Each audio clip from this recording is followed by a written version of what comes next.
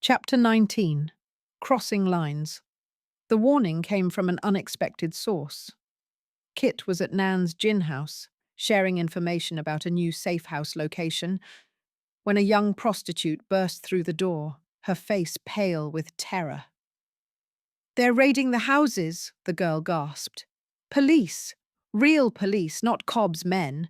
Going through the East End, checking everyone who helps women escape.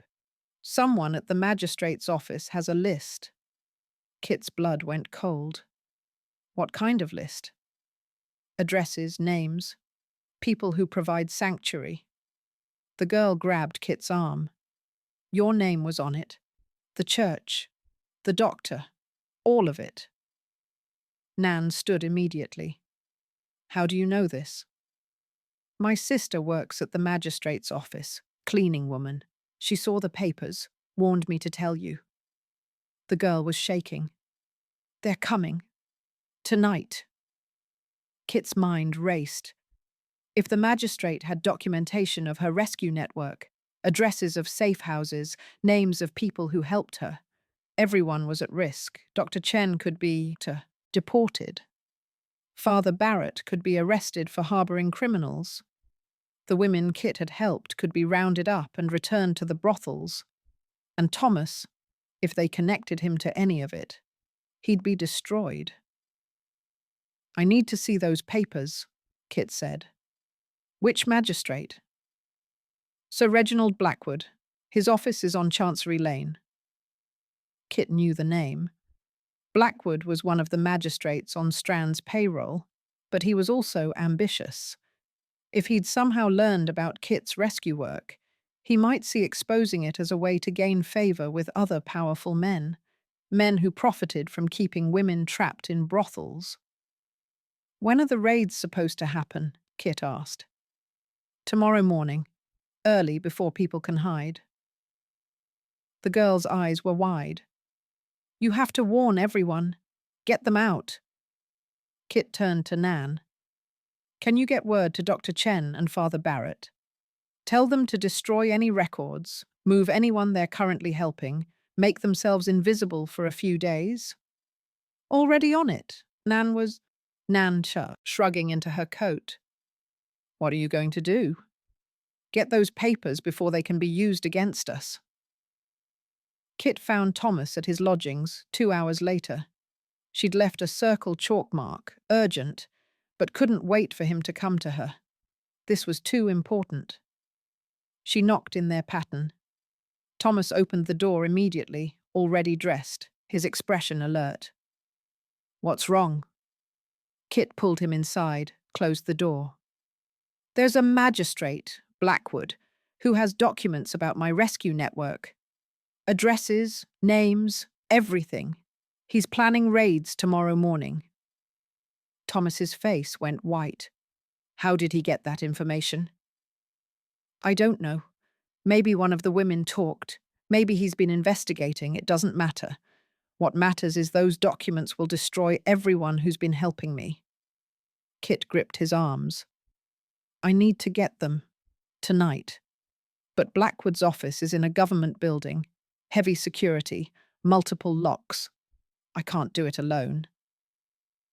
Thomas was quiet for a long moment, his jaw tight.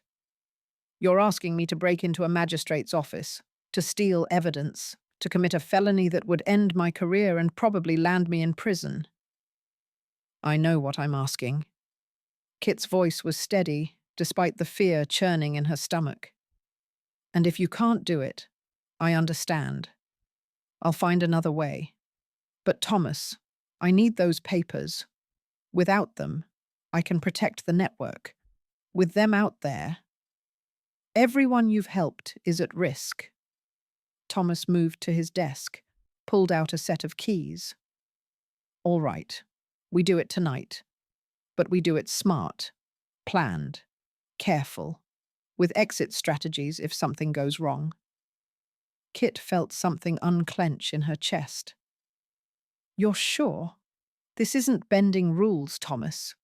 This is breaking the law, explicitly criminally." "I know." Thomas met her eyes, and she saw the determination there. But those papers will destroy good people doing necessary work. Work the law should support, but doesn't. So yes, I'm sure. We're getting those papers, and we're destroying them. They spent the next hour planning. Thomas knew the building, had been there for official police business. He drew a map of the layout. Blackwood's office was on the second floor, east wing. 2 entrances to the building, guards at both. The magistrate's personal files would be in a locked cabinet in his private office. The guards change shift at 2 in the morning, Thomas said. There's a 10-minute window when the night shift is still settling in, when they're less vigilant. That's when we go in. What about getting to the office? The hallways? I can get us past the guards. I'm a police inspector. I have legitimate reason to be in a magistrate's office if questioned. You're my assistant, helping with a late-night inquiry. Kit raised an eyebrow. Your assistant? You have a better cover story? Fair enough. Kit studied the map. Once we're in Blackwood's office, I'll handle the locks. You keep watch. If anyone come, I delay them. Give you time to finish and get out. Thomas looked at her. But Kit, if we're caught, really caught, no talking our way out, you run. Immediately. Don't wait for me. Don't try to help. Just run. Thomas, I'm serious. If this goes wrong, I can claim I was investigating something, that I had authorization. My career will be damaged, but I might avoid prison. His voice was fierce. But if they catch you breaking into a magistrate's office, there's no explanation that will save you. You'll hang. Kit wanted to argue, but he was right. All right. If we're caught, I run. Good. Thomas checked his pocket watch. We have 3 hours before the shift change. You should rest. This needs to be perfect. They approached the magistrate's building at 2 in the morning precisely. Thomas was in his inspector's coat, badge visible. Kit wore plain dark clothes and carried a satchel that looked like it might contain official documents. The guard at the door straightened when he saw Thomas. Inspector Graves. Late night, sir. Official business. Time-sensitive inquiry for Magistrate Blackwood. Thomas's tone was bored, professional. This is my clerk. She has the files. The guard barely glanced at Kit. Of course, sir. Sign the log. Thomas signed with a false case number, something that would be impossible to trace back to him. Then they were through, climbing the stairs to the second floor. The hallway was dimly lit, empty. Their footsteps echoed on the marble floor. Kit's heart was pounding, but her hands were steady. Blackwood's office was locked, a good lock, but nothing Kit couldn't handle. She pulled out her picks while Thomas stood guard, positioned where he could see both directions down the hallway. 90 seconds. The lock clicked open. Inside, Blackwood's office was neat, organized. Files stacked precisely on the desk. A locked cabinet against the wall. That was where the sensitive documents would be. Kit crossed to the cabinet, began working on the lock. This one was more complex, designed to protect valuable papers. How long? Thomas whispered from the door. 2 minutes.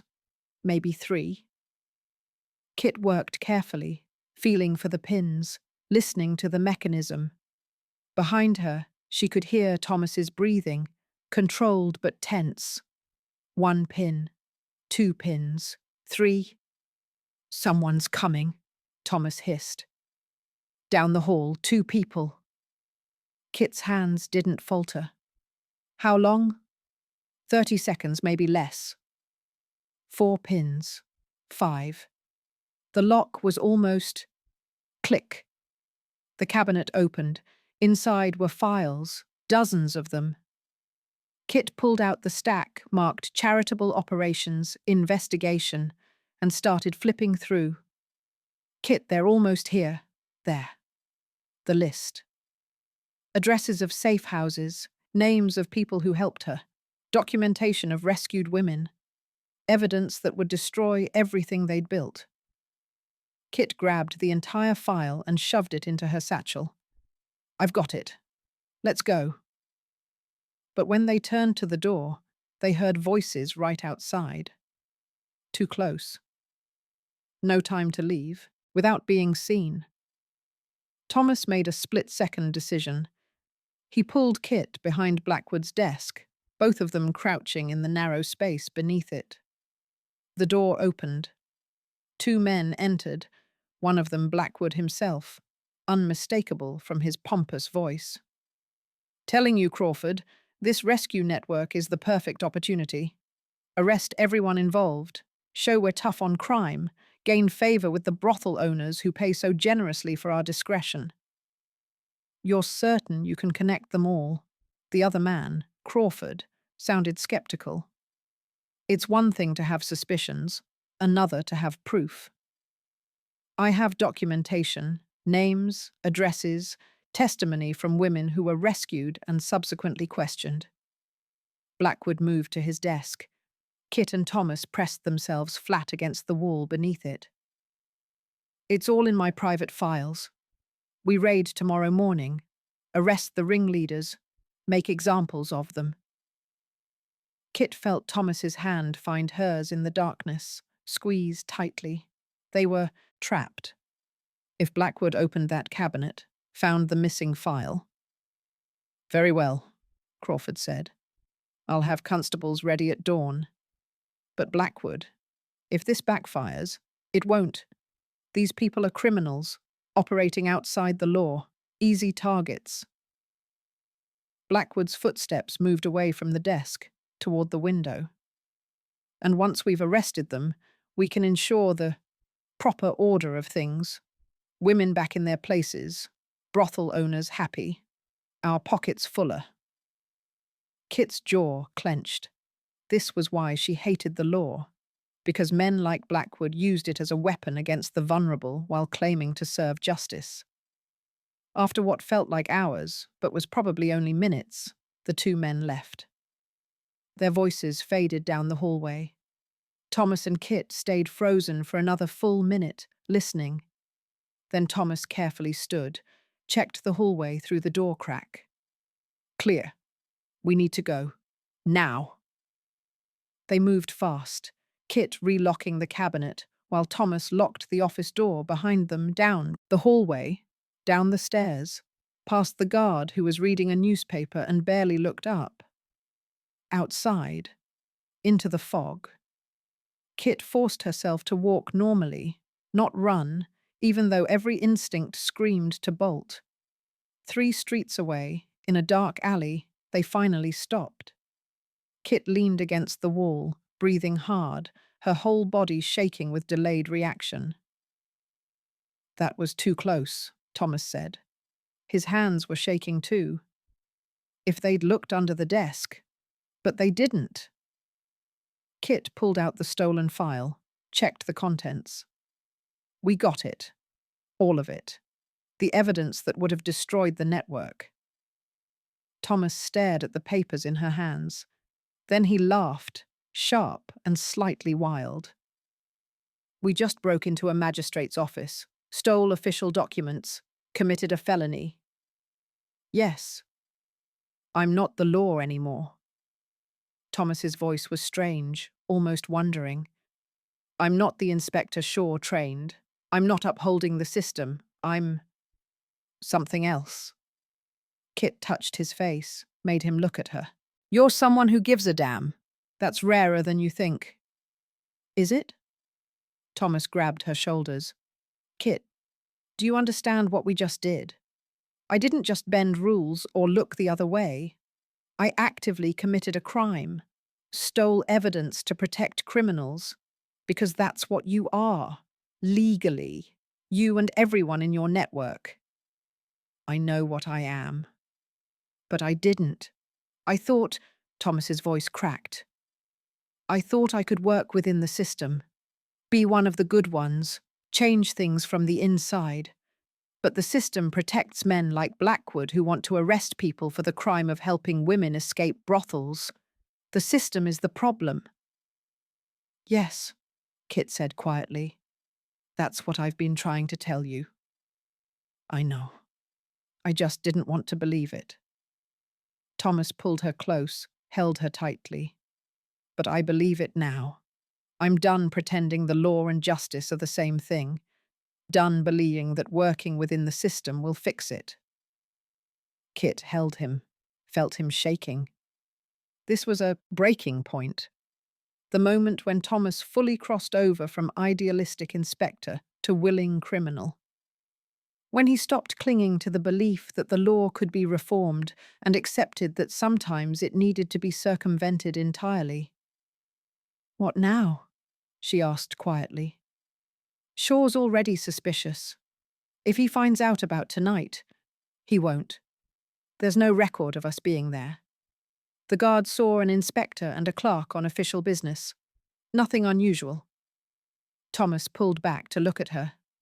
But we need to destroy these papers. Completely. And warn everyone in the network that raids were planned. Make sure they're safe. They spent the rest of the night burning the papers in the fireplace of a safe house, making sure every page was reduced to ash. Then they drafted warnings for Dr. Chen, Father Barrett, Bess, everyone who'd been named in Blackwood's documentation. By dawn, the evidence was destroyed and warnings were delivered. The network was safe. But Thomas was changed. Kit saw it in the way he moved, the way he spoke. The careful adherence to procedure was gone, replaced by something harder, more pragmatic. He'd crossed a line tonight that couldn't be uncrossed. Do you regret it?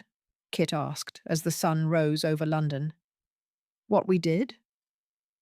Thomas was quiet for a long moment, staring at the ashes in the fireplace.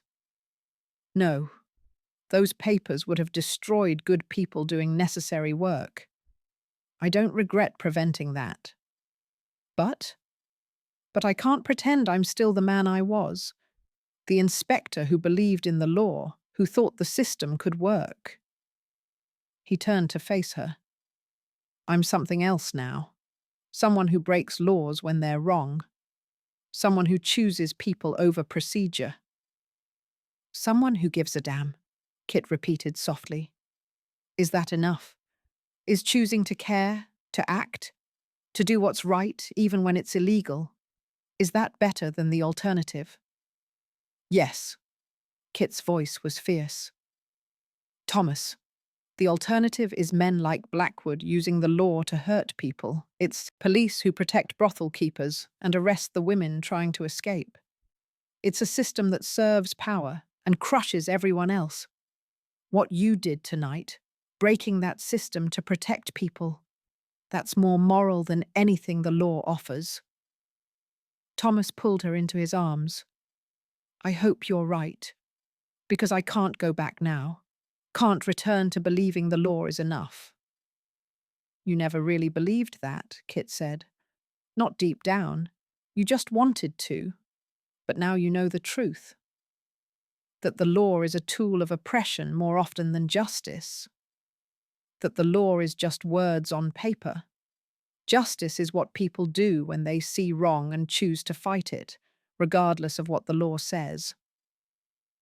Kit pulled back to look at him. You're more honest now than you ever were wearing that badge and pretending the system worked. Thomas kissed her, desperate and fierce. I love you, even if this destroys me. Even if Shaw finds out and I lose everything. I love you. I love you too. Kit kissed him back. Kit. And we're going to finish this. Destroy Strand. Protect the network. Build something better from the ashes. Together. Together. They held each other as the sun rose over London. Two people who'd crossed lines they couldn't uncross. Who'd chosen each other and justice over law and order. who'd committed crimes in service of something better. It was dangerous, complicated, would probably end badly, but it was also right, and that was worth every risk they were taking. The aftermath of the Blackwood incident rippled through Kit's network. Dr. Chen moved her practice to a new location, just in case. Father Barrett became more cautious about who he sheltered. Bess started using more elaborate security measures, but they all kept working. The network survived, and the women kept coming. Kit rescued another 4 in the week following the break-in, using her anger at Blackwood's plans to fuel her determination. Each woman saved was a middle finger to the system that wanted them trapped, suffering, destroyed. Thomas helped coordinate everything, using his position to provide protection, while increasingly abandoning any pretense of working within the law. He falsified reports, destroyed evidence that might harm the network, actively obstructed investigations into Kit's rescue work. Shaw noticed. Of course he noticed. "You're changing," the older inspector said one afternoon, cornering Thomas at the station. "Becoming someone I don't recognize, someone who bends rules, who seems to think the law is negotiable." Thomas met his mentor's eyes steadily. "I'm becoming someone who cares about actual justice more than procedure." That's a dangerous road. Maybe, but it's the right one. Thomas's voice was firm. "Sir, I respect you. You taught me everything I know about police work, but you also taught me to care about protecting people. Sometimes those two things come into conflict." Shaw's expression was pained. "And when they do, you choose the criminal over the law. I choose the person who needs protecting over the system that's failed them." Thomas didn't back down. Every time. They stared at each other for a long moment. Then Shaw shook his head sadly. "You're making a mistake, Graves, one that will cost you everything you've worked for." "Maybe, but at least I'll be able to live with myself." Thomas turned to leave, then paused. "Sir, thank you for everything you taught me. But I'm done pretending the law is enough. I'm done believing the system will fix itself." He walked away, leaving Shaw staring after him with an expression of disappointment and something that might have been understanding. That night, Thomas told Kit about the conversation. "Shaw knows I've changed. He doesn't know about you specifically, but he knows I'm working outside the law now." Thomas's voice was grim. "He'll be watching me even more closely. We need to be careful." "We're always careful." Kit wrapped her arms around him. "But Thomas, are you all right? Shaw was your mentor. Disappointing him must hurt."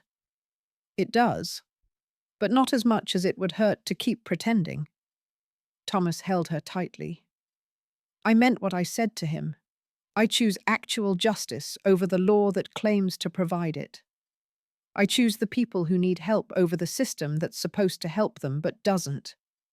I choose you, Kit. Every time."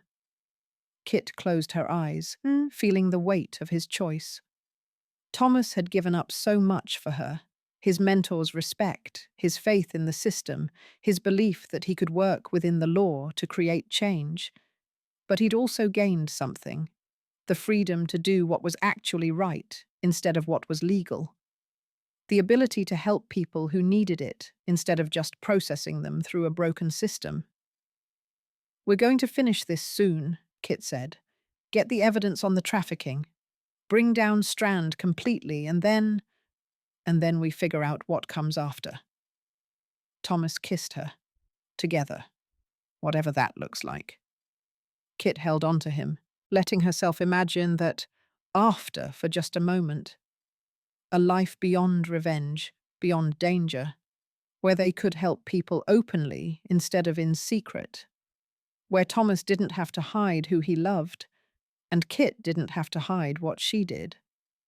It seemed impossible. But then, so had surviving this long. So had finding someone who saw her completely and chose her anyway.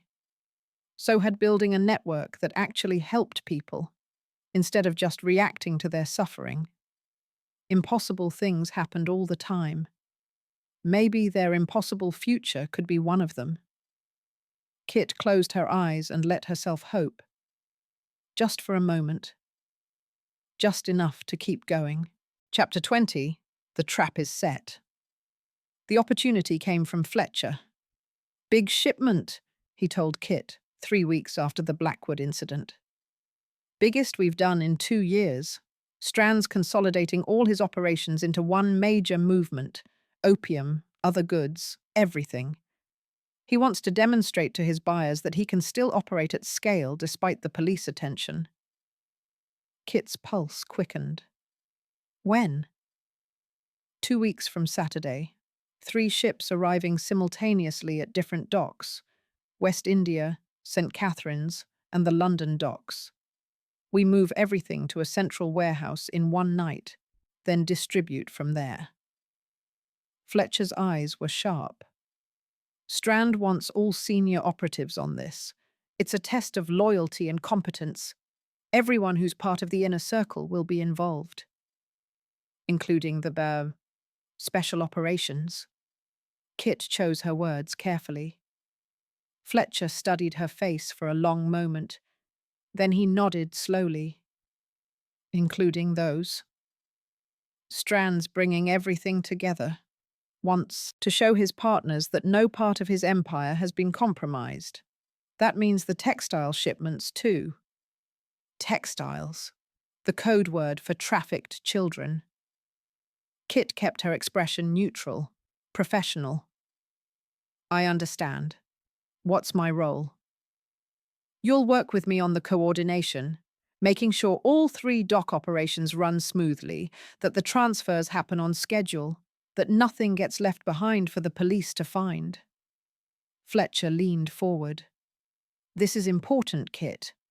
If this operation succeeds, you'll be fully part of the inner circle. If it fails, it won't fail." Kit met his eyes. "I've never failed a job for Strand yet." "No, you haven't." Fletcher's smile was cold. "That's why you're here. Don't let me down." Kit left a circle mark on the lamppost outside St. Dunstan's within the hour. Thomas found her at the safe house at midnight, his expression intense. "Tell me." Kit described everything Fletcher had said. 3 ships, simultaneous arrivals, all of Strand's operations, consolidated into one massive movement. And the textiles. The children. "This is it," Thomas said quietly. "This is what we've been waiting for. All his operations in one place, one night. If we coordinate a raid perfectly, we can take down the entire empire at once." Thomas was already pulling out paper, sketching a map. 3 docks. How many men will Strand have at each location? Fletcher mentioned at least 30 operatives total, plus dock workers and bribed officials. Kit moved to stand beside him at the table. "He's bringing in everyone he trusts for this. Which means if we can catch them all in the act, we arrest his entire senior operation in one night." Thomas marked the dock locations on his map. "But Kit, this is complicated. 3 simultaneous raids, coordinated perfectly. If one fails, the others scatter. If we're too early, there's no evidence. Too late, they've already moved the cargo." "We need someone at each location," Kit said. "Someone who can signal when the evidence is in place, when the arrests should happen." Thomas nodded slowly. "I can coordinate police presence at all 3 locations, but I need officers I trust, men who won't be on Strand's payroll, who won't tip him off." "How many do you have?" 3, maybe 4. Thomas ran a hand through his hair. "Danny Pierce. He's loyal, honest, eager to do the right thing. There are 2 others from my training class, good men who hate corruption. But that's not enough for raids on this scale. Then we make it enough. Kit's mind was racing. We don't need to arrest everyone. We just need to arrest Strand and his senior operatives, get evidence of the operations, and make sure the children are safe. The rest, the dock workers, the minor players, they scatter when we raid. That's fine. It's the architects we want. And the children, Thomas said quietly. Kit, if there are children involved, if they're there during the raids, I'll make sure they're protected. Kit's voice was fierce. That's my job. You coordinate the police. I make sure the vulnerable people don't get caught in the crossfire. Thomas looked at her for a long moment. You're planning to be there? At the raids? Of course I am. I'm part of Strand's operation. Fletcher expects me there. If I'm not, he'll be suspicious. Kit touched his face. Besides, I need to be there, to see it through, to make sure the children are safe. Kit, if you're there when the police raid, if you're caught with Strand's people, I won't be caught. I'll fade into the shadows like I always do. She managed a slight smile. I'm good at being invisible, remember? Thomas pulled her close, held her tightly. This is dangerous, more dangerous than anything we've done yet. I know, but it's also what we've been working toward for months. This is how we destroy him, Thomas.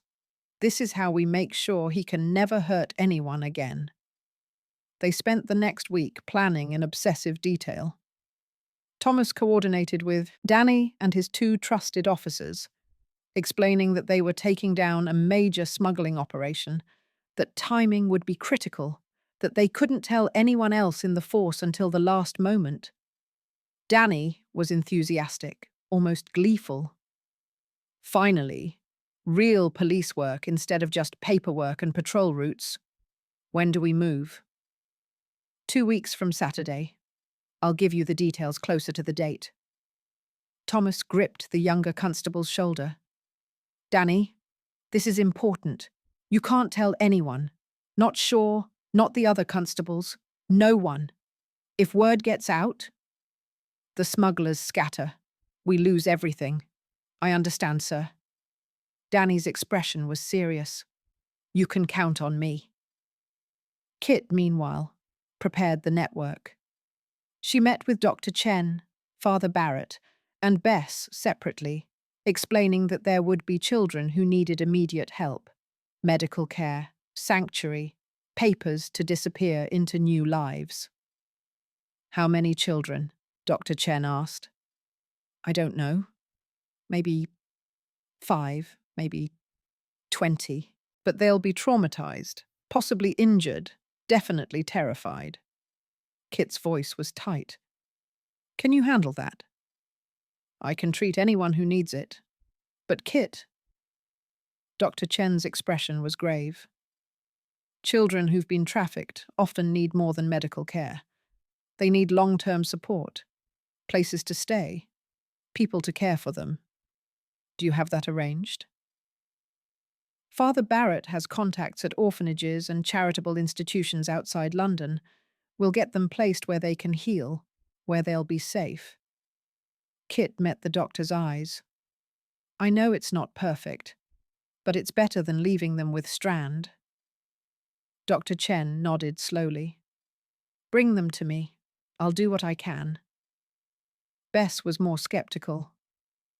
You're planning a massive raid on Strand's operation. That's not rescue work, Kit. That's war. It's both. We're destroying his empire and saving everyone trapped in it. Kit pulled out a stack of blank papers. I need identity documents for however many children we find. Ages approximately 8 to 14. Different names, different origins, documents that will let them disappear. That's going to take time. You have 2 weeks. Can you do it? Bess studied Kit's face, saw the determination there. I'll do what I can. But Kit, if this goes wrong, If the raid fails and Strand figures out you were involved, then I'll already be dead, Kit said flatly. So it won't matter. Father Barrett was the most accepting. You're planning something big, he observed when Kit explained what she needed. The biggest thing I've ever attempted. Kit's voice was quiet. I'm going to destroy the man who killed my father, and I'm going to save everyone I can in the process. God be with you, child. Father Barrett made the sign of the cross. I'll have the church ready to receive anyone who needs sanctuary, and I'll pray you survive this. 10 days before the operation, Thomas came to Kit with troubling news. Shaw's figured it out, he said without preamble. Not everything, but he knows I'm planning something. He pulled me aside today, said he's noticed unusual activity, me coordinating with specific officers, requesting information about dock schedules, spending time on a case I haven't officially filed. Kit's stomach tightened. Did he confront you directly? He asked what I was working on. I told him I was building a case against a smuggling operation but wasn't ready to brief him yet. Thomas's expression was grim. He didn't believe me. Said if I was working on something legitimate, I'd involve my superior officer. Asked point blank if I was working with criminals. What did you say? That I was working within the law and he'd have to trust me. Thomas sat heavily on the bed. Kit, he's going to try to stop this. He thinks I've been compromised, that I'm working with the very criminals I'm supposed to be arresting, which, he laughed bitterly, he's not wrong about. Can he stop the raids? Shut down the operation? He could if he knew the details, but I haven't told him when or where. Thomas looked at her. The problem is he's watching me constantly now. If he figures out the timing, if he interferes at the wrong moment, the whole thing could collapse. Kit thought quickly. Then we move the timeline up.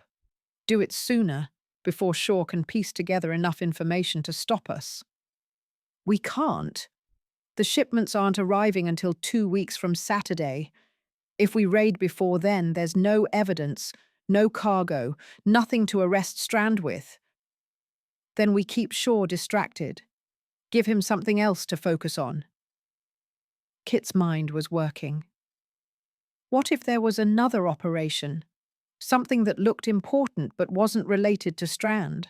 Something that would occupy Shaw's attention while we execute the real plan. Thomas considered this. That could work. But what kind of operation?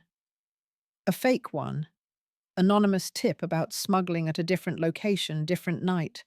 Shaw investigates, finds just enough evidence to make it look legitimate, dedicates resources to it. Kit started pacing. Meanwhile, we proceed with the real raids on Strand's operation. That's actually brilliant. Thomas pulled out his notebook. I could manufacture an informant's tip, make it look credible enough that Shaw would have to follow up, but point him in completely the wrong direction. They spent the next hour crafting the deception, a fake tip about smuggling operations at the Surrey docks, scheduled for the Friday before Strand's actual shipments arrived. Thomas would make sure the tip reached Shaw through channels that seemed legitimate, complete with just enough detail to be convincing. This buys us time, Thomas said as he finalized the false documents. Shaw investigates Friday, finds minimal evidence, maybe some small-scale smuggling, enough to justify the tip, but nothing major. By the time he realizes it was a diversion, we'll have already moved against Strand. And if Shaw figures it out before then? Then we improvise. Thomas pulled Kit close. But Kit, this means we're actively deceiving my mentor, the man who trained me, who believed in me. I'm sending him on a false chase to keep him away from the real operation. I know what it means. Kit looked up at him. Are you all right with that?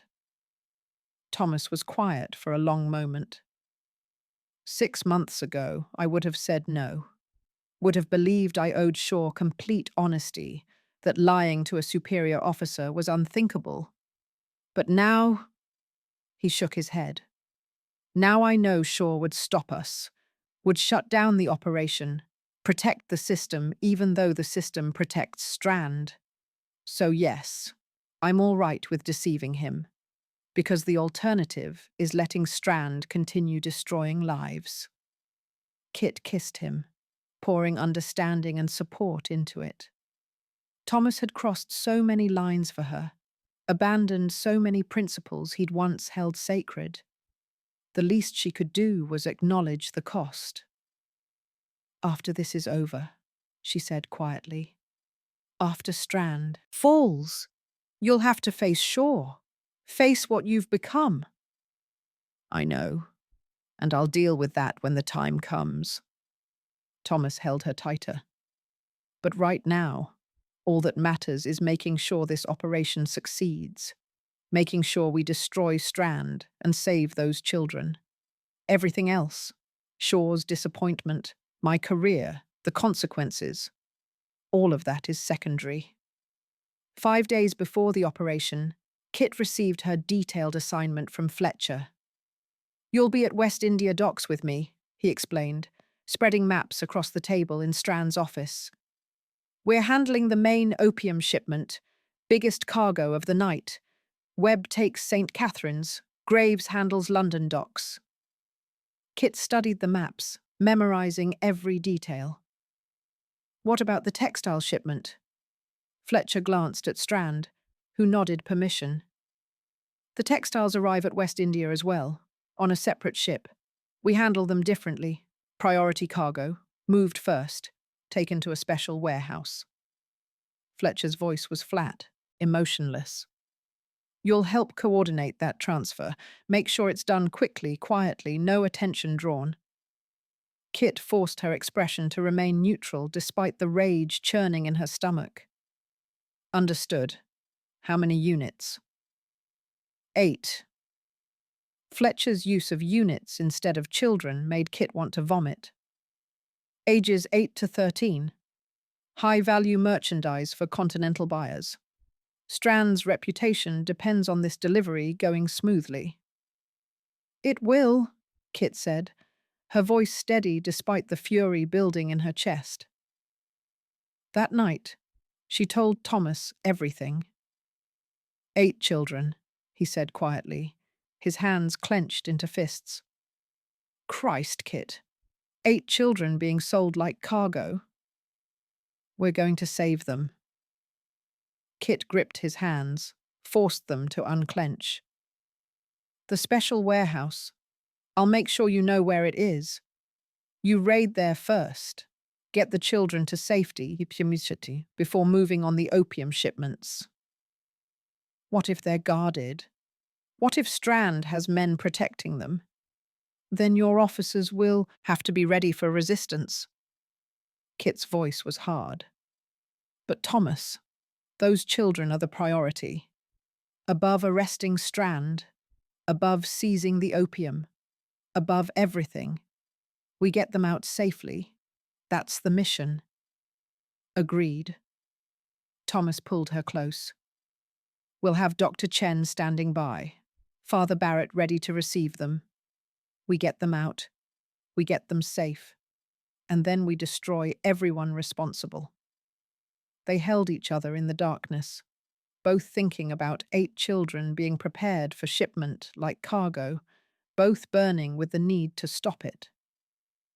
4 more days, Kit whispered. 4 more days, and we end this. 4 more days, Thomas echoed. The final planning session involved everyone.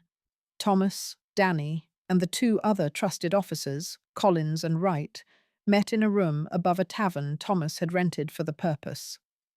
Kit was there too, along with detailed maps of all 3 dock locations. Here's the situation, Thomas said, pointing to the maps. We have 3 simultaneous smuggling operations happening Saturday night. 3 ships, 3 locations, 1 coordinated movement. Our objective is to arrest the ringleader and his senior operatives, seize the contraband, and rescue 8 children who are being trafficked. Danny's eyes widened. Children? Ages 8 to 13, being sold to buyers on the continent. Thomas's voice was grim. They're arriving at West India docks on a separate ship, being moved to this warehouse. He pointed to the location Kit had identified. That's our first priority. We raid there, secure the children, get them to safety. Only then do we move on the rest of the operation. Who are we arresting? Collins asked. You mentioned a ringleader. Victor Strand, smuggler, trafficker, one of the most powerful criminals in London. He has protection at high levels, bribed officials, corrupt police, magistrates on his payroll, which is why we're doing this quietly, with only people I trust. Thomas looked at each of them. This stays between us until the night of the operation. No one else in the force knows. If word gets out, Strand will scatter and we lose everything. Wright frowned. Sir, with respect, running an operation this size without official approval, without backup, is exactly what we have to do because the system is compromised, Thomas finished. I know it's unconventional. I know it's risky. But if we go through official channels, Strand will know about it before we can move. His protection runs deep. The 3 constables exchanged glances. Finally, Danny spoke. We trust you, sir. If you say this is how it needs to be done, we're with you. Collins and Wright nodded agreement. Relief flooded through Kit, watching from the corner. Thomas had allies, good men who would help execute this plan. All right. Thomas began assigning positions. Danny, you'll lead the team at West India. Priority on the children's warehouse. Collins, you take St. Catherine's. Wright, London docks. I'll coordinate between all 3 locations. Kit. He hesitated, then continued. We'll be inside the operation. She's been working undercover for months, gathering intelligence. When the moment comes, she'll signal us that the evidence is in place. Danny looked at Kit with new respect. You've been inside Strand's organization this whole time. Yes, Kit said simply. That's incredibly dangerous work, miss. We're grateful for your service. Kit almost laughed at being thanked for her service when she'd spent months committing crimes alongside Strand's people. But she just nodded. They spent 3 more hours going over the plan in minute detail. Timing, signals, fallback positions if something went wrong. Thomas drilled them on procedures, made sure everyone knew exactly what to do and when. Finally, as midnight approached, he dismissed the constables. Saturday night. Be ready and remember, no one else knows about this. Not Shaw, not your fellow officers. No one.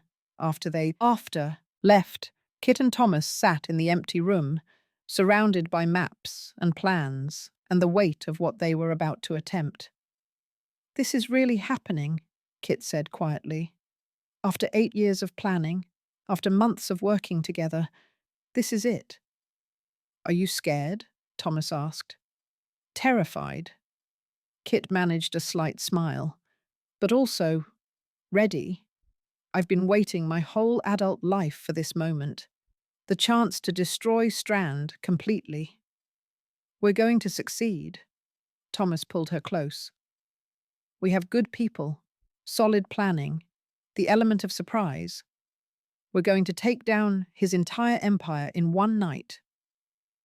Kit wanted to believe that, wanted to trust that their careful planning would be enough, that nothing would go wrong, that this would end the way they'd envisioned. But she'd learned the hard way that plans rarely survived contact with reality. What if something goes wrong? She asked quietly. What if Strand escapes? or the children are moved before we can raid, or then we adapt. We improvise. We do whatever it takes to finish this. Thomas tilted her face up to his. But Kit, no matter what happens, promise me you'll prioritize your safety. If things fall apart, if you need to run, I'll run. I promised you that already. Kit kissed him. But I'm also going to do everything I can to make sure those children are safe. That's non-negotiable. I know. Just...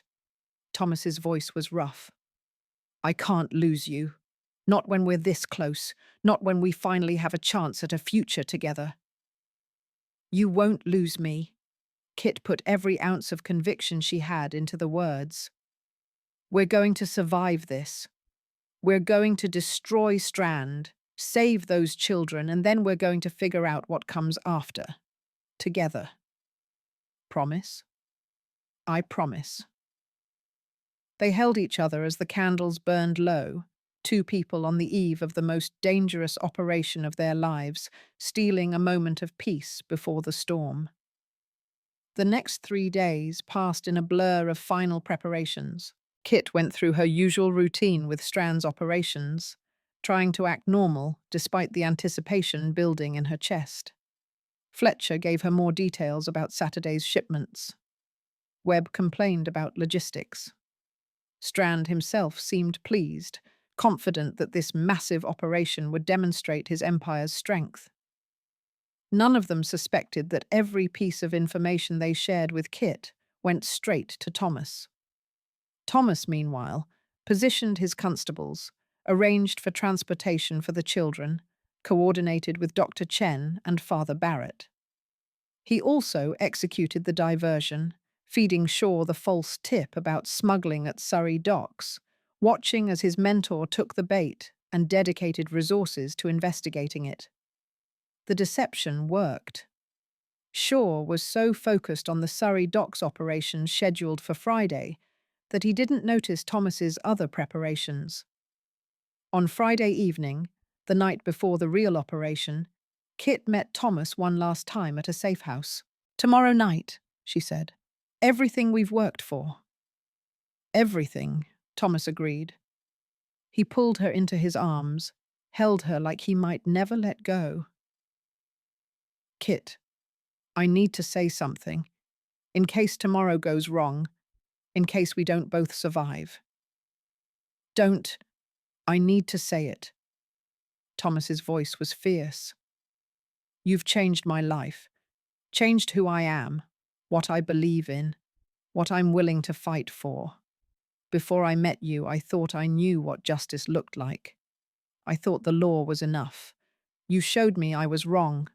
You showed me what real courage looks like, real determination, real compassion for people the system ignores. I'm a better man because of you." Kit's throat was tight. "Thomas, I love you, not just romantically, though God knows I do, but I love who you are. The strength, the rage, the refusal to accept injustice. I love that you've survived things that would have destroyed most people and somehow stayed capable of caring, of helping, of building something good from all that pain." He cupped her face. "Whatever happens tomorrow, I want you to know that. I want you to know you matter. That what you do matters. That you're not just your father's daughter seeking revenge. You're Kit Thorne, and you're extraordinary." Tears streamed down Kit's face. "I love you too. You've shown me that trust is possible, that partnership can work, that I don't have to be alone. You've given me hope for something beyond revenge, for a future, for a life, for something more than just surviving." She kissed him desperately. "We're going to make it through tomorrow. We're going to destroy Strand and save those children, and then we're going to build that future together." "Together," Thomas echoed. They made love slowly, tenderly, both of them trying to memorize every detail in case this was the last time. Then they lay tangled together, talking quietly about the plan, about what came after, about the life they'd build if they survived.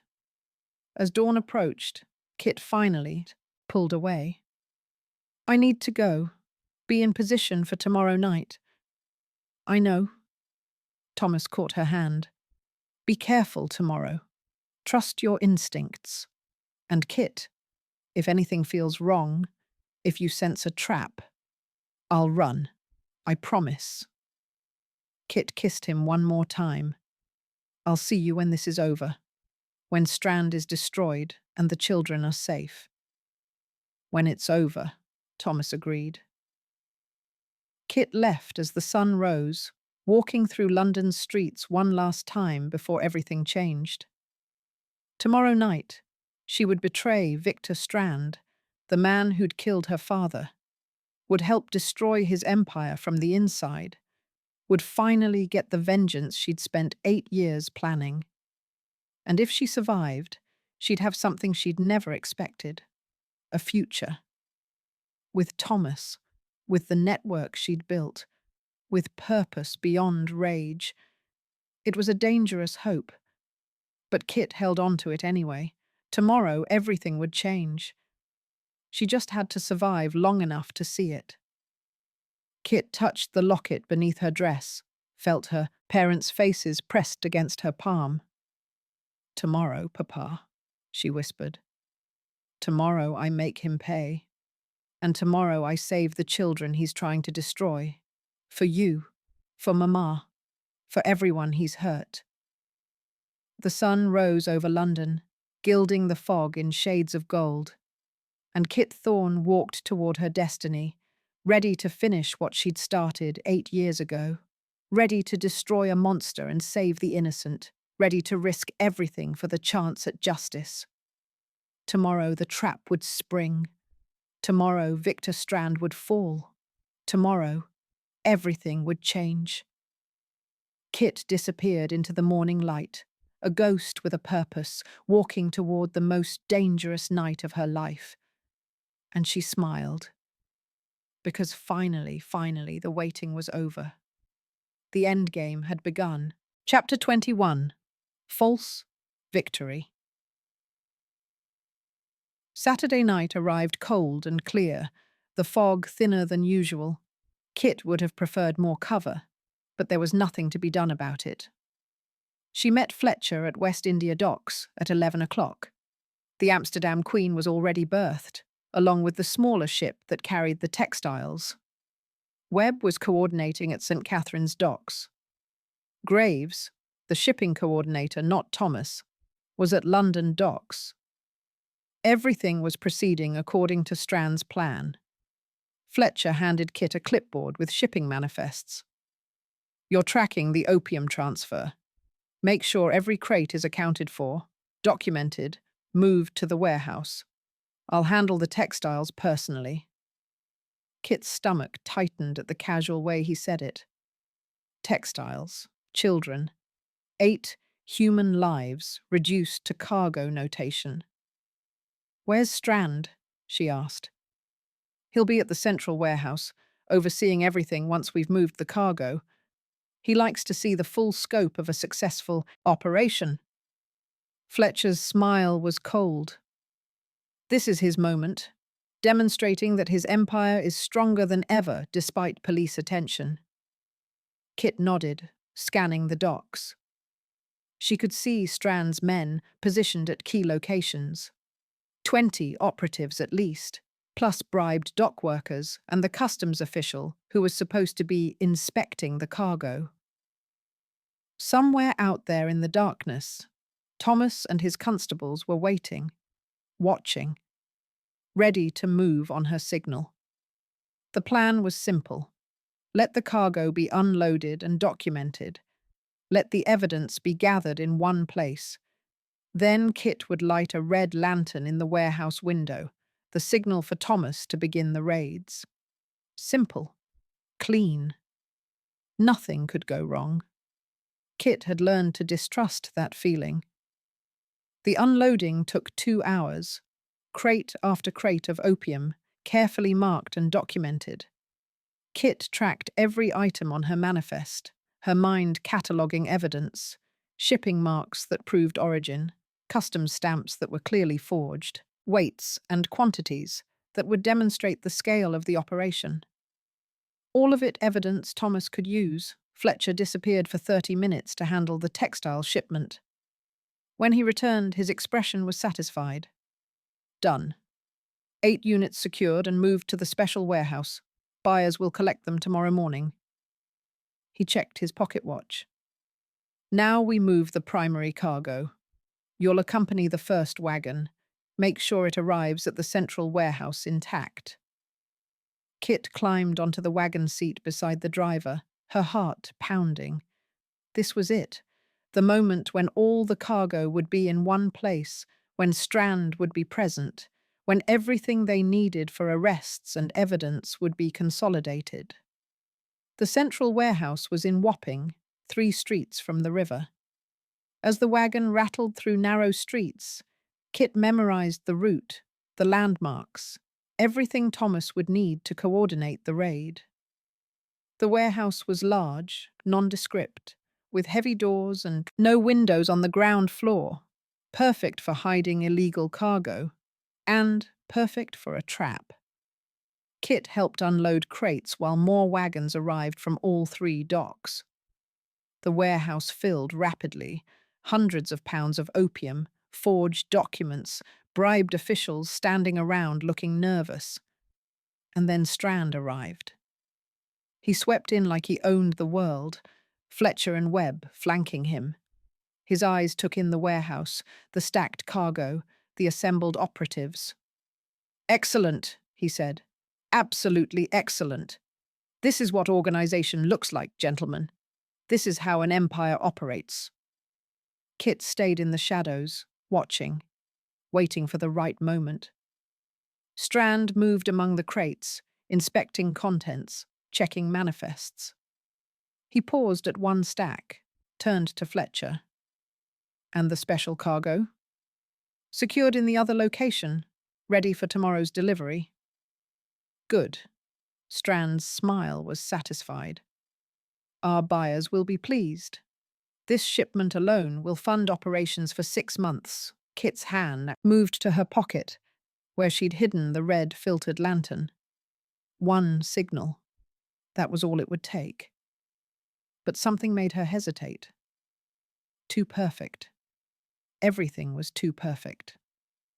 Strand was here. The cargo was consolidated. The evidence was overwhelming. After months of paranoia about leaks and traitors, Strand had brought his entire operation together in one location. Why? Kit's instincts screamed warning, but she couldn't identify the threat. She scanned the warehouse, counting Strand's men. 25, maybe 30, all armed. If Thomas raided now with just 3 constables... No, they'd planned for this. Thomas would request backup once the signal was given, claim he'd discovered a smuggling operation in progress. Other officers would respond. They'd have the numbers.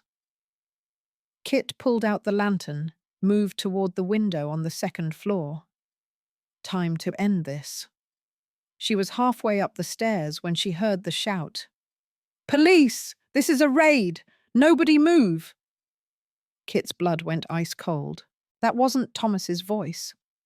She ran to the window, looked out, and saw a dozen uniformed constables flooding into the warehouse. But they were led by someone she recognized from Thomas's descriptions. Inspector Shaw. What was he doing here? This wasn't the plan.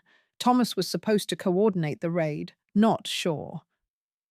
Understanding hit like a fist to the gut. Shaw had figured it out, had realized Thomas's Surrey Docks tip was a diversion, had somehow discovered the real operation and positioned himself to lead the raid, which meant Thomas wasn't in control, didn't know Shaw was here, couldn't coordinate the arrests to protect Kit. "Kit Thorne!" Fletcher's voice, sharp with fury. Kit spun to find him at the base of the stairs, his gun drawn. "I knew it," he snarled. "I knew something was wrong about you. You're the leak. You're the one who's been feeding information to the police. Around the warehouse, chaos erupted. Strand's men scattered, trying to escape. Shaw's constables moved to intercept. Crates were overturned, cargo spilling across the floor. Kit raised her hands slowly, mind racing. Fletcher, I don't know what— Don't. He moved up the stairs toward her. I've been watching you for weeks. Saw you leave chalk marks. Saw you disappear for hours. Saw the way you gathered information that had nothing to do with your assignments. His finger tightened on the trigger. You've been playing us all along. Fletcher, listen. No, you listen. I'm going to kill you, and then I'm going to disappear before the police can arrest me. Strand pays well enough that I have resources. I'll be in France by tomorrow. Fletcher's eyes were cold. But you die here. Payment for your betrayal. Kit measured the distance between them. Too far to rush him, too close to dodge a bullet. She was going to die on the stairs of a warehouse, killed by the man she'd worked beside for months. Then a shot rang out, not from Fletcher's gun, but from below. Fletcher jerked, blood blooming on his shoulder. He stumbled backward, his shot going wild, the bullet embedding in the wall beside Kit's head. Kit didn't wait. She vaulted over the railing, dropped to the warehouse floor, rolled to absorb the impact. Pain shot through her ankle, but she kept moving, scrambling behind a stack of crates. Through the chaos, she saw Thomas. He'd fired the shot that saved her, was now fighting his way through the melee toward her position. But Shaw was there too, his face a mask of fury when he saw Thomas. "Graves! What the hell are you doing here?" "My job," Thomas shouted back. "Arresting criminals." "You were supposed to be at Surrey docks. You told me—" Understanding dawned on Shaw's face. "You sent me there deliberately. You lied to me." "I did what was necessary." Thomas reached Kit's position, pulled her up. "Are you hurt?" "Ankle. I can walk." Kit scanned the warehouse. "Thomas, the children, the special warehouse. Danny's there. He raided it first like we planned. The children are safe." Relief flooded through Kit. Whatever else happened, they'd saved the children. But the rest of the operation was falling apart. Strand's men were fighting the constables. Fletcher had disappeared despite his wound. And in the center of the chaos, Strand himself was backing toward a rear exit, flanked by two of his guards. "He's escaping," Kit said. Thomas saw it too. He started forward, but Shaw blocked his path. "You're under arrest, Graves. Falsifying reports, working with criminals, obstructing an investigation. Get out of my way." Thomas shoved past Shaw, running for Strand. Kit followed, her ankles screaming with every step. They burst through the rear exit into an alley and found Strand waiting, a gun in his hand. "Inspector Graves," Strand said pleasantly, as if they were meeting at a social event. "I suspected you were the one coordinating against me. You've been very thorough." "It's over, Strand. Your cargo is seized. Your men are being arrested. Your operation is finished." Thomas had his own pistol raised. "Surrender." "I think not." Strand's eyes shifted to Kit. "And you're the one who infiltrated my organization, gathered all this intelligence, fed it to the good inspector here." His head tilted slightly. "You look familiar. Have we met before?" Kit's throat was tight. "In your office. You hired me." "Before that?" Strand's eyes narrowed, studying her face. Then his expression changed. "Thorne.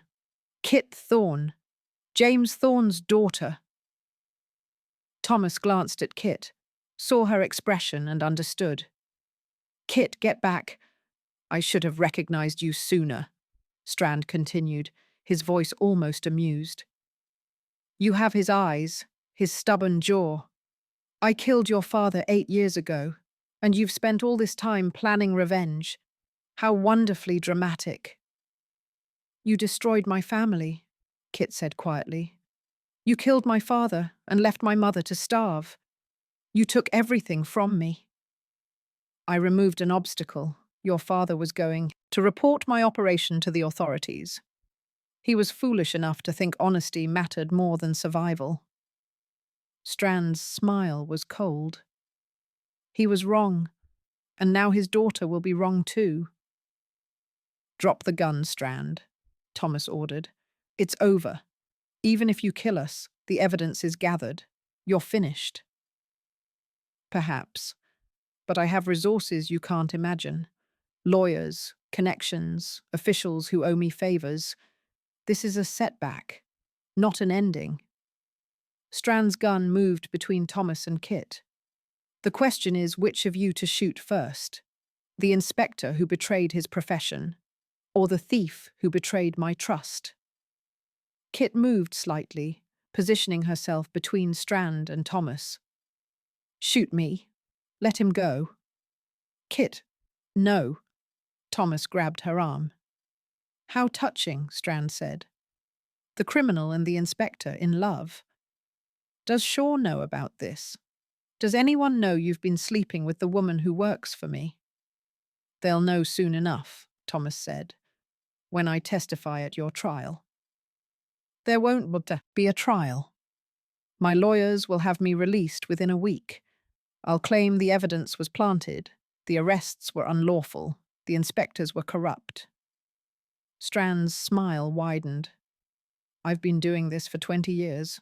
I know how to survive.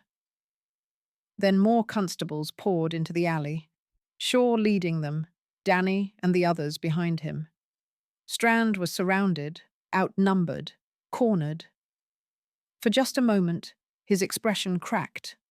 The confident facade slipped, revealing rage beneath. Drop it, Shaw ordered. Now! Strand looked at the constables, at his empty escape routes, at Thomas and Kit, standing together against him. His empire crumbling, his operations seized, his freedom hanging by a thread. He lowered the gun slowly. Very well. I surrender. His eyes locked on Kit. For now. Danny moved forward with handcuffs. Other constables secured Strand's guards. Shaw supervised the arrest, his face grim. Victor Strand, you're under arrest for smuggling, bribery of officials, and trafficking. Shaw's voice was formal. You'll be taken to the station for processing. Strand didn't resist as the handcuffs were applied, but as he was led past Kit, he paused. This isn't over, Miss Thorne. I have resources, connections, friends in very high places. I'll be free within days. And when I am... And he smiled. I'll remember that you betrayed me, that you and your inspector destroyed 8 years of careful work, and I'll make sure you both pay for it. Then he was gone, led away by constables toward a police wagon. Kit stood in the alley, her entire body shaking. 8 years. 8 years of planning, of rage, of careful preparation. And it was done. Strand was arrested. His operation was destroyed. The children were safe. They'd won. Thomas pulled her into his arms, held her tightly. We did it. Kit, we actually did it. We did, Kit whispered. But the victory felt hollow. Strand's threats echoed in her head. I'll be free within days. She'd heard stories about men like Strand, powerful criminals with connections so deep they could buy their way out of anything. They'd seized his cargo, arrested his men, gathered evidence. But would it be enough to actually convict him? Around them, constables were emerging from the warehouse escorting prisoners. Kit counted 15 of Strand's men arrested, including Webb.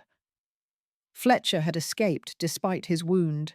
Graves, the shipping coordinator, was in custody. Shaw approached, his face dark with fury. Graves, my office, now.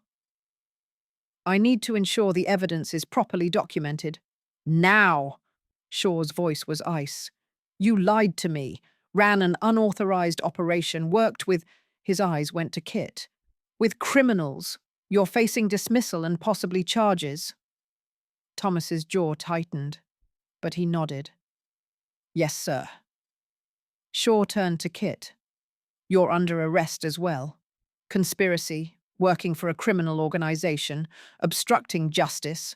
She's the one who gave us Strand, Thomas interrupted. She spent months undercover, gathered all the evidence we used tonight. Without her, you wouldn't have been running an illegal operation behind my back. Shaw's control finally broke. You've destroyed your career, Graves. Thrown away everything I taught you. For what? For her? For justice, Thomas said quietly. For doing what the law should do but doesn't. For protecting people the system ignores. Shaw stared at him for a long moment. Then he shook his head. You're not the man I trained. I don't even know who you are anymore. I'm someone who stopped pretending the system works. Thomas's voice was firm. I'm someone who chose real justice over procedure, and I don't regret it. You will, Shaw said bitterly. Take her into custody. We'll sort this mess out at the station.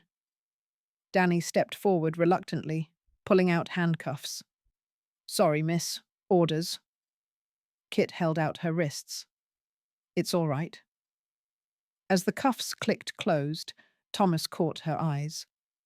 I'll fix this. I'll make sure. You're protected. That you're not charged. Thomas, don't. Kit managed a slight smile. We knew this was a possibility. We talked about it. If you're arrested with me, then we face it together. He turned to Shaw. Sir, I take full responsibility. Kit was working under my direction as an informant. Any crimes she committed were done at my instruction. Arrest me, too. Shaw looked between them. Thomas defiant, Kit resigned, both of them clearly in love despite the impossible circumstances. Get them both to the station, he said finally. We'll sort this out once I've figured out what the hell actually happened here. The station was chaos, Strand's men being processed, evidence being logged, constables writing reports. And in the middle of it all, Thomas and Kit, separated into different rooms for questioning. Kit sat in an interrogation room, hands cuffed to the table, while Shaw paced. Tell me everything, he said. How you infiltrated Strand's organization, what Graves promised you in exchange for information, the exact nature of your relationship with him. Kit chose her words carefully. I approached Inspector Graves with information about Victor Strand's smuggling operation. He agreed to work with me in exchange for my assistance gathering evidence. And your relationship became personal? Yes. You're a criminal. You worked for Strand, committed crimes on his behalf. You expect me to believe you suddenly developed a conscience? Kit met his eyes. Strand killed my father 8 years ago. I infiltrated his organization to gather evidence that would destroy him. Inspector Graves helped me do that. Everything else is irrelevant. Shaw stopped pacing. Your father, James Thorne, died in a dock accident 8 years ago. It wasn't an accident. Strand had him killed because my father discovered his smuggling operation and threatened to report it. Do you have proof of that? I have 8 years of rage and determination. I have detailed knowledge of Strand's empire gathered from the inside. I have the satisfaction of knowing I helped destroy him. Kit's voice was hard. That's not proof that will hold up in court, but it's the truth. Shaw studied her for a long moment. You used Graves, manipulated him, made him compromise his principles, destroyed his career. I loved him, Kit interrupted. I still do. Whatever else I've done, that's real. And he made his own choices. I never forced him to help me. He helped you because he's in love with you, because you made him see the world through your eyes instead of through the law. Shaw's voice was bitter. You corrupted a good officer. I showed him the truth, that the law protects men like Strand while destroying their victims, that sometimes justice requires working outside the system. Kit leaned forward as far as the handcuffs allowed. Inspector Graves is a better man now than when you trained him, because he cares about actual justice instead of just following procedure. Shaw's expression was conflicted: anger, disappointment, and something that might have been understanding. You're going to be charged, he said finally, probably with conspiracy, working for a criminal organization, theft, breaking and entering. The magistrate might show leniency given your cooperation, but you'll face prison time. I know. And you think it was worth it? Destroying your life for revenge? Kit thought about the 8 children Danny had rescued from the warehouse, about the 32 women she'd helped escape brothels, about Thomas and the love they'd found in the chaos. Yes, she said simply. It was worth it. In another room, Thomas was being questioned by Shaw's superiors, men in expensive suits who looked at him like he was something unclean. You ran an unauthorized operation, one said. Used police resources without approval, worked with a known criminal, lied to your superior officer. I did, Thomas agreed. And I'd do it again. You've disgraced the force, Inspector Graves. I've done what the force should be doing but doesn't. I arrested a major smuggler and trafficker. I seized hundreds of pounds of illegal opium. I rescued 8 children who were being sold like cargo. Thomas's voice was steady. If that's disgraceful, then the force has the wrong definition of disgrace. You worked with a criminal. I worked with someone who had the courage to infiltrate a dangerous organization, gather evidence at tremendous personal risk, and help bring down an empire that had evaded justice for years. Thomas leaned forward. Kit Thorne is braver and more honourable than half the officers I've worked with. She risked her life to stop Strand when the law couldn't touch him. She's a thief. She's a survivor who learned to steal because the system you claim to represent left her to starve after her father was murdered. Thomas's voice was hard. She's someone who saw injustice and fought against it instead of accepting it, and I'm proud to have worked with her. The men exchanged glances. Finally, the senior one spoke. You'll be dismissed from the force, immediately. Additionally, you'll face charges for obstruction of justice and falsifying reports. Whether you serve prison time depends on how cooperative you are about testifying against Miss Thorne. I won't testify against her, Thomas said flatly.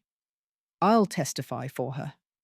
Explain that she was working under my direction, that any crimes she committed were done as part of an authorized undercover operation, which it wasn't, which it should have been. Thomas stood. I'm done pretending the law works when it clearly doesn't. Strand will probably be released within days because he has connections. His cargo will be returned as improperly seized. His men will claim they were just dock workers. And the system you're so desperate to protect will go right back to serving people like him while destroying people like Kit. You're dismissed, Inspector Graves. Or rather, former Inspector Graves. The senior officer's voice was cold. Hand over your badge. Thomas unpinned it from his coat, set it on the table. Gladly. It was nearly dawn when Kit and Thomas were reunited in a holding cell. The charges against them were still pending. Strand was in a cell upstairs, already being visited by expensive lawyers. His men were scattered through the station, most of them refusing to talk. But the children were safe. Dr. Chen had taken them to her surgery, where Father Barrett was arranging for their long-term care. The opium had been seized and documented. The evidence was catalogued. They'd done what they set out to do. Thomas pulled Kit into his arms as soon as the cell door closed, held her like he'd never let go. "Are you all right?" "I'm fine." "You?" "Dismissed from the force, facing charges, completely disgraced." Thomas's smile was slight. "I've been better." Kit touched his face. "I'm sorry. Your career, your reputation are worth less than doing what was right. I meant what I told them, Kit. I'd do it all again." He kissed her forehead. "We destroyed Strand's empire. We saved those children. Whatever consequences we face, it was worth it." Kit wanted to believe that, but Strand's threats echoed in her mind. "I'll be free within days."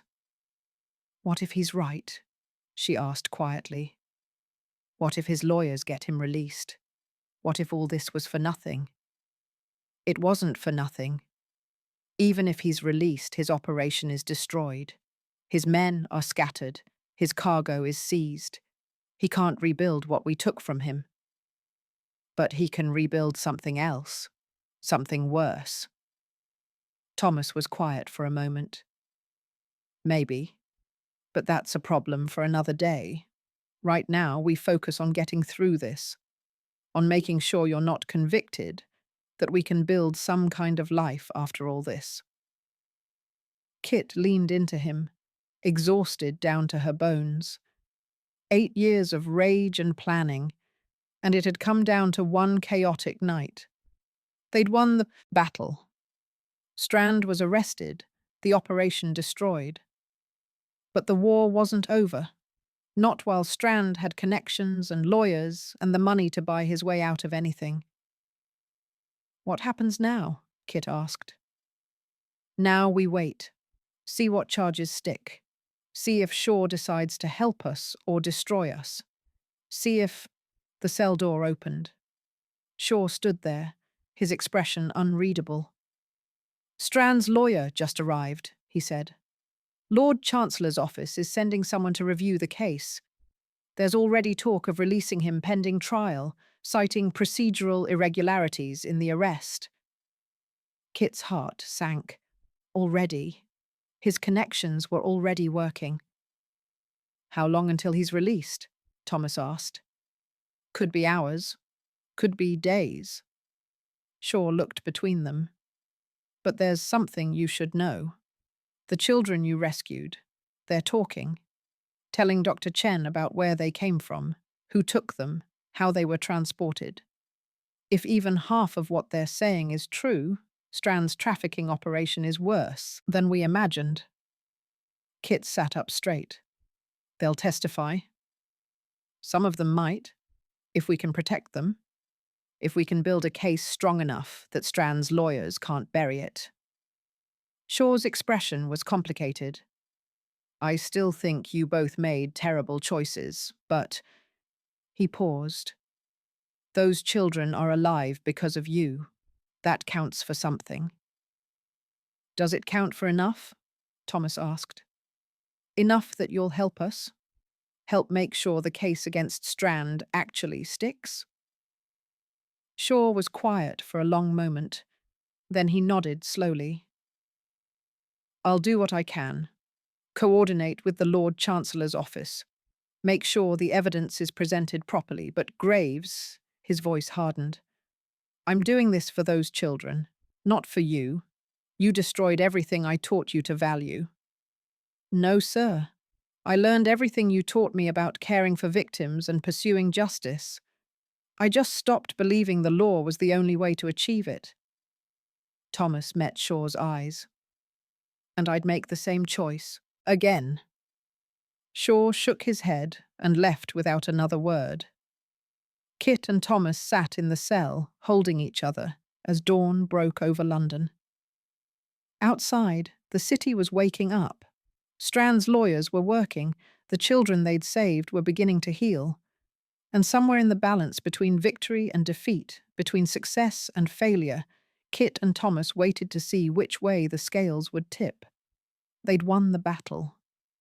But the war, the real war for justice, for those children's safety, for their own freedom, was just beginning. Kit closed her eyes and tried to rest. Tomorrow would bring new challenges, new fights, new complications.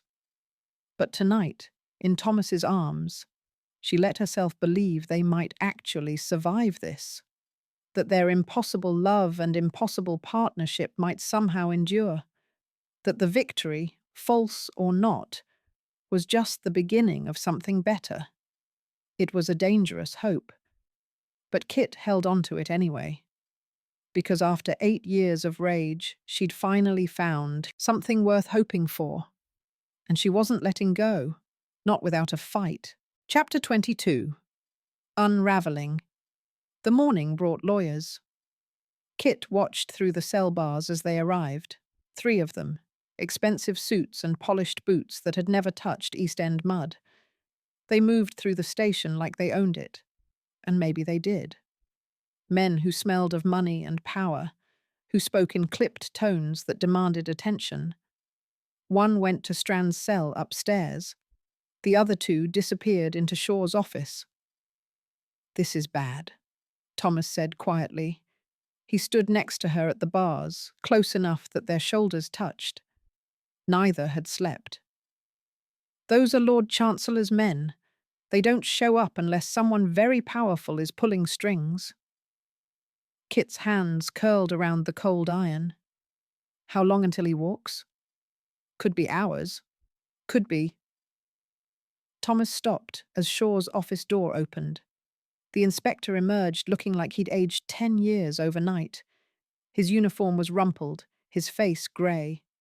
He saw Kit and Thomas watching, and his jaw tightened before he looked away. "That's not a good sign," Kit murmured. A constable approached their cell. Not Danny, someone Kit didn't recognize. He unlocked the door without meeting their eyes. "Inspector Shaw wants you in his office, both of you." They followed him through the station. Kit counted the hostile stares from the other constables. She'd been arrested before, knew the routine, the processing, the questions, the contempt. But this felt different, more personal. These men saw Thomas as a traitor, and her as the reason for his fall. Shaw's office was crowded. The 2 lawyers stood by the window. Shaw sat behind his desk, looking like a man preparing for execution. And in the corner, smoking a cigar and looking entirely too pleased with himself, stood a man Kit didn't recognize. Late 50s, expensive clothes, the kind of face that was used to getting its way. "Sit," Shaw said, gesturing to the chairs across from his desk. Kit and Thomas sat. Neither spoke. The man with the cigar stepped forward. "I am Henry Blackwood, solicitor for Victor Strand. I represent his interests in this unfortunate matter." "Unfortunate?" Kit repeated flatly. Blackwood smiled, showing teeth like a shark. "My client was arrested last night under highly questionable circumstances. An unauthorized police operation led by a dismissed inspector." His eyes went to Thomas. "And facilitated by a known criminal." "Your client runs a smuggling empire," Thomas said. "He traffics children. We have evidence." "Do you?" Blackwood pulled papers from his case. "Because according to the Lord Chancellor's office, the evidence seized last night was obtained through illegal means. The raid itself was unauthorized. The witnesses," he glanced at the papers, 8 children, all currently traumatized and unreliable. A physician who treats criminals and has her own legal vulnerabilities. A priest whose testimony is tainted by association with Miss Thorne here. Kit's blood went cold. They'd to Dr. Chen. Threatened her with deportation, probably. And Father Barrett. What had they done to him? The children are telling the truth, Thomas insisted. They know who took them, how they were transported. They're children, Mr. Graves. Not inspector anymore, I notice. Blackwood's smile widened. Confused, frightened children who've been through trauma. Their testimony wouldn't hold up in court, even if it was obtained properly, which it wasn't. What do you want? Shaw's voice was tired. My client's immediate release. All charges dropped. And I want assurances that there will be no further harassment from the Metropolitan Police. No. Thomas stood. Strand is guilty. He— Sit down, Graves. Shaw's tone was sharp. You're not in a position to make demands. Sir, I said sit. Thomas sat slowly, jaw clenched. Kit watched Blackwood, saw the triumph in his eyes, and wanted to put her knife through them. Blackwood turned to Shaw. Additionally, I want the stolen property returned. The opium? Kit couldn't help herself. That's what you're calling it now? Stolen property? Miss Thorne. Blackwood's voice was condescending. The substances seized last night were part of a legitimate import operation. Medicinal supplies, properly documented. If you'd bothered to check before conducting your little vigilante raid. Medicinal supplies, Kit said. Right. That's why they were hidden in a warehouse and being moved at midnight. The timing and location are irrelevant.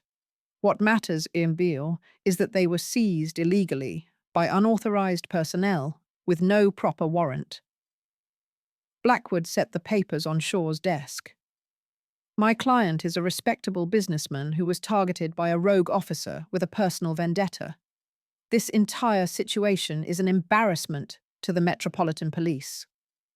Shaw looked at the papers like they were a death sentence. And if I refuse? Then the Lord Chancellor's office will be forced to investigate. They'll find irregularities in your department, unauthorized operations, falsified reports, evidence tampering. Blackwood's smile never wavered. I doubt that ends well for you, Inspector Shaw, or for any of your officers who might have been complicit. The threat was clear. They'd destroy Shaw and anyone who'd helped with the raid. Danny, the honest constables who'd assisted. Everyone. How long do I have? Shaw asked quietly. My client has been in custody for 12 hours. I want him released within the next 2. That's not enough time to— It's more than enough time, Inspector. Unless you'd prefer I make this official right now. Blackwood gathered his papers. 2 hours. After that, I go to the Lord Chancellor directly. He left, taking the other lawyers with him. The door closed with a finality that echoed through the room. For a long moment, no one spoke. You're going to do it, Kit said. Not a question. Shaw didn't look at her. I don't have a choice. You always have a choice. Kit stood. You're just choosing to protect yourself instead of— I'm choosing to protect my officers. Shaw's control finally cracked. Danny, Stevens, every man who helped with that raid. If I refuse Blackwood, they'll investigate and they'll find things. They'll twist every report, every piece of evidence. They'll destroy good men's careers just to prove a point. So you let Strand walk? Thomas's voice was hard. Those children will be fine. Dr. Chen will care for them. Father Barrett will find them homes. But they can't testify, Graves. Not in court. Not against a man with Strand's connections. Shaw rubbed his face. You have to understand. I understand perfectly, Thomas interrupted. I understand that the law protects men like Strand while destroying their victims. I understand that justice is for sale to the highest bidder. I understand that everything you taught me about honor and duty was horseshit. Shaw flinched. That's not fair, isn't it? Thomas leaned forward. We arrested him. We had evidence. We had witnesses. We did everything right, and it doesn't matter, because he has money and connections, and the system is designed to protect people like him. The system is all we have. The system is broken. Thomas slammed his hand on the desk. And you know it. You've known it for years. You just choose to pretend otherwise because it's easier than admitting the truth. Kit watched the two men face each other, mentor and student, both destroyed by the same impossible situation. She should have felt vindicated. This is why I don't trust the law. This is why I work alone. But watching Thomas's faith crumble in real time didn't feel like victory. It felt like watching something precious shatter. I have to release him, Shaw said finally. I'm sorry, but I have no choice. Yes, you do, Kit said. You're just too much of a coward to make it. Shaw's eyes went to her, sharp with anger. I'm trying to protect people. You're protecting yourself. There's a difference. Kit crossed her arms. What happens to us? Are we still being charged? I don't know. That depends on, Shaw gestured vaguely, on whether Strand wants to press it, whether the Lord Chancellor's office decides to make an example of you. So we wait, Thomas said bitterly, while Strand walks free and decides our fate. I'm sorry. Shaw looked it, at least, broken and sorry and furious at the impossible choice he'd been forced to make. For what it's worth, what you did was brave, stupid and reckless and illegal, but brave. Those children are alive because of you. Wonderful, Kit said. We'll put that on our headstones. She turned and walked out before anyone could stop her. Thomas followed a moment later, catching up to her in the corridor. Kit, don't. She kept walking, hands in fists. Just don't. They made it outside before her control broke. The morning was cold and grey, fog still clinging to the streets. Kit stopped in the alley beside the station and pressed her hands against the brick wall, breathing hard. This is why I don't trust the law, she said finally. This is why I work alone. Because the system is designed to protect men like Strand. It always has been. And you... She turned on Thomas. You actually believed it would work. You thought if we just gathered enough evidence, followed enough rules, justice would prevail. I was wrong, Thomas said quietly. I see that now. Do you? Kit laughed, bitter. Because I don't think you do. I think you still believe the system can be fixed. That if we just work harder, push harder, eventually it'll bend the right way. What's the alternative? Give up. Let men like Strand win. The alternative is admitting the law doesn't work, that sometimes the only way to get justice is to take it yourself. Kit stepped closer.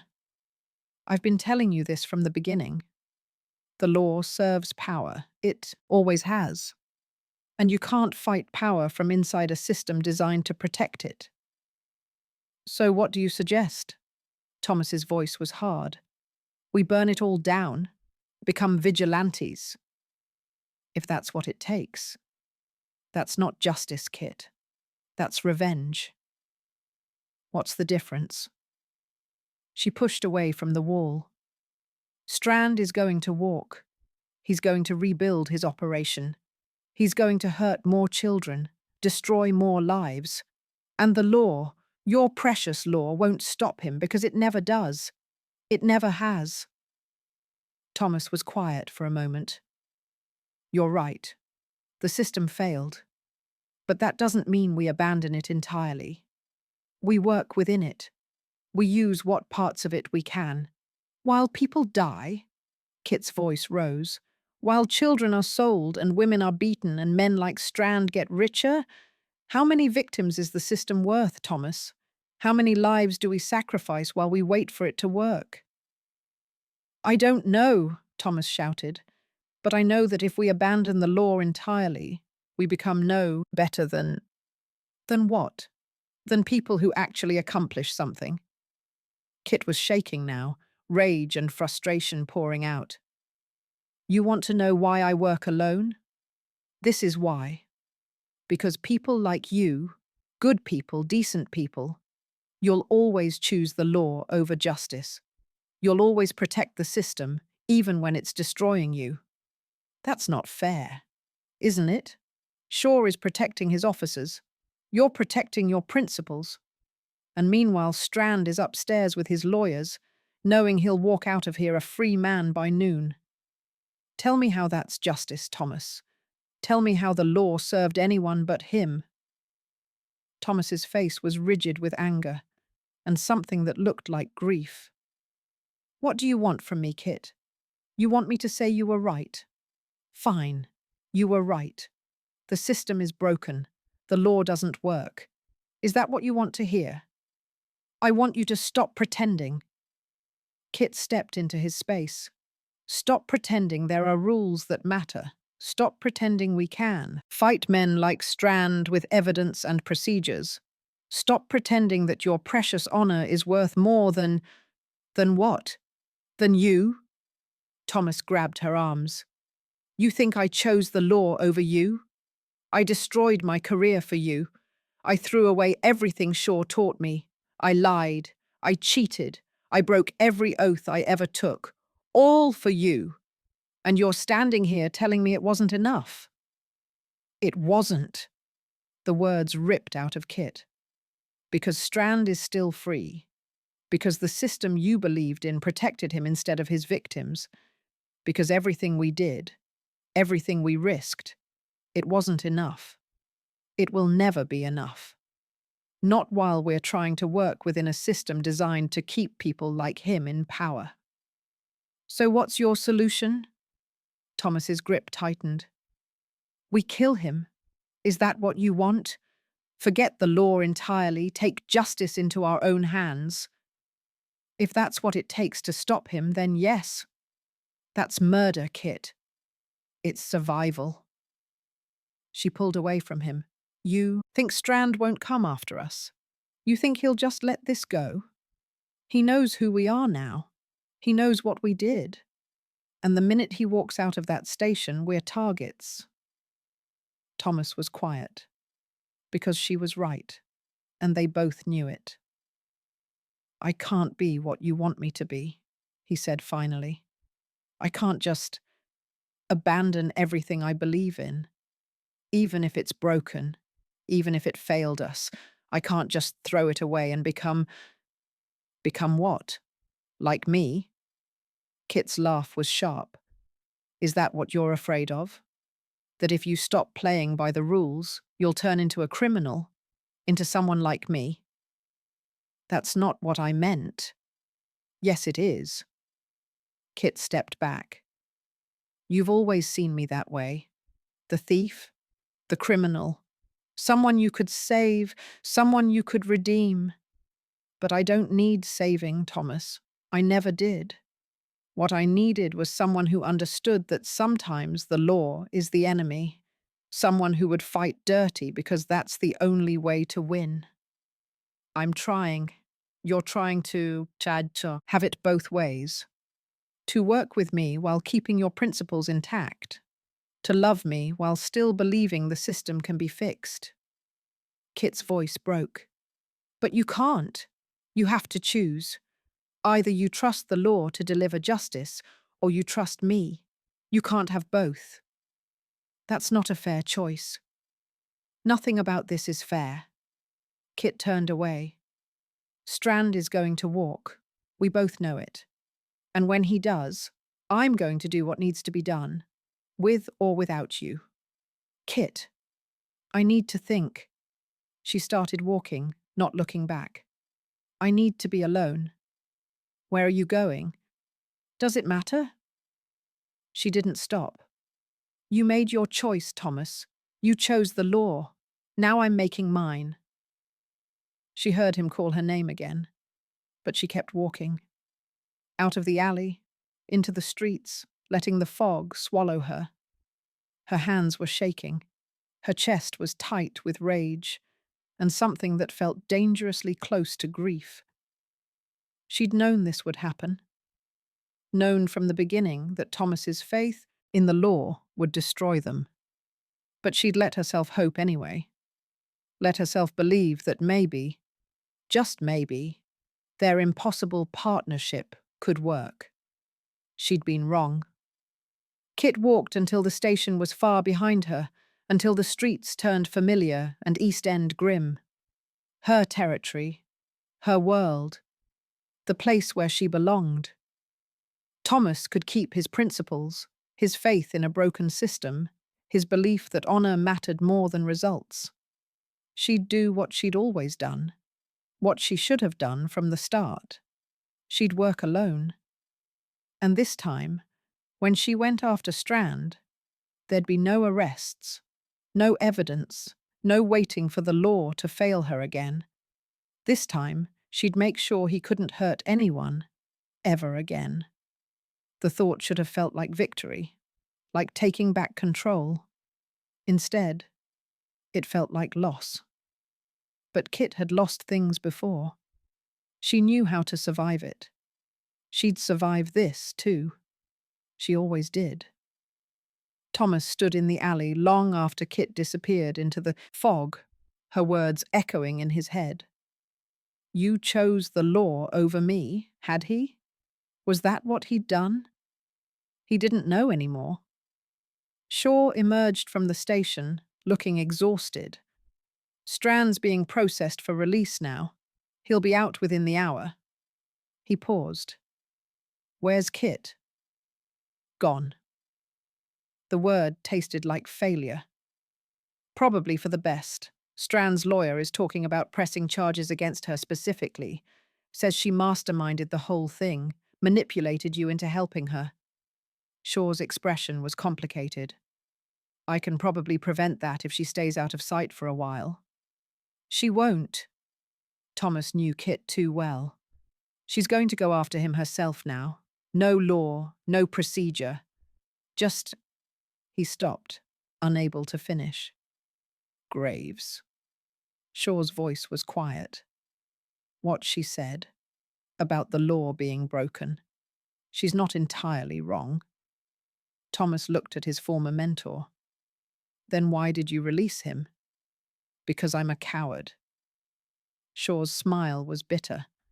Or because I still believe the law matters, even when it fails.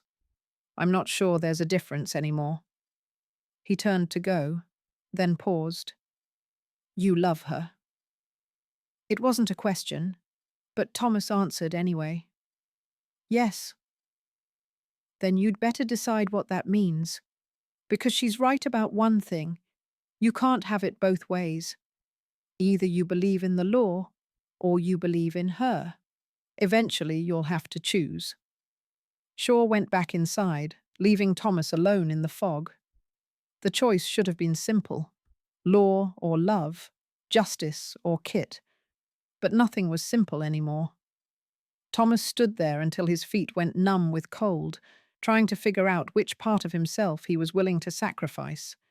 His honor or his heart. In the end, he knew it didn't matter.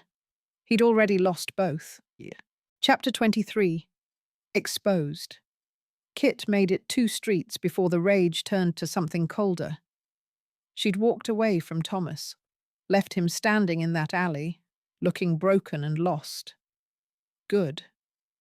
Let him stand there and think about what his precious principles had cost them. Let him watch Strand walk free and know that every rule he'd followed, every procedure he'd respected, had meant nothing.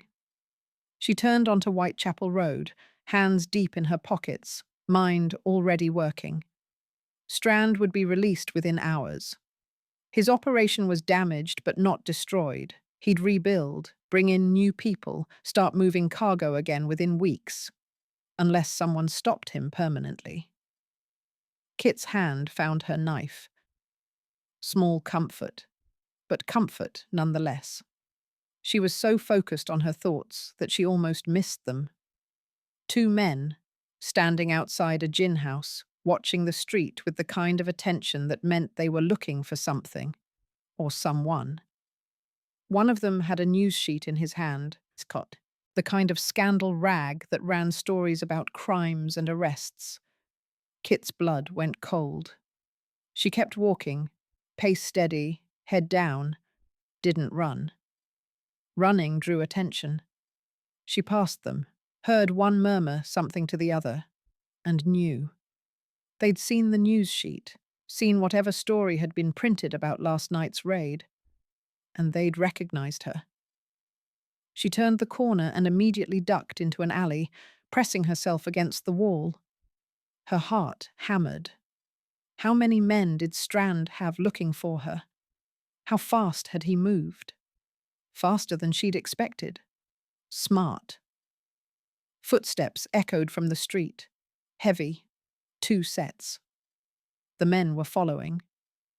Kit moved deeper into the alley, looking for exits. There, a gap between buildings, narrow enough that she could squeeze through.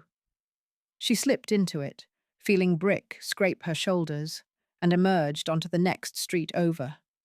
A woman was hanging laundry from a window. Kit called up to her.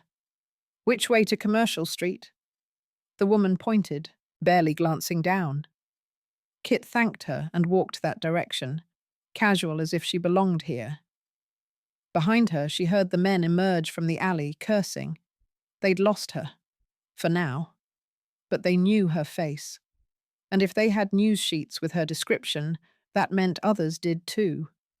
Every street thug, every runner, every pair of eyes that worked for Strand would be looking for her. She couldn't go home. Not to her boarding house. That would be the first place they'd check. Kit's mind raced through options. Nan's gin house? No. Too public. And it would put Nan at risk. Bess's? Possibly. But the forger would charge for sanctuary, and Kit's money was hidden in her room. Dr. Chen's? The physician had already risked enough. She needed to think. Needed somewhere safe to... The blow came from behind, hard enough to send her stumbling. Kit spun, knife already in her hand, and saw 3 men blocking the alley entrance. Not the same 2 from before. These were bigger, meaner looking. "That's her," one of them said. He held a news sheet. Kit could see her name in the headline from here. Catherine Thorne, the one what helped arrest Mr. Strand. "I don't know what you're talking about," Kit said, backing up. The alley had a dead end behind her. Stupid. She'd walked right into a trap. "Don't matter if you do or don't." The man cracked his knuckles. "Mr. Strand wants a word with you before he gets released. Something about you looking familiar." Her stomach dropped. Strand had recognized her. After all these years, he'd finally remembered James Thorne's daughter. "Tell Strand I'll be happy to meet him," Kit said. "Just name the time and place." The man laughed. "Oh, you'll meet him. After we're done making sure you understand what happens to people who cross him." They advanced. Kit calculated angles, distances. 3 men, all bigger than her. The knife was good for 1, maybe 2 if she was fast. But the 3rd would get her.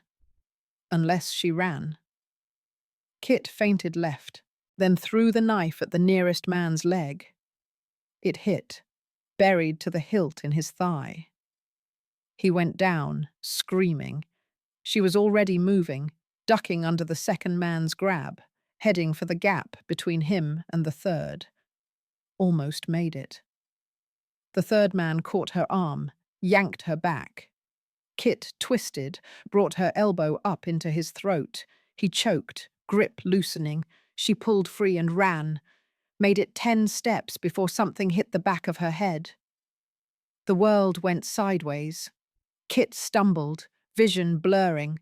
Strong hands grabbed her, holding her upright. Someone was laughing. Feisty. Mr. Strand said she'd be trouble. Kit tried to focus, but her head was ringing. Blood ran warm down her neck. She'd been hit with something. A club, maybe. Her legs wouldn't hold her weight. "Leave her in the river," one of the men said. "No one'll miss another dead whore." "No.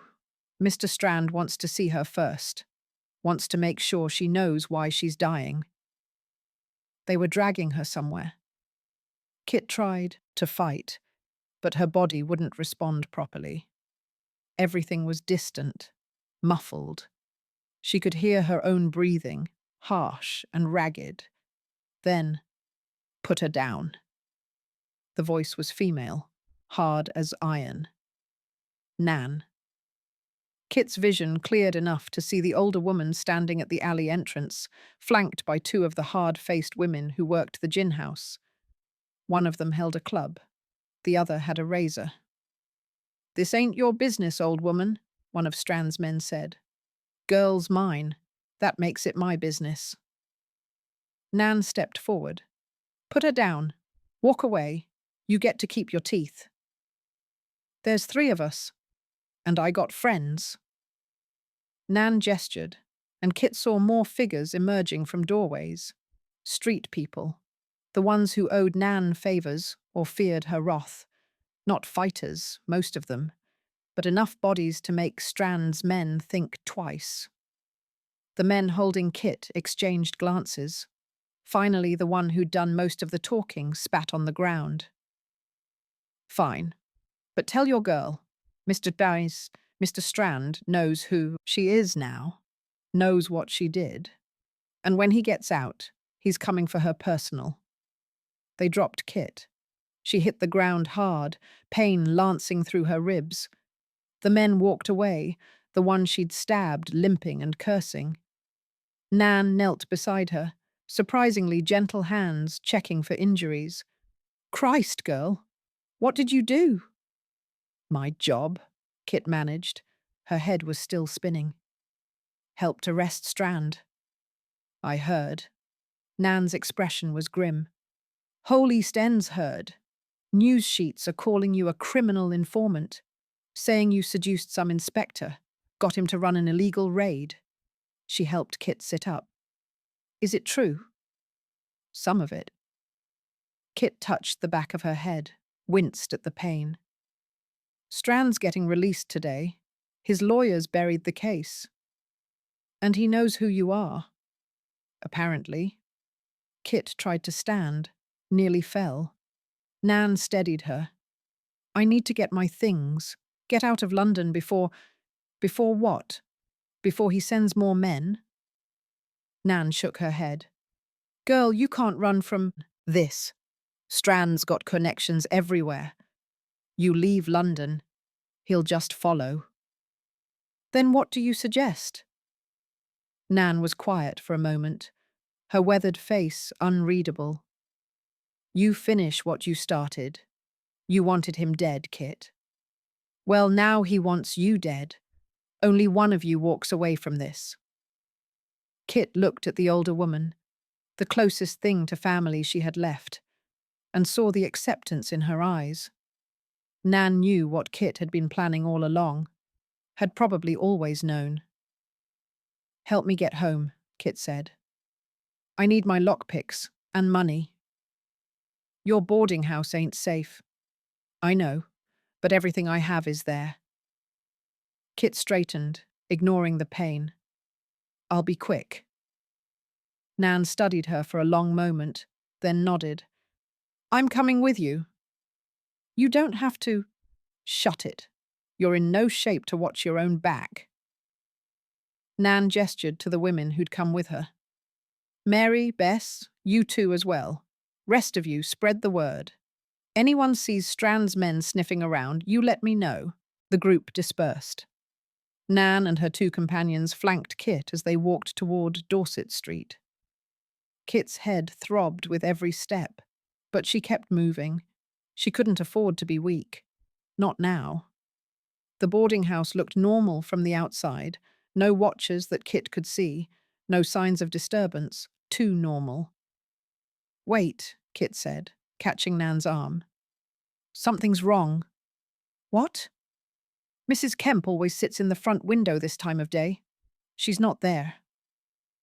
Nan's expression hardened. "Back door?" "Around the side." Kit led them to the alley. The back door was ajar, just a crack, but enough. "They're already inside." "How many?" "Don't know." Kit pulled her spare knife from her boot. "But they're waiting for me." "Then we don't disappoint them." Nan hefted her club.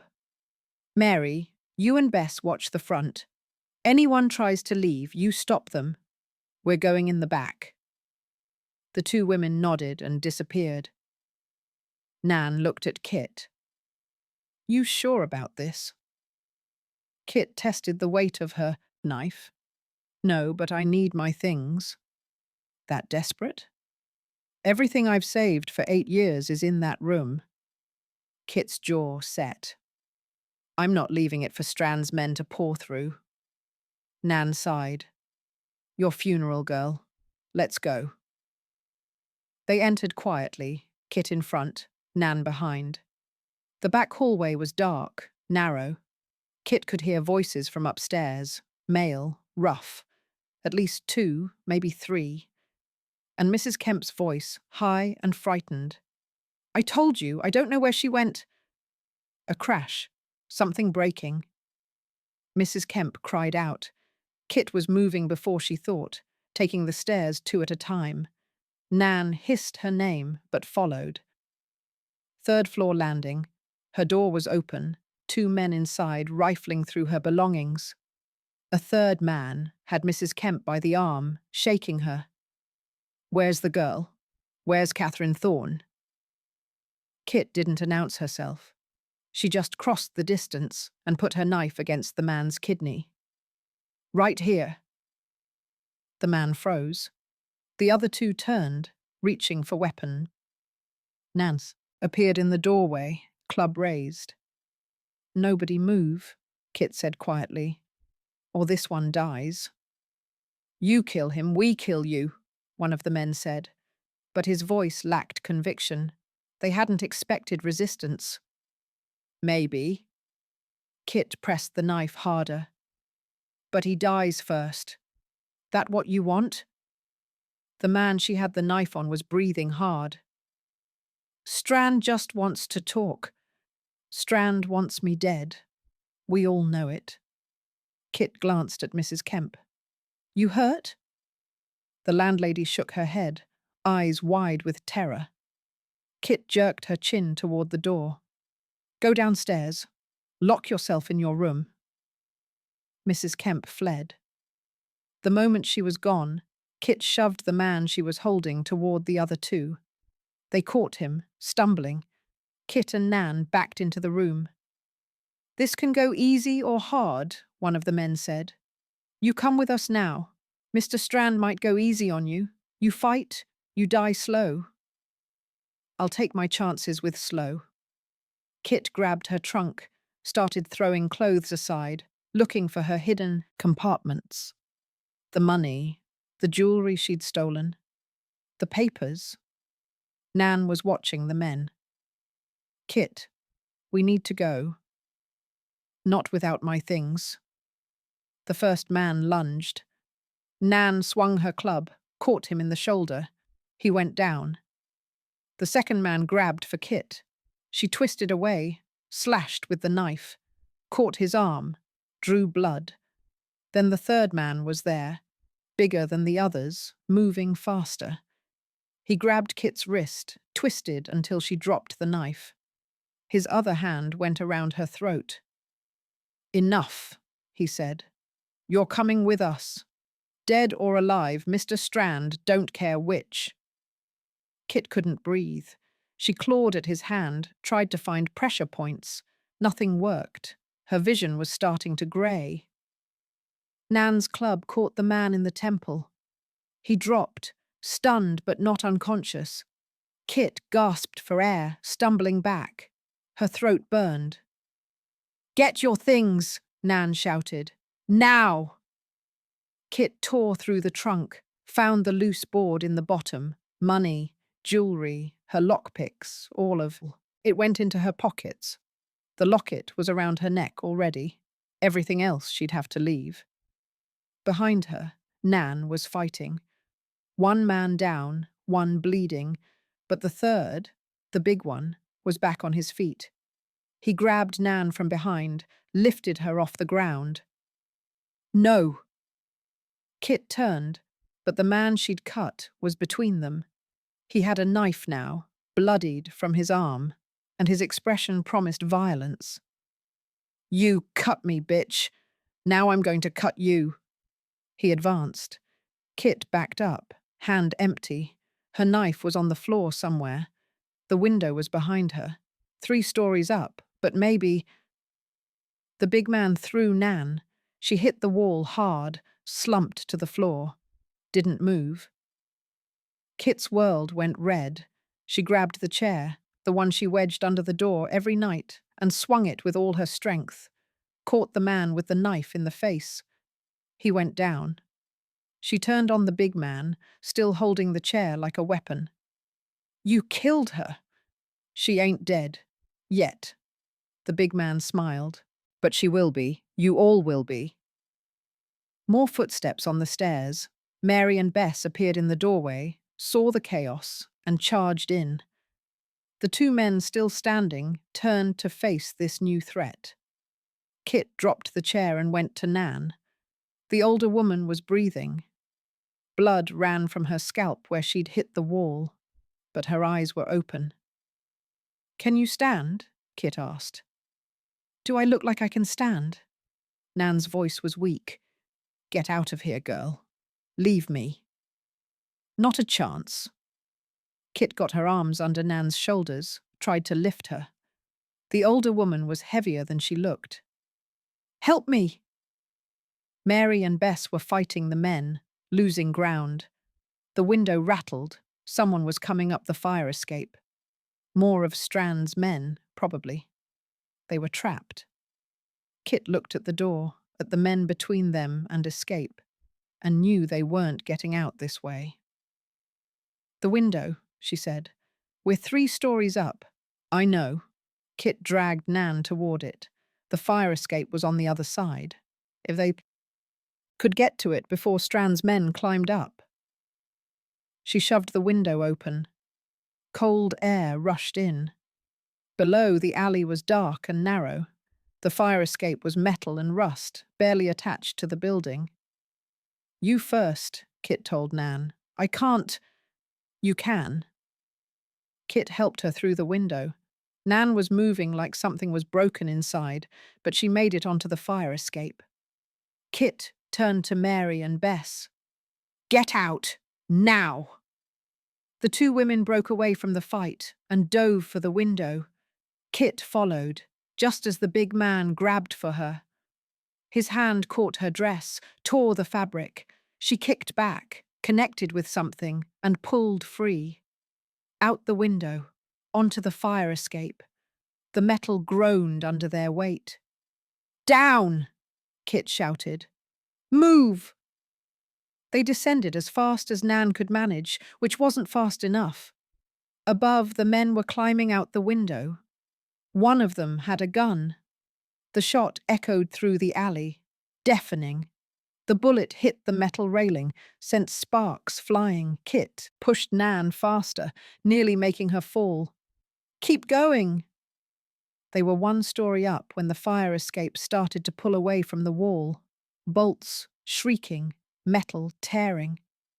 Kit looked up and saw the big man standing on the top platform, his weight too much for the damaged structure.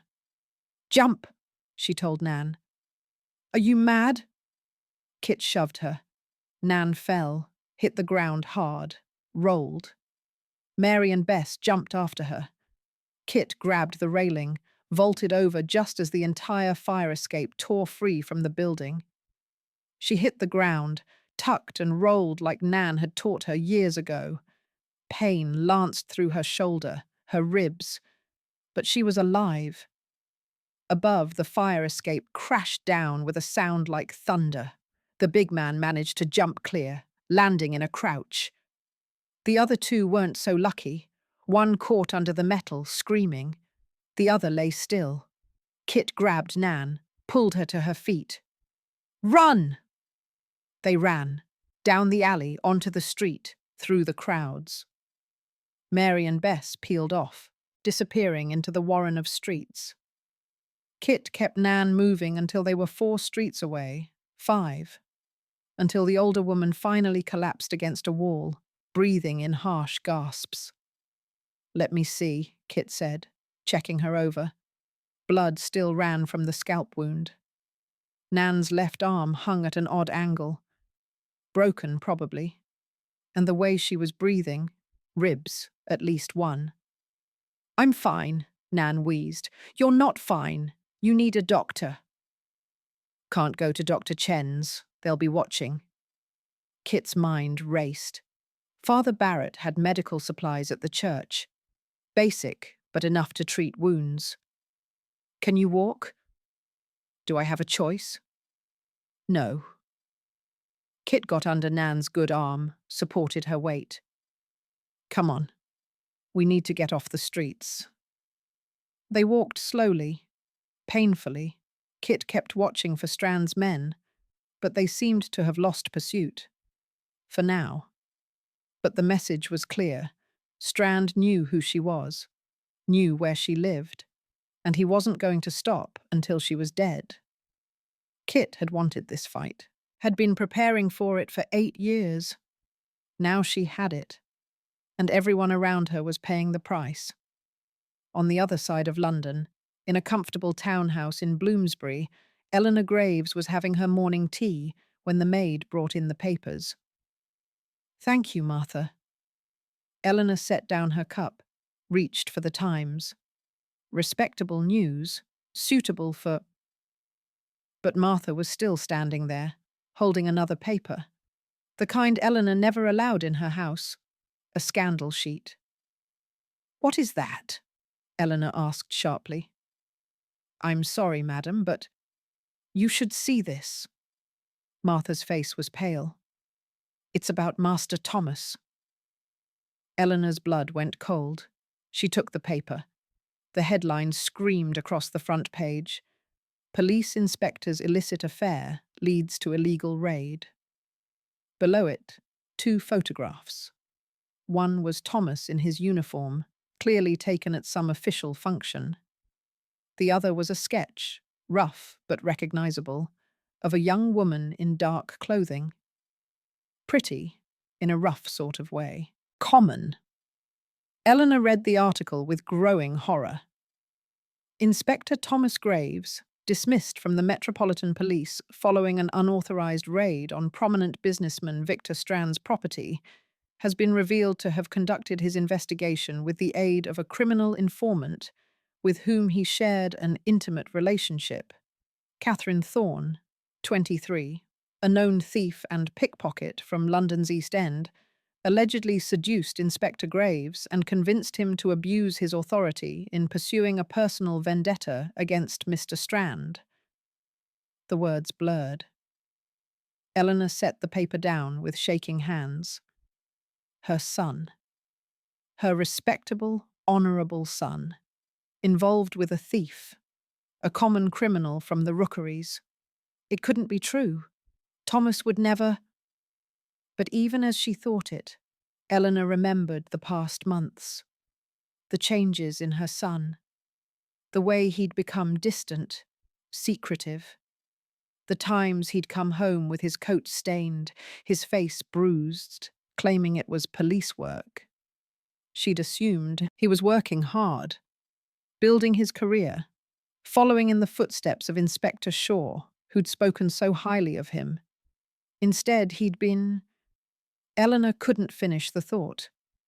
She stood, paper still in hand, and went to her husband's study. Richard, look at this." Her husband took the paper, read it, and his face went stone. Good God! It's not true, it can't be. Eleanor, Richard's voice was heavy.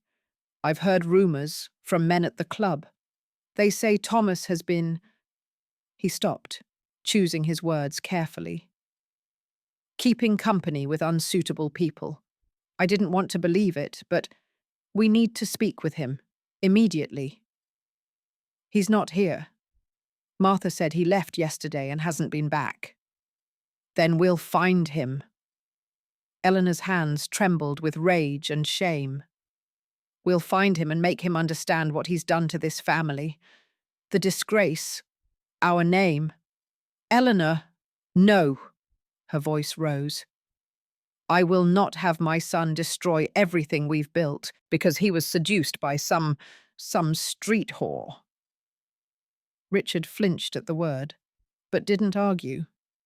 He knew better than to try when Eleanor was like this. I'll send word to his lodgings, he said finally. Ask him to call on us at his earliest convenience. Not ask. Demand. Eleanor's jaw set. And if he refuses, I'll go to him myself. I'll drag him back here if I have to. And this woman, this Catherine Thorne, what about her? I want her gone. Out of his life. Out of London, if possible. Eleanor's eyes were cold. Whatever it takes. I will not have my family name dragged through the mud because Thomas forgot his breeding. Richard looked at his wife, at the fury and fear and shame warring in her expression, and knew there was no arguing with her. I'll handle it, he said. But they both knew it was already too late. The scandal was in the papers, the damage was done. And Thomas, wherever he was, had made his choice long before the news sheets caught wind of it. Eleanor just hadn't wanted to see it until now. In a cell at the police station, Victor Strand read the same news sheet and smiled. Catherine Thorne, that was her name now. No longer the frightened 15-year-old who'd screamed at him in the street, swearing vengeance for her father's death. He'd forgotten about her, dismissed her as another casualty of business, another loose end that had tied itself off when poverty took her mother. But she hadn't died. She'd survived, grown up, become someone dangerous enough to infiltrate his operation, gather evidence, nearly destroy everything he'd built. His smile widened. She'd tried to use the law against him, had seduced some fool inspector, thinking that would be enough. And now the law had failed her. Strand was walking free within the hour. His lawyers had gutted the case, threatened the witnesses, buried the evidence. The law had done exactly what it was supposed to do, protected power. But Catherine Thorne, Kit, the papers called her, she'd forgotten one crucial lesson. The law might fail, but revenge never did. Strand folded the paper carefully and stood as his lawyer appeared at the cell door. Everything is arranged, Mr. Strand. You're free to go. Excellent. Strand adjusted his coat. Send word to my people. I want Catherine Thorne found. I want her brought to me alive. Sir, alive, Strand repeated. I owe her father a debt. I intend to repay it personally. His lawyer nodded and led him out of the cell, through the station where police officers looked away rather than meet his eyes, and into the foggy London morning. Free, rich, powerful, and now, with a purpose beyond mere business. Catherine Thorne had declared war on him 8 years ago. She just hadn't realized it until now. Time to show her what war truly looked like. Chapter 24. The Price of Association. Thomas found lodgings in a boarding house 3 streets from the station. Not the kind of place he'd ever stayed before. The sheets were questionable, the walls thin enough to hear every argument and transaction in the neighbouring rooms, and the landlord took his money without asking questions. Perfect, in other words, for a man who'd just lost everything. He'd spent the night sitting on the narrow bed, still in his coat, watching fog press against the cracked window, thinking about Kit's words, about Shaw's face when he'd released Strand, about the children they'd saved and the man who'd walked free anyway, about the fact that he'd destroyed his career and it hadn't mattered. Morning brought a knock on the door. Thomas opened it, expecting the landlord, maybe demanding more rent. Instead, he found his mother. Eleanor Graves stood in the dingy hallway, looking like a jewel dropped in mud, perfectly dressed, rigidly composed, and radiating fury from every pore. Behind her, his father hovered, uncomfortable and out of place. Mother, father, Shabbat. Thomas stepped back. How did you find me? With difficulty. Eleanor swept past him into the room, took in the squalid surroundings with one withering glance. Good God, Thomas, is this really where you've reduced yourself to living? It's temporary. Thomas closed the door. What are you doing here? Eleanor turned on him, and he saw the news sheet in her hand, crumpled, like she'd been gripping it too hard. Is it true? Her voice was ice. Tell me the article is lying. Tell me my son did not throw away his career, his reputation, his entire future for some common thief from the rookeries. Thomas's jaw tightened. Her name is Kit. I don't care what her name is. Eleanor's control cracked. I want to know if it's true.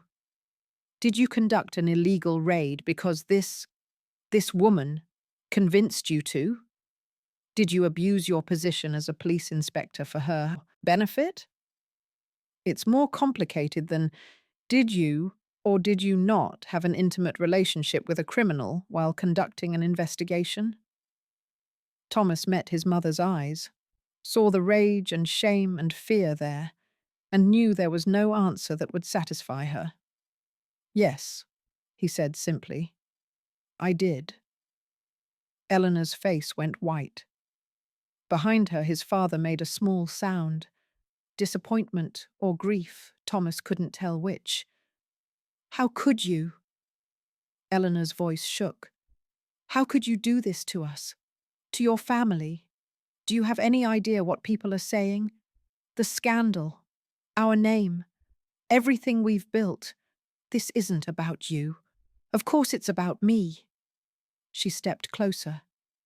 You're my son. Your actions reflect on this family. And you've chosen to drag us all through the mud because you were seduced by some... She stopped, visibly controlling herself. Because you forgot who you are. I know exactly who I am. Do you? Because the Thomas I raised would never associate with criminals, would never throw away his career for a woman who makes her living stealing from honest people. Kit is more honest than half the respectable people I've met. Thomas's voice was hard. She's braver, more principled, and she actually cares about... She's a thief! Eleanor's voice rose. She picks pockets. She breaks into homes. She's spent her entire life breaking the law, and you, a police inspector, you not only overlooked that, you helped her. You destroyed evidence, falsified reports, conducted an illegal raid. To stop a man who traffics children, Thomas shouted. Victor Strand is a monster, and the law protected him. It protected him because people like you care more about respectability than justice. More about appearances than... Don't you dare lecture me about justice. Eleanor's eyes were cold. I know exactly what justice is, Thomas. It's the law. It's the system your father and I worked our entire lives to secure a place within. It's the reason you had an education, opportunities, a future, and you've thrown it all away. Thomas forced himself to breathe. Fighting wouldn't help. His mother was angry and frightened, lashing out because she didn't know how else to respond. I'm sorry you're disappointed, he said more quietly. But I did what I thought was right, what I still think was right, and I'd do it again. Even knowing it cost you everything? Yes. Eleanor stared at him like he was a stranger. Then you're a fool. A romantic, idealistic fool who's been corrupted by a woman who saw an opportunity and took it. Kit didn't corrupt me. She opened my eyes. She seduced you. Eleanor's voice was flat. She saw a respectable man with access to power and resources, and she used she gestured vaguely, her feminine wiles to manipulate you into doing her bidding. Can't you see that? Can't you see how clearly you've been played? Thomas felt his temper fraying. Kit isn't like that. She didn't use me. We worked together because we both wanted the same thing. What could you possibly have in common with a thief from Whitechapel? We both care about people the law ignores. We both want to stop men like Strand from destroying lives. We both believe justice matters more than procedure. Thomas met his mother's eyes. And we both know the system is broken. The system is all we have. The system released Strand this morning. Thomas's control finally broke. A man who traffics children, who smuggles opium, who's destroyed countless lives. He walked free because he has money and connections. Tell me how that's justice, Mother. Tell me how the system works when it protects monsters and condemns their victims. Eleanor was quiet for a moment. When she spoke, her voice was softer but no less cutting. I understand you're upset. I understand you wanted to help. But Thomas, she stepped closer. This woman is destroying you. Can't you see that? Before her, you had a career. You had prospects. Inspector Shaw spoke so highly of you. You were going to make something of yourself.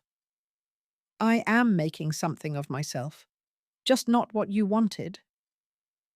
You're throwing your life away for someone who will never fit into your world. She's common, Thomas. Uneducated. Criminal. She speaks like a gutter snipe, acts like one. She is one. And you. Eleanor's voice broke slightly. You could have married well, had a proper family, built a respectable life. Instead, you've chosen this. I've chosen Kit. Thomas's voice was firm. I love her, Mother. And I'm not going to give her up just because she doesn't meet your standards of respectability. Love. Eleanor said the word like it tasted foul. You think love is enough? You think you can build a life with this woman? What will you do, Thomas? You have no career, no prospects. How will you support her? How will you... We'll manage. On what? Your savings won't last forever. And who will hire you now? Not the police. Not any respectable firm. You've destroyed your reputation. Eleanor's eyes were hard. This woman, this Kit, she's ruined you. And if you stay with her, you'll end up in the gutter where she belongs. That was when Thomas saw her, Kit, standing in the open doorway. She must have arrived while they were arguing, must have heard everything. Her face was unreadable, but her hands were clenched into fists. Kit, Thomas started toward her. She backed away. Don't. Eleanor turned, saw Kit properly for the first time. Her expression shifted, surprise, then calculation, then something that looked almost like satisfaction, as if seeing Kit in person confirmed everything she'd believed. You're her, Eleanor said. Catherine Thorne. Kit's eyes went to Thomas, then back to his mother. I am. Then you should know. Whatever my son thinks he feels for you, it won't last. Men like Thomas don't end up with women like you. Not permanently. Eventually he'll realize what he's given up, what he's lost, and he'll resent you for it. Eleanor's voice was calm, certain. You're a phase, a mistake. And the sooner you accept that, the sooner both of you can move on with your lives. Kit's expression didn't change. Is that what you came here to say? I came here to convince my son to end this foolishness before it destroys him completely. But seeing you… Eleanor looked Kit up and down, taking in the worn clothes, the bruises on her face, the way she held herself like she was ready to run or fight. I can see that won't be necessary. You know what you are. You know you don't belong in his world. Mother, that's enough. Thomas moved between them. No, let her talk. Kit's voice was steady. I want to hear what else she has to say. Eleanor stepped around Thomas. Very well. You want honesty? Here it is. You're common, uneducated, criminal. Everything about you, the way you speak, the way you move, the way you look at people like you're calculating what you can steal from them. It marks you as exactly what you are. And my son, my respectable, educated, honourable son, he deserves better than a pickpocket from the slums. You're right, Kit said. Thomas turned sharply. Kit, about most of it anyway. Kit's eyes were hard. I am common. I did grow up in the slums. And yes, I make my living stealing from people. She stepped closer to Eleanor, matching her stare. But I'm not stupid. I know exactly what your son gave up for me. His career, his family, his entire future. And unlike you, I don't think that makes him a fool. I think it makes him brave. Eleanor's smile was cold. Brave? How touching. And what exactly are you offering him in return? A life of poverty? Of constant struggle? Of knowing that every door in polite society will be closed to him because he chose you? I'm offering him honesty, partnership, someone who sees him for who he actually is, instead of who you want him to be. Kit's voice was quiet but firm. He's not your perfect son, Mrs. Graves. He never was. He just pretended to be because that's what you wanted. How dare you? I dare because it's true. Thomas has a conscience. He cares about people you wouldn't cross the street to acknowledge. He wants justice, real justice, not the pretend version the law offers. And that was always going to put him at odds with you. Kit glanced at Thomas. I didn't corrupt him. I just gave him permission to be who he already was. Eleanor's face was rigid with fury. Get out! Mother, Thomas started. I'm not talking to you. I'm talking to her. Eleanor's voice was ice. Leave my son alone. Stop destroying his life. Walk away before you drag him down any further. Kit looked at Thomas, really looked at him. At the worn coat, the exhausted eyes, the way he stood between her and his mother like he was trying to protect them both from each other. He'd given up everything for her. Career, family, reputation. Everything that made him who he'd been. And for what? So he could live in a dingy boarding house and watch her destroy herself trying to kill Victor Strand. Kit, don't listen to her. Thomas reached for her hand. She pulled back. Your mother's right about one thing. You deserve better than this. Kit, I need to go. She turned toward the door. I just came to… I shouldn't have come here. Wait. Thomas caught her arm.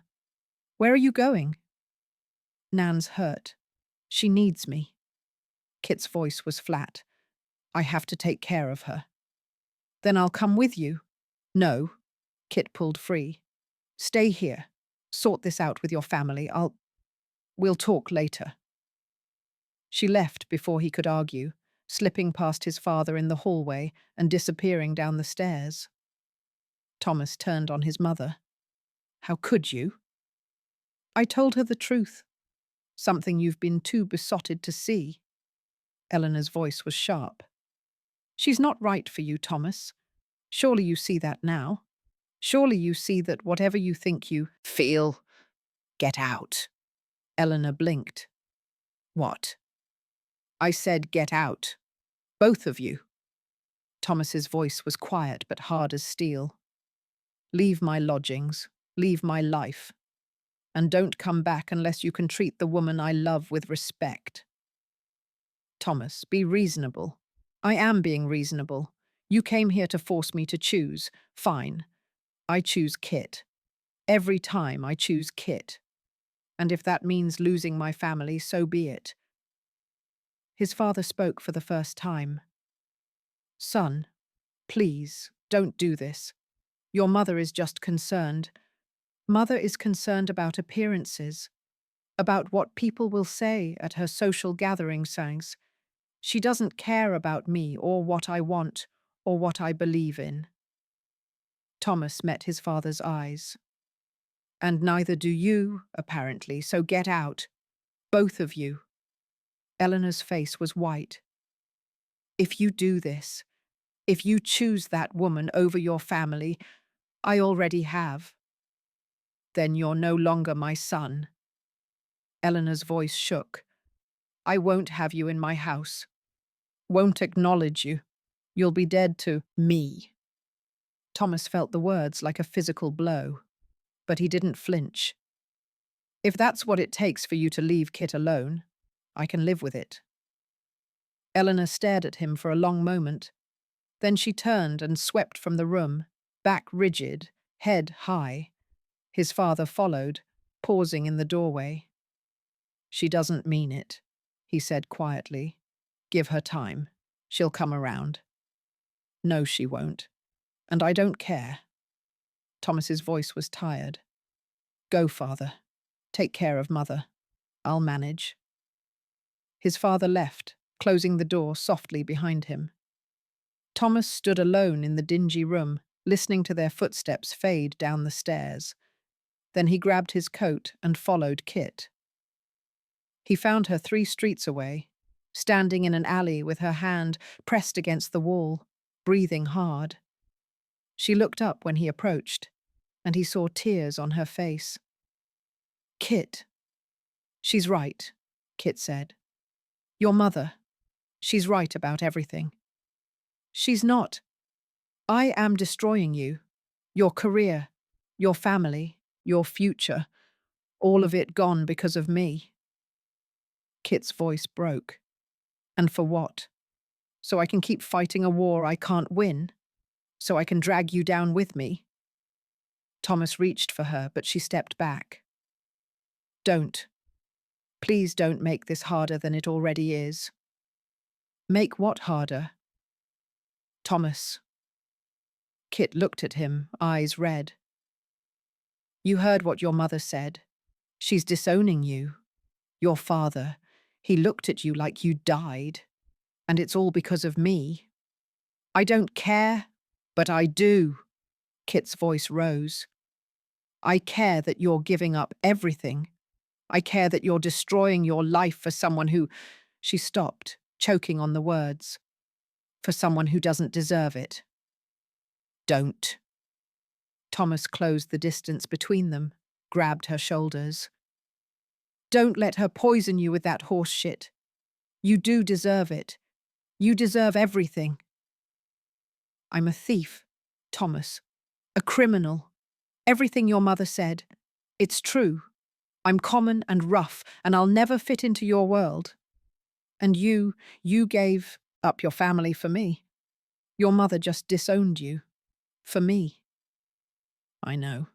Thomas's voice was soft. And I'd do it again. Every time, Kit. I'd choose you over them every single time. Why? The question came out broken. Why would you do that? What's so special about me that's worth losing everything? Thomas cupped her face, made her look at him. Because you're honest. Because you care about people society throws away. Because you fight for what's right, even when it costs you everything.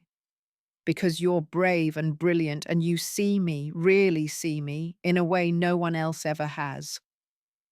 I'm destroying you. You're saving me. Thomas's thumb brushed away her tears. Before you, I was sleepwalking through life, following rules I didn't believe in, serving a system I knew was broken.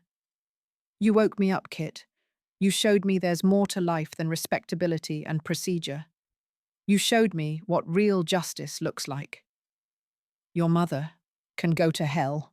Thomas's voice was firm. Voice was, I love you, not her, not my father, you. And if they can't accept that, they can stay out of my life. Kit searched his face. You're going to regret it. Someday you'll wake up and realize what you gave up and you'll hate me for it. Never. Thomas pulled her close. I could lose everything else. My career, my family, every penny I have. And as long as I have you, it's worth it. Kit pressed her face against his coat, shoulders shaking. I don't know how to do this. How to be worth what you gave up. You don't have to be worth anything. You just have to be yourself. Thomas held her tight. That's all I've ever wanted, Kit. Just you. They stood like that for a long moment, holding each other in the alley while London moved around them, indifferent to their pain. Finally, Kit pulled back, wiping her eyes. Nan's hurt badly. Broken arm, broken ribs, head wound. I got her to Father Barrett's, but she needs proper care. Dr. Chen? They're probably watching her surgery. Strand's men. Thomas thought for a moment. I know someone. A physician who owes me a favor. Discreet. He'll treat Nan without asking questions. You don't have to. Yes, I do. Thomas took her hand. We're partners, remember? Your fights are my fights. Your people are my people. Kit looked at him, at this man who'd given up his entire world for her, and felt something crack in her chest. I love you, she said. It came out rough, unpracticed. She'd never said it to anyone before. Thomas smiled, and for a moment he looked almost happy despite everything. I know. You wouldn't have let me destroy my life otherwise. That's not... He kissed her, cutting off her protest. When he pulled back, his expression was serious again. We'll get Nan the help she needs. We'll figure out what to do about Strand. We'll survive this. His hand tightened on hers. Together. Kit wanted to believe him, wanted to trust that somehow they'd make it through despite the impossible odds stacking against them. But looking at his face, at the cost written in every new line, every shadow under his eyes, she couldn't shake the feeling that she was still destroying him, just more slowly than his mother thought. Shaw was waiting when Thomas returned to the station that afternoon to collect his few remaining personal effects. My office, the inspector said. Now. Thomas followed him, already knowing what was coming. Shaw closed the door and turned on him. Sit. I'd rather stand. I don't care what you'd rather do. Sit. Thomas sat. Shaw remained standing, arms crossed, expression harder than Thomas had ever seen it. You're officially dismissed from the Metropolitan Police, as of this morning. The paperwork has been filed. The decision is final. Shaw's voice was flat. Additionally, you're being investigated for falsifying reports, destroying evidence, and conducting unauthorized operations. If the investigation concludes you committed crimes, you'll face charges. Thomas nodded. He'd expected this. Do you have anything to say? Shaw demanded. No, sir. Nothing? No defense? No explanation? Shaw's voice rose. I trained you, Graves. I taught you everything you know about being a police officer. I vouched for you, promoted you, defended you when others questioned your methods. And this is how you repay me? By destroying everything I taught you to value. With respect, sir, you taught me to value justice. I'm still trying to do that. By breaking the law? By working with criminals? By conducting illegal operations behind my back?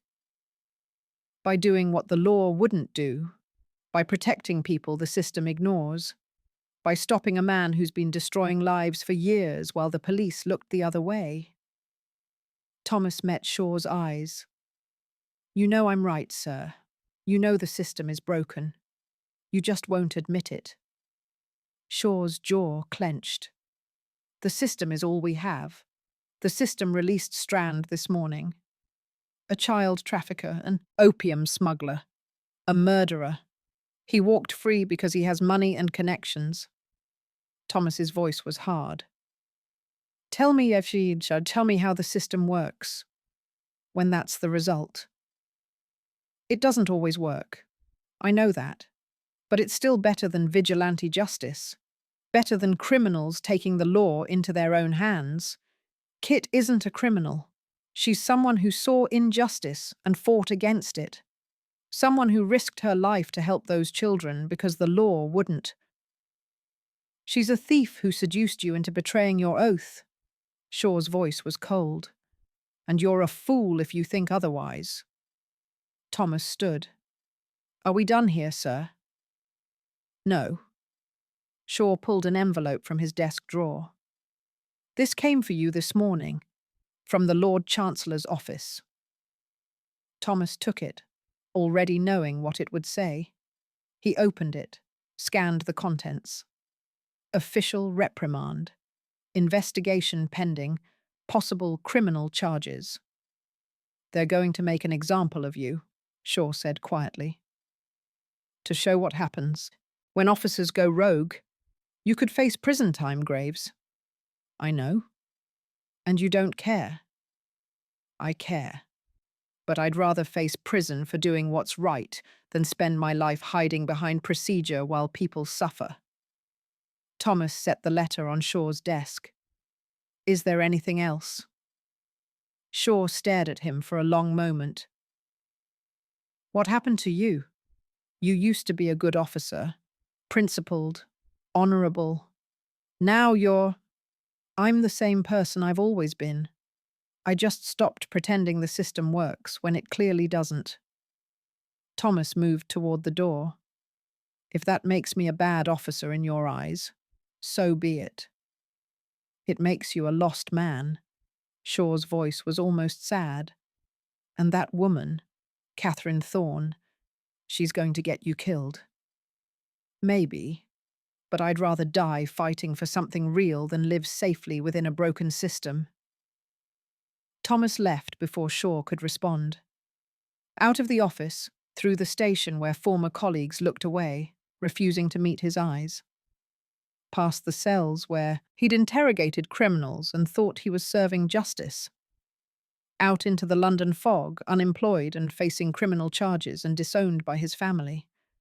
But with Kit's hand in his, their future uncertain but at least honest.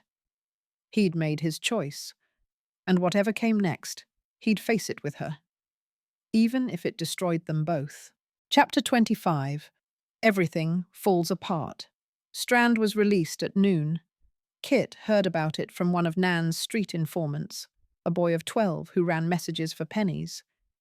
He found her at Father Barrett's church, where she'd been sitting with Nan through the night. He walked out the front door, the boy said, breathless. Had 3 lawyers with him. Looked pleased as punch, he did. Smiled at the constables like they was his servants. Kit pressed coins into the boy's hand. Anyone following him?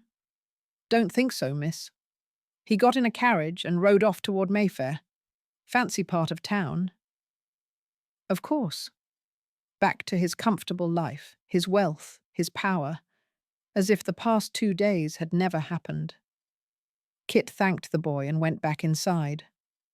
Nan was asleep on a cot in the vestry, her arms splinted, ribs wrapped, head bandaged. The physician Thomas had brought, a nervous man who'd kept his hat pulled low, had done what he could, but Nan was in bad shape. She'd need weeks to recover, maybe months, and it was Kit's fault. Father Barrett appeared in the doorway carrying tea. "She's resting easier now. The fever broke an hour ago." "Good." Kit took the tea without drinking it. "Father, I need to ask you something." "Go on." "The women you're sheltering, the ones from my network, I need you to move them." Father Barrett's expression grew cautious. "Move them where?" "Out of London. Today, if possible. Strand's free now and he'll come after anyone connected to me. They're not safe here anymore." "Catherine, please." Kit set down the tea, met his eyes. "I know it's asking a lot, but these women, they trusted me. I can't let Strand hurt them because of me." Father Barrett was quiet for a moment. "I can arrange transport for most of them, send them to churches in other cities, find them positions, but it will take time. And money." Kit pulled out the coins she'd salvaged from her boarding house, what little she'd managed to grab before fleeing. "This is all I have. Is it enough?" He counted it. "For some. Not all. I'll do what I can." "Thank you." Kit stood. "I need to go. There are others I have to warn. Other safe houses." "Kit." The priest's voice was gentle. "You look exhausted. Perhaps you should rest." "I can't. Not while Strand's out there." She headed for the door. "Keep Nan safe. Please, she's—" Kit stopped, unable to finish. "Just keep her safe." She left before he could argue. The first safe house was in Spitalfields, a narrow building where Kit had been hiding women for the past year. The landlady, Mrs. Chen's cousin, asked no questions and charged fair rent. Kit approached carefully, watching for observers. The street seemed normal. Morning vendors, children playing, women hanging laundry. Nothing suspicious. She knocked on the door, using the code she'd established. 3 raps, pause, 2 more, no answer. Kit knocked again, louder. Still nothing. The door was unlocked. That was the first warning. Kit always insisted they keep it locked. She pushed it open, hand going to her knife. The room had been torn apart. Furniture overturned, belongings scattered, blood on the floor. Not much, just a few drops, but enough to tell a story. The women were gone. Kit searched the entire building, knowing what she'd find. Empty rooms, signs of struggle. And on the table in the main room, a note weighted down with a knife. "You took from me. I'm taking from you. S. Strand." Kit crumpled the note in her fist. How many women had been here? 5? 6? Where had they taken them? She knew the answer. Back to the brothels, back to Cobb and men like him, back to the hell she'd tried to save them from. Kit left the building and ran. The second safe house was worse. This one was in Bethnal Green, run by a widow named Sarah, who'd lost her own daughter to the brothels. She'd been helping Kit for months, giving women a place to heal before moving on. The door was broken in. Kit didn't bother being cautious. She could already see the damage from the street. Inside, Sarah sat on the floor, holding a cloth to her bleeding mouth. 2 other women huddled in the corner, terrified. "Kit," Sarah's voice was thick. "They took them. Took 3 girls. Said they was Cobb's property. Said anyone who hid his property would—" She stopped, touching her split lip.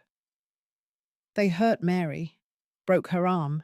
Said next time it'd be worse." Kit knelt beside her. "Where's Mary now?" "Dr. Chen's. I sent her there right after they left." "How long ago?" "Hour. Maybe less." Sarah grabbed Kit's hand. What's happening? Why are they coming after us now? It's my fault. Kit's voice was hollow. I made an enemy, a powerful one, and now he's destroying everything I built. The girls they took, can we get them back? Kit wanted to say yes, wanted to promise she'd fix this, save them, make it right, but she'd learned not to make promises she couldn't keep. I don't know, she said honestly, but I'm going to try. Sarah nodded, resigned. She'd probably known that was the only answer she'd get. Kit left her there and headed for Dr. Chen's surgery. She found the physician outside her building, arguing with two men in constable uniforms. I have the proper documentation, Dr. Chen was saying, her voice calm but tight. My residency permit is in order. My medical license is. Permits can be revoked, one of the constables said, especially when we receive reports that you're operating an illegal establishment, treating criminals, harboring fugitives. I'm a physician. I treat whoever needs treatment. That's not illegal. No, but knowingly treating criminals, helping them evade justice, that's another matter entirely. The constable pulled out a paper. This is an order from the Home Office. You're to cease all medical practice immediately pending investigation into your activities. Additionally, your residency permit is under review. If we determine you've violated the terms of your permit, you'll deport me. Dr. Chen's voice was flat. Yes, I understand how this works. Kit stepped forward. Leave her alone. The constables turned. One of them recognized her. Kit saw it in his eyes. Catherine Thorne, wanted for questioning in connection with... I know what I'm wanted for. Kit kept her voice steady. Dr. Chen had nothing to do with my activities. She's just a physician who treats patients.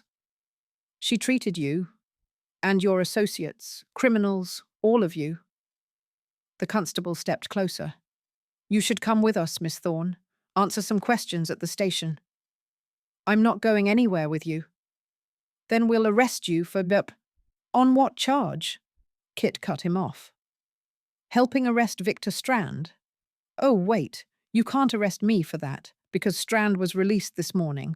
No charges, clean record.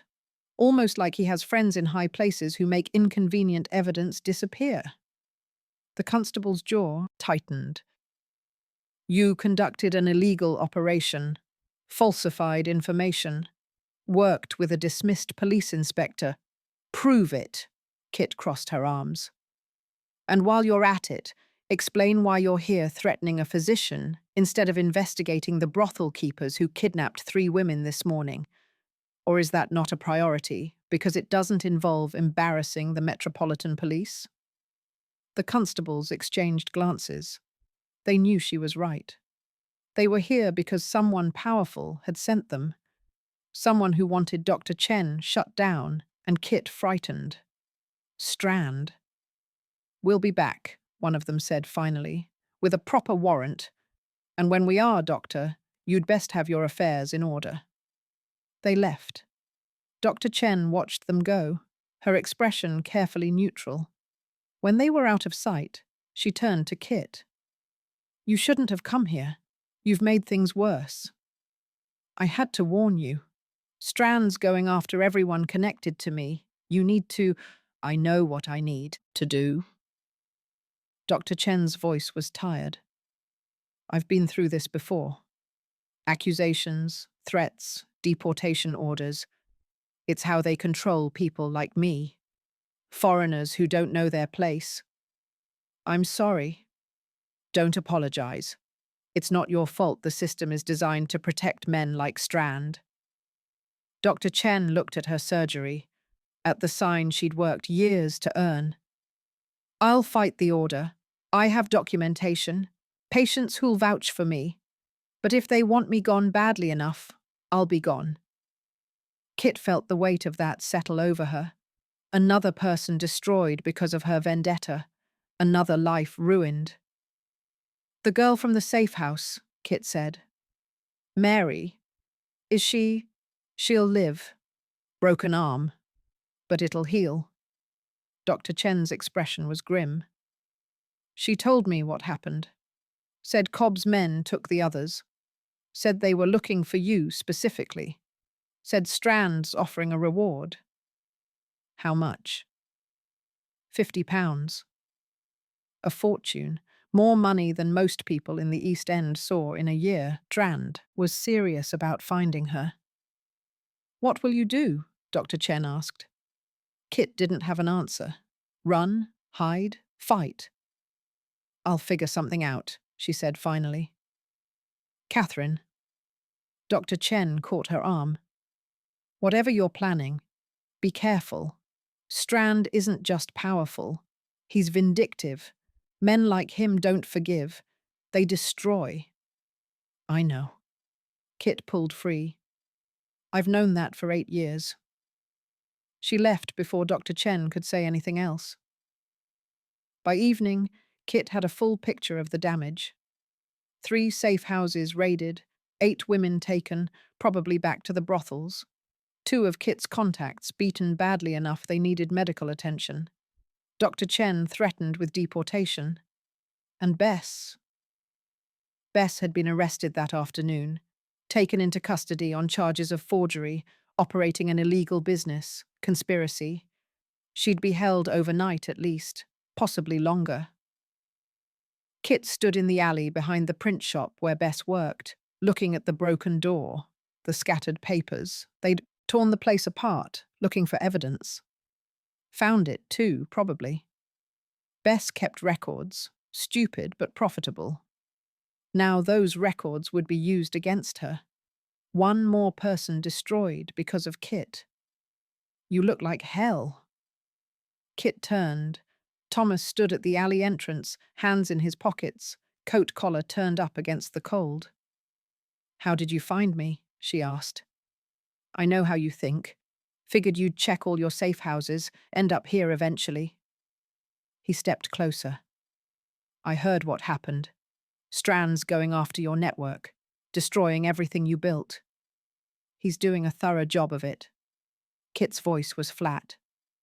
3 safe houses, 8 women gone. Bess arrested. Dr. Chen threatened. And that's just today. Then we stop him. How? Kit turned on him. Tell me how we stop a man who has unlimited money and connections, who can have constables harass physicians and arrest forgers and raid safe houses all in one day, who just walked out of jail after being caught with children and opium because his lawyers made it all disappear. Thomas was quiet for a moment. I don't know yet, but we'll find a way. There is no way. Kit's voice rose. Don't you see? This is what I told you would happen. The law doesn't work. The system protects him. And everyone I touch gets destroyed trying to fight it. Kit. Nan's lying in a church with broken ribs and a concussion. Bess is in jail. Dr. Chen's going to be deported. 8 women are back in the brothels, and it's all my fault. Kit's hands were shaking. Everyone I touch, Thomas. Everyone. They all pay the price for my vendetta. This isn't your fault. Yes, it is. She stepped back as he reached for her. I started this. I infiltrated Strand's operation. I convinced you to help me. I built a network thinking I could protect these women, and now they're all suffering because I wasn't smart enough, wasn't careful enough. You're not responsible for what Strand chooses to do, aren't I? Kit's voice broke. I knew what he was. I knew he'd retaliate. And I did it anyway, because I was so focused on my revenge that I didn't care who else got hurt. Thomas grabbed her shoulders. Listen to me. Strand is responsible for his own actions, not you. He chose to traffic children. He chose to run brothels. He chose to retaliate against women who'd done nothing wrong. That's on him, not you. But you tried to stop him. You risked your life to save people. You built something good in a city that specializes in destroying good things. Thomas's grip tightened. Don't let him twist that into guilt. Don't let him make you believe you're the villain here. Kit wanted to believe him, wanted to accept that she'd done her best, that the consequences weren't her fault. But looking at the wreckage of Bess's shop, thinking about the women dragged back to the brothels, imagining Dr. Chen being forced onto a ship back to China, she couldn't. I need you to go, she said, quietly. What? Leave. Walk away. Before Strand comes after you too. Kit pulled out of his grip. You've already lost your career and your family because of me. I won't let you lose your life. Kit, I'm not leaving you. Yes, you are. She backed away. This is my fight. My vendetta. You were right before. It's just revenge. And revenge isn't worth what it's costing. I never said that. You thought it. Your mother said it. Shaw said it. Kit's voice was hard. And they were right. I'm destroying everything around me. And you need to get away before I destroy you too. I'm not leaving. Thomas stepped forward. We're partners. We face this together. No. Kit turned away so she wouldn't have to see his face. I work alone. I always have. That was the mistake, thinking I could do this with you, thinking partnership wouldn't get us both killed. Kit, go home, Thomas. Or whatever passes for home now. Stay away from me.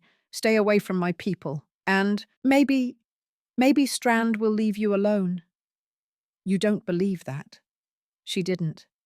But she needed him gone before her resolve broke, before she let him stay and watched Strand destroy him the way he was destroying everyone else. Please, she said, hating how her voice shook. Just go. Thomas was quiet for a long moment. Then, I'm not giving up on you. You should. Well, I'm not. He moved closer, and she felt him behind her, not touching but close enough. I love you, and I'm not walking away just because things got difficult. This isn't difficult. This is impossible. Then we'll do the impossible together. Thomas rested his hand on her shoulder. When you're ready to stop running, I'll be waiting, but I'm not leaving you to face this alone. He left before she could argue. Kit stood in the alley, listening to his footsteps fade, and felt something crack inside her chest. She was alone. Nan was broken. Bess was in jail. Dr. Chen was threatened. Her network was a network, scattered. Her safe houses were raided. And Thomas still believed in her, still thought they could win. He was wrong. Kit knew how this ended. Strand was too powerful, too connected, too ruthless. He'd keep destroying everything she touched until there was nothing left, until she had no choice but to face him directly. And when she did, one of them would die. She'd made peace with that years ago, had accepted that her vendetta would probably cost her life, but she hadn't counted on it costing everyone else's too. Kit pulled out the locket, opened it, looked at her father's face. I'm sorry, she whispered. I'm so sorry. Sorry for failing. Sorry for dragging innocent people into her war. Sorry for believing she could win against a man like Strand. Sorry for being her father's daughter. Too stubborn, too angry, too willing to fight losing battles. She closed the locket and started walking. No destination in mind, just movement. Because standing still meant thinking, and thinking meant facing what she'd done. The streets grew darker as she walked. Fog rolled in, thick and cold. London at night, indifferent to suffering, full of predators and prey. Kit had always thought she was a predator. Now she knew better. She was just another victim, another person ground under Strand's heel, another casualty in a war the powerful always won. She walked until her feet ached, until the cold seeped into her bones, until she couldn't remember why she'd started walking in the first place. Then she found herself outside a gin house, not Nan's, some other place, and went inside. The room was crowded, loud, full of people trying to forget their lives for a few hours. Kit pushed to the bar, ordered gin, drank it standing up. It burned going down. Good. She wanted to feel something besides guilt and rage. She ordered another, then another. Somewhere around the fourth glass, a man sidled up next to her. "You look lonely, love." "I'm not interested." "Come on now, don't be like that. Buy you a drink?" Kit turned on him, and something in her expression made him step back. "I said I'm not interested. Leave. Now." He left. Kit went back to her gin, drinking until the edges of the world went soft, until the guilt became distant, until she could almost pretend she hadn't destroyed a dozen lives with her stupid, hopeless vendetta. She was on her sixth or seventh glass, she'd lost count, when someone sat down next to her. Not the same man. Different. Bigger. "Catherine Thorne," a rough voice said. "Victor Strand wants a word with you." Kit didn't turn, just set down her glass and reached for the knife in her boot.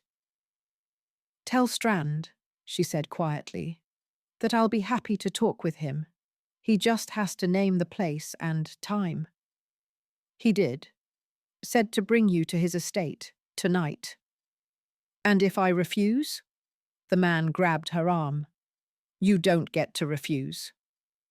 Kit's knife was out before he could react. She pressed it against his kidney, just hard enough to make her point. "I said I'm not interested. That goes for you too." She leaned closer. "Tell Strand I'll meet him, but on my terms, not his." "He don't do terms. Then he doesn't get me." Kit twisted the knife slightly. The man gasped. "Now get your hand off my arm before I cut out your kidney and feed it to you." He let go. Kit withdrew the knife and stood, leaving money on the bar for her drinks. "Tell Strand," she said over her shoulder, "that if he wants me, he can come get me himself. I'm done running." She walked out of the gin house into the fog-shrouded street. Done running, done hiding, done letting other people pay for her mistakes. Strand wanted a confrontation. Fine. She'd give him one. But not tonight.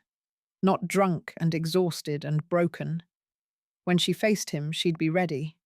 And this time there'd be no arrests, no trials, no waiting for the law to fail her again. This time one of them wasn't walking away.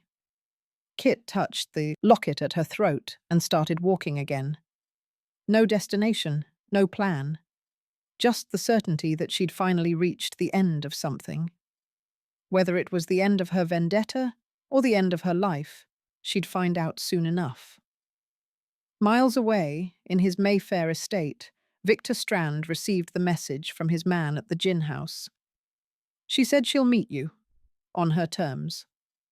Strand smiled. "Of course she did. Catherine Thorne.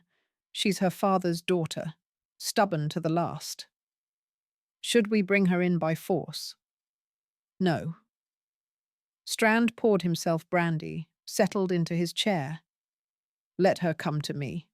Let her think she has control." He took a sip, savouring it. "I've waited 8 years to finish what I started with the Thorns. I can wait a few more days." His man nodded and left. Strand sat alone in his study, surrounded by wealth and power, and the comfortable certainty that he'd already won. Catherine Thorne had tried to destroy him, had infiltrated his operation, seduced a police inspector, gathered evidence, orchestrated a raid. and it had all meant nothing. He was free. His connections had saved him. The law had protected him. While Kit watched everything she cared about burn. Strand raised his glass in a silent toast to James Thorne's daughter. She'd put up a good fight, but it was over now. And soon, very soon, she'd join her father. Strand drank, smiled, and planned. Chapter 26. The Whiff of Death. Thomas's lodgings were being watched. He noticed them his second morning there, 2 men loitering across the street, trying too hard to look casual. Not police. The constables who'd wanted him arrested had backed off after Shaw made it clear there wasn't enough evidence to charge him.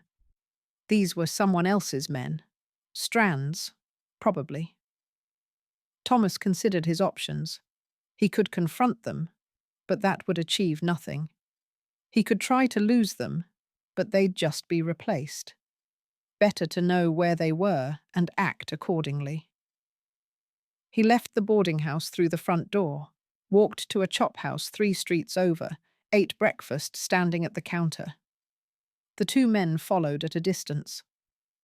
When Thomas left, they left. Professional, patient, waiting for something. Thomas spent the day trying to find work. He had saving, but they wouldn't last forever. He needed income, needed to rebuild some kind of life now that the police force was closed to him. No one was hiring ex-inspectors dismissed for corruption. He tried private inquiry firms. Several told him directly they couldn't afford the scandal of employing him.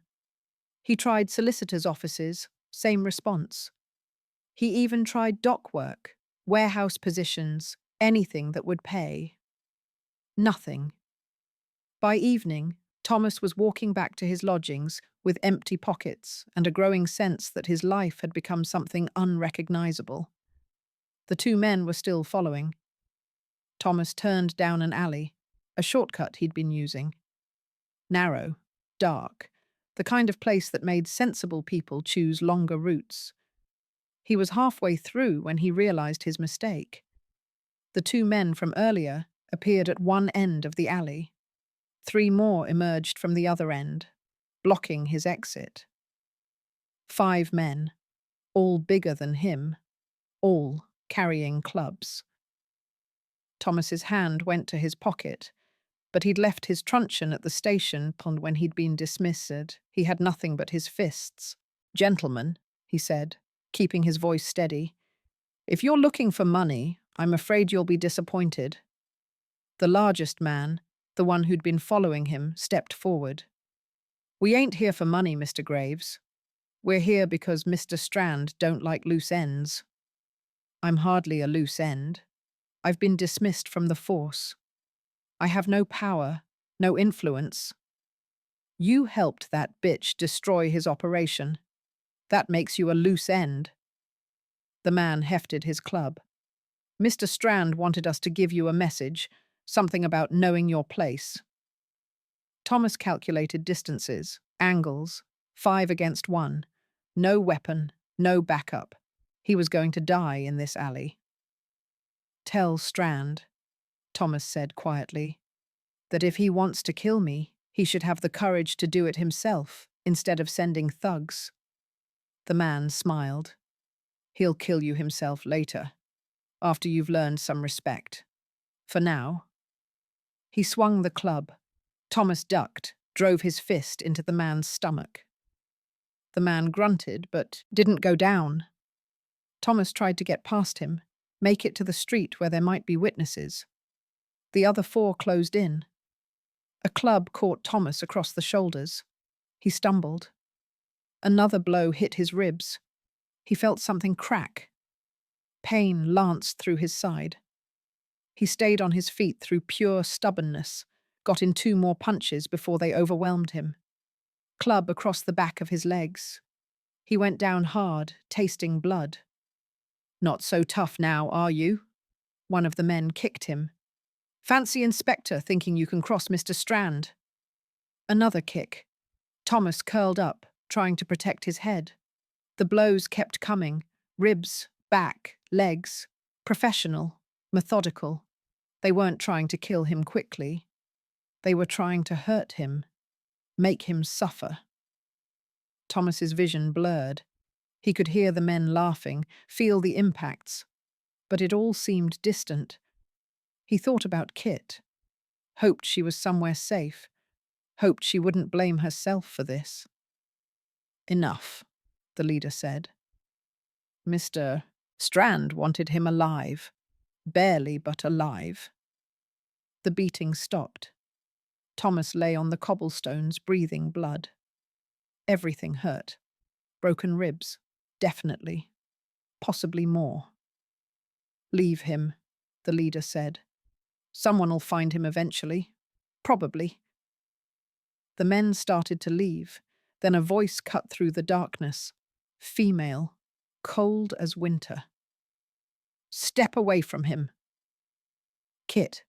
Thomas tried to call out, tell her to run, but all that came out was a wheeze. Through his blurred vision, he saw her standing at the alley entrance, small against the fog, alone. The men turned. Well now, the leader said. This is convenient. Mr. Strand wanted you too, saved us the trouble of hunting you down. I said step away from him. Kit's voice was steady. This is between me and Strand. Leave Thomas alone. Can't do that, love. Mr. Strand was specific. We hurt the inspector. We bring you in. That's the job. Then you'll have to go through me first. The leader laughed. There's 5 of us and one of you. You really that stupid? Probably. Kit pulled something from her pocket. A knife. Thomas could see it glinting in the gaslight. But I'm also faster than you, meaner than you, and I've got nothing left to lose. So here's how this works. You leave now. I let you live. You stay. I start cutting. One of the men moved toward her. Kit was faster. She was across the space in 3 steps, knife flashing. The man screamed, stumbled back, hand pressed to his slashed arm. Next one loses more than blood, Kit said. The men spread out, trying to surround her. Kit backed toward Thomas, keeping them all in sight. Can you stand? She asked without looking at him. Not. Thomas coughed, tasted blood. Not sure. Try, because we're leaving. Now. The leader gestured to his men. They advanced together, clubs raised. Kit moved to meet them. What happened next was too fast for Thomas to follow properly. Kit ducking under a swing, her knife opening a line across someone's face, spinning away from another attack, kicking out at a knee. She fought like something feral, all speed and violence and desperation. But there were 5 of them. A club caught her shoulder. She gasped but kept moving. Another blow grazed her head. Blood ran into her eyes. Thomas tried to get up, to help, but his body wouldn't cooperate. He watched helplessly as they forced Kit back, surrounded her, prepared to beat her the way they'd beaten him. Then Kit did something Thomas had never seen her do before. She stopped fighting defensively. The next man who swung at her, she stepped inside his guard, drove her knife up under his ribs, twisted, pulled it out. The man's eyes went wide. He dropped his club, stumbled backward. Blood spread across his shirt, dark, arterial. Too much blood. Kit stared at her knife, at the blood coating the blade, at the man collapsing to the cobblestones. The other men froze, suddenly realizing this wasn't a beating anymore. This was murder. Christ, one of them said. She killed him. She actually... Run! The leader grabbed the wounded man. Get out of here. They ran, dragging their injured with them, leaving the dying man behind. Kit stood motionless, knife still in her hand, blood dripping from the blade. The man on the ground was making wet, gasping sounds. Dying. Not fast enough. Thomas crawled toward her. Kit! She didn't respond, just stared at the dying man, her expression blank. Kit! Thomas reached her, grabbed her ankle. Kit, we need to go. Before they come back. I killed him. Her voice was hollow. I killed someone. In self-defense. He was trying to kill us. I killed him. She dropped the knife. It clattered on the cobblestones, loud in the sudden quiet. I put the knife in his chest and I felt it go in. Felt it. She stopped, turned away and vomited. Thomas pulled himself upright using the wall, every movement agony. The man on the ground had stopped gasping, stopped moving. Dead. Kit wiped her mouth with a shaking hand. We need to go. Before the police. She helped Thomas stand. He could barely walk. His legs threatened to give out with every step. Kit got under his arm, took his weight, half dragged him toward the alley entrance. Where? Thomas managed. Don't know. Somewhere safe. Somewhere. She stopped. I don't know where's safe anymore. They made it to the street. Kit hailed a hansom cab. The driver took one look at them and nearly drove away. But Kit shoved money at him. More than the fare. Enough to ensure his silence. St. Giles, she told him, near the church. The ride was a blur of pain for Thomas. He leaned against Kit, trying not to pass out, trying not to think about the dead man in the alley, about the fact that Kit had killed him, about the blood on her hands, literally. The cab stopped. Kit paid the driver, helped Thomas out. They were in the worst part of St. Giles, a warren of decrepit buildings and narrow courts where police rarely ventured. This way, Kit said. She led him through passages Thomas had never seen before, down steps, through doorways, finally into a building that looked abandoned but wasn't. Someone's hiding place. Multiple someones, probably. Kit got him to a room on the 3rd floor. Barely furnished, just a mattress and a broken chair. She lowered him onto the mattress, then stepped back. In the light from the single candle, Thomas could see her properly. Blood on her hands, on her dress, in her hair. Some of it hers from the blow to her head, most of it from the man she'd killed. She stared at her hands like they belonged to someone else. Kit, Thomas said. Look at me. She didn't. Kit. I killed him. Her voice was barely a whisper. I've stolen from hundreds of people. I've hurt people, broken bones, done things I'm not proud of. But I never killed anyone before. You saved my life. I put a knife in his chest and twisted. Kit's hands were shaking. I felt his blood on my hands, warm. I heard him die. That sound. She stopped, breathing hard. I'll hear it forever. Thomas tried to stand, nearly fell. Kit caught him automatically, then seemed to realize what she was doing and pulled back. You need a doctor, she said. Your ribs. I need you to listen to me. Thomas grabbed her wrist before she could retreat further. What you did, it was self-defense. He was going to kill us both. You did what you had to do. I could have wounded him. Could have died trying to be merciful to a man who was beating me to death. Thomas's grip tightened. Don't do this to yourself. Don't twist what happened into something it wasn't. I'm a killer now.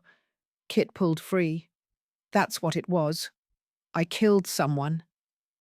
In defense. It doesn't matter why. Her voice rose. Dead is dead, Thomas. He's dead because I put a knife in him. His blood is on my hands. And you, she looked at him, and he saw something break in her eyes. You're a police inspector, or you were, and now you're complicit in murder. Former inspector, and you're not a murderer. Yes, I am. Kit backed toward the door. I'm exactly what your mother said, what Shaw said, what everyone said. A criminal, common, violent, and now a killer. Kit, stop. You can't be with me. Not after this. She was at the door now. You saw what I did. Saw what I'm capable of. How can you even look at me? Thomas tried to stand. Couldn't. Kit, please. I'm sorry. Tears were running down her face, cutting tracks through the blood. I'm sorry I dragged you into this. Sorry I let you think we could, that there was any way this could work. But you were right before. I'm destroying you. And I can't watch you die because of me. Then stay. Help me. We'll figure this out together. There's nothing to figure out. Kit's voice was flat. I'm a killer. You're a man who used to believe in the law. There's no future where that works. I don't care. I do. She opened the door. Someone will come check on you. I'll send word to Father Barrett. He'll get you a physician. Kit, don't do this. I'm sorry, she said again. Then she was gone, the door closing behind her. Thomas tried to follow, made it 2 steps before his legs gave out. He collapsed against the wall, pain shooting through his broken ribs. Kit! He could hear her footsteps on the stairs, getting fainter. Kit! Come back! No answer. Thomas slumped there, bleeding and broken, listening to the silence. She was gone. He'd lost her, not to Strand, not to the law, to guilt and shame and the weight of taking a life. Thomas closed his eyes, felt the pain in his ribs, and wanted to scream. They'd survived the beating, survived the attempt on their lives, but they hadn't survived what it had cost Kit to save him. Kit ran. Through the streets of St. Giles, through courts and alleys, running until her lungs burned and her legs shook. She could still feel it. The knife going in, the resistance of flesh and bone, the wet sound as she pulled it out. She'd killed a man, not in a fight, not accidentally. She'd driven the knife up under his ribs deliberately, knowing exactly where to strike to hit the heart. One of Nan's lessons. How to kill quickly if you had to. Kit had never thought she'd use it. She stopped running when she couldn't breathe anymore, collapsed against a wall in some nameless alley. Her hands were still shaking, still covered in blood. She looked at them, at the dark stains, the way her fingers trembled, and felt bile rise in her throat. Murderer. The word echoed in her head. Not thief, not criminal. Murderer. She'd crossed a line she couldn't uncross, become something she'd never wanted to be. And Thomas. Kit pressed her hands against her face, trying to stop the tears. Thomas had looked at her with horror, with shock, with the realization that the woman he loved was capable of killing. How could he stay with her after that? How could he look at her without seeing the blood on her hands? He couldn't, which was why she'd left. Why she'd run before he could say the words she knew were coming. It's over. Kit stood on shaking legs and started walking. No destination, just movement, because standing still meant feeling, and feeling meant breaking. She walked until she found herself outside Nan's gin house. The old woman was still at Father Barrett's, recovering. But the gin house remained, grimy, familiar, full of people who wouldn't ask questions about blood on her dress. Kit went inside, pushed to the bar, ordered gin. The barman looked at her, at the blood, the bruises, the hollow eyes, and poured without comment. Kit drank. The gin burned, but not enough to wash away what she'd done. Not enough to stop her hands from shaking. She ordered another, then another. Somewhere, around the fifth glass, she stopped shaking. Somewhere around the seventh, she stopped feeling. And somewhere past midnight, drunk and empty and alone, Kit finally admitted the truth to herself. She'd won her revenge against Strand. She'd infiltrated his operation, gathered evidence, helped destroy his empire. And it had cost her everything. Nan, broken, her network, scattered, Thomas, lost. And now, a man's life, taken by her hand. The price had been too high. Kit touched the locket at her throat, felt the familiar shape of her father's face beneath the metal. "I'm sorry," she whispered to the ghost she'd been chasing for 8 years. "I'm so sorry." Sorry for the vendetta that had consumed her life. Sorry for the people she'd hurt pursuing it. Sorry for believing revenge would bring peace. It hadn't. It had just brought more blood, more pain, more loss. Kit ordered another gin and drank until the world went soft and distant, until she couldn't remember the sound of a dying man's last breath, until she could almost pretend her hands were clean. Almost. In his Mayfair study, Victor Strand received word that one of his men had been killed. By the Thorn woman, his lieutenant reported. She killed Jack, stabbed him in the alley defending that inspector. Strand considered this. Jack was a good man, loyal, effective. "Yes, sir. Should we retaliate? Hit her harder?" "No." Strand poured himself brandy. "She's already destroyed, can't you see it? Her network is gone. Her allies are scattered. She killed someone tonight. That will haunt her. And the inspector," he smiled. "The inspector saw what she's capable of. That relationship is finished." "Then what do we do?" "We wait." Strand sipped his brandy. "Catherine Thorne spent 8 years preparing to destroy me. She failed.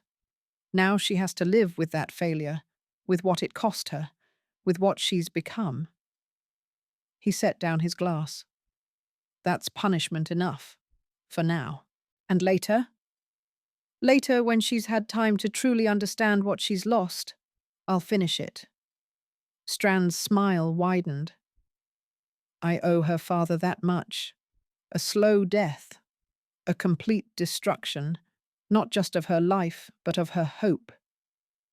His lieutenant nodded and left. Strand sat alone, savouring his victory. Catherine Thorne had tried to fight him, had come closer than anyone to actually succeeding. But close wasn't enough. And now she'd killed a man defending someone she loved. She'd crossed a line she could never uncross, become something she'd never wanted to be, all because of him. Strand raised his glass in a silent toast to James Thorne's daughter. She'd fought well, but it was over now. And soon, very soon, she'd realize that death would have been kinder than survival. That was the real revenge, not killing her, making her live with what she'd become. Chapter 27. Separate Hells. Kit woke on the floor of the gin house with her head pounding and blood still dried under her fingernails.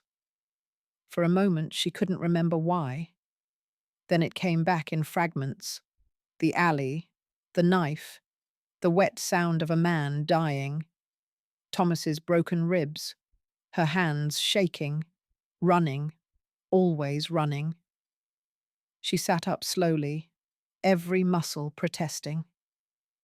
The gin house was empty this early, just her and the barman sleeping behind the counter, one arm draped over a half-empty bottle. Kit looked at her hands. She'd tried to wash them last night, but traces of blood remained in the creases of her palms, under her nails. Evidence of what she'd done. She stood on shaking legs and stumbled to the back room where the barman kept a bucket of water for washing glasses. She scrubbed her hands until they were raw and red. The blood came away, but she could still feel it, would always feel it. Kit dried her hands and left the gin house. Dawn was breaking over London, grey and cold like every other dawn. The city didn't care that she'd killed a man, didn't care that her life had fallen apart. It just kept moving, indifferent to suffering. She walked with no destination in mind. Her body moved automatically through familiar streets, while her mind circled the same thoughts over and over. I killed someone. Thomas saw me kill someone. Everyone I touch gets destroyed. The streets grew busier as morning progressed. Vendors setting up stalls, children running errands, women in worn dresses heading to factories or laundries or worse. All of them just trying to survive another day. Kit had been one of them once, before the vendetta, before she'd decided revenge mattered more than survival. Now she was something else, something worse. A killer. She found herself at the docks without planning to. This was where her father had worked, where he'd discovered Strand's smuggling operation, where he'd made the choice that got him killed. Kit stood on the pier, looking at the ships, and wondered if he'd regret it. If James Thorne could see what his daughter had become in pursuit of justice for his death, would he be proud or horrified? "You look like hell." Kit turned. Nan stood behind her, leaning heavily on a makeshift crutch. Her left arm was still splintered, her face pale beneath the bandages. She shouldn't be out of bed, let alone walking the docks. "What are you doing here?" Kit demanded. "You should be resting." "Heard you were wandering around looking like death warmed over. Figured I'd better check on you before you did something stupid." Nan's eyes were sharp, despite the pain she must be in. "What happened?" "Nothing. Don't lie to me, girl. I've known you too long." Nan gestured with her good arm. "You've got that look, the one that says you did something you can't take back." Kit turned away, facing the water. "I killed someone last night." Silence. Then, "Self-defense? Does it matter?" "It matters." Nan moved to stand beside her, wincing with each step. Was it self-defense or murder? He was beating Thomas to death. 5 of them. Strand's men. Kit's voice was flat. "I tried to fight them off, but there were too many. So I—" She stopped, unable to say it out loud. "I put my knife in his chest and twisted. Killed him." Nan was quiet for a moment. "Then it was self-defense." "I could have wounded him. Could have watched them beat your man to death while you played nice." Nan's voice was hard. "Don't be soft about this, Kit. Soft gets you killed. You did what you had to do." "I took a man's life. You saved 2 lives, yours and Thomas's." Nan turned to face her. "I know what you're feeling right now. The guilt, the weight of it. I killed a man once, years ago. He was trying to rape me in an alley. I hit him with a brick until he stopped moving." She paused. "I felt sick for weeks after. Couldn't sleep. Couldn't eat. Kept thinking I was a murderer." Kit looked at her. "What changed?" "Nothing. I still killed him. Still took a life." Nan's expression was grim. "But I stopped letting it destroy me. Because the alternative was dying myself. Either literally or just stopping living. And I decided he wasn't worth that." "This is different. How?" Nan grabbed Kit's arm with her good hand. How is it different? You killed to survive, to protect someone you love. That don't make you a monster, Kit. It makes you human. Thomas saw me do it, saw what I'm capable of. Kit pulled free. He looked at me like he didn't know who I was anymore. Did he say that? He didn't have to. I saw it in his face. You saw what you expected to see, Nan said bluntly, because you're looking for reasons to push him away. Have been from the start. Kit's jaw tightened. That's not. It is. You've been waiting for him to realize you're not worth it. Not worth his career, his family, his respectable life. And now you think you've given him that reason. Nan's voice softened slightly. But Kit, he chose you. He knew what you were when he made that choice. A thief, a fighter, someone who'd do whatever it took to survive. That don't change just because you finally had to kill someone. It changes everything. No, it don't. Nan was implacable. What changes is whether you let it destroy you, whether you run, or whether you stand and deal with what you've done. Kit looked at the water, at the ships that could take her anywhere, away from London, away from Strand, away from Thomas and the guilt and the blood on her hands. I'm thinking about leaving, she said quietly. Getting on a ship, starting over somewhere else. That's the coward's way. Maybe I'm a coward.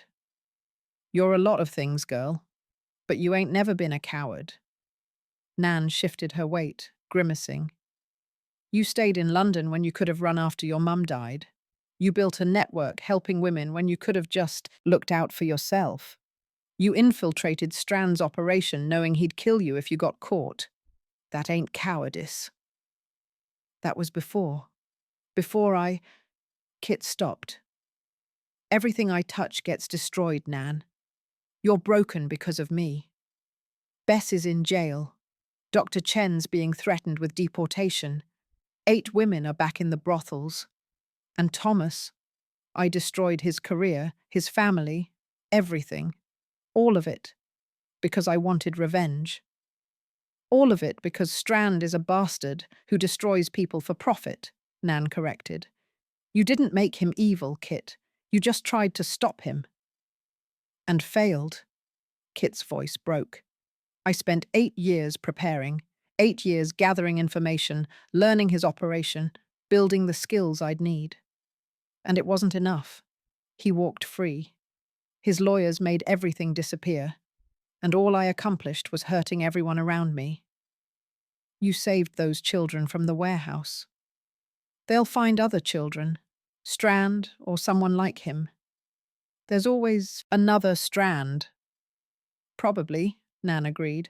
World's full of bastards, but that don't mean you stop fighting them. Kit laughed bitterly. What's the point? The law protects men like him. The system is designed to keep people like me in our place. Nothing I do matters. It matters to the women you helped. It matters to Polly. She's got a new life because of you. It matters to Thomas. He'd be a soulless bastard still serving a broken system if you hadn't shown him the truth. Nan's voice was firm. And it matters to me. Because you're the closest thing I got to family. And I don't want to watch you destroy yourself over guilt you don't deserve. Kit felt tears threaten, but refused to let them fall. I don't know what to do, Nan. I don't know how to keep going after this, how to face Thomas, how to live with what I've done. One day at a time, one choice at a time. Nan squeezed her shoulder. First choice, you stay in London or you run. Kit thought about it. Really thought about it. Running meant leaving everything. Her network, what was left of it. Nan, the women who might still need her. Thomas, who'd chosen her despite everything, who'd destroyed his career for her, who'd been beaten nearly to death because of her and still, had tried to defend her after she'd killed a man in front of him. I don't know if I can face him, Kit admitted. Not after what he saw. What I am. What you are is someone who loved him enough to save his life. That don't change because you had to kill to do it. Nan's voice was surprisingly gentle. He chose you, Kit. The real you. Not some perfect version. Not some respectable lady his mother would approve of. You, with all your sharp edges and violence and guilt. How do you know? Maybe he... Because I saw the way he looked at you, like you hung the moon, like you were the only real thing in his whole false world. Nan shook her head. Man who looks at a woman like that don't walk away because she did something violent. He already knew you were capable of violence. That's part of what he loves about you. Kit wanted to believe that, wanted to trust that Thomas's love was strong enough to survive what she'd done. But the doubt gnawed at her. What if you're wrong? She asked quietly. What if I go to him and he can't look at me the same way? Can't touch me without thinking about the blood? Then you deal with it. Together. Nan's voice was firm. But you don't make that choice for him. He's a grown man who knew what he was getting into. You don't protect him by running away.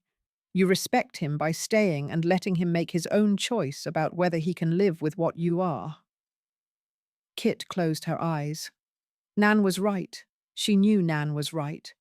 But knowing it and doing it were different things. I'm scared, she admitted. I've been scared before. Of Strand, of dying, of failing. But this, I'm scared of losing him. Of watching him realize I'm not worth what he gave up. That's love, girl. It's always scary. Nan's voice softened. But you don't get to have the good parts without risking the bad. You either choose him, really choose him, blood and guilt and all, or you let him go. But you don't get to have it both ways. Kit opened her eyes, looked at the ships again. Freedom was right there. A ticket, a new city, a fresh start.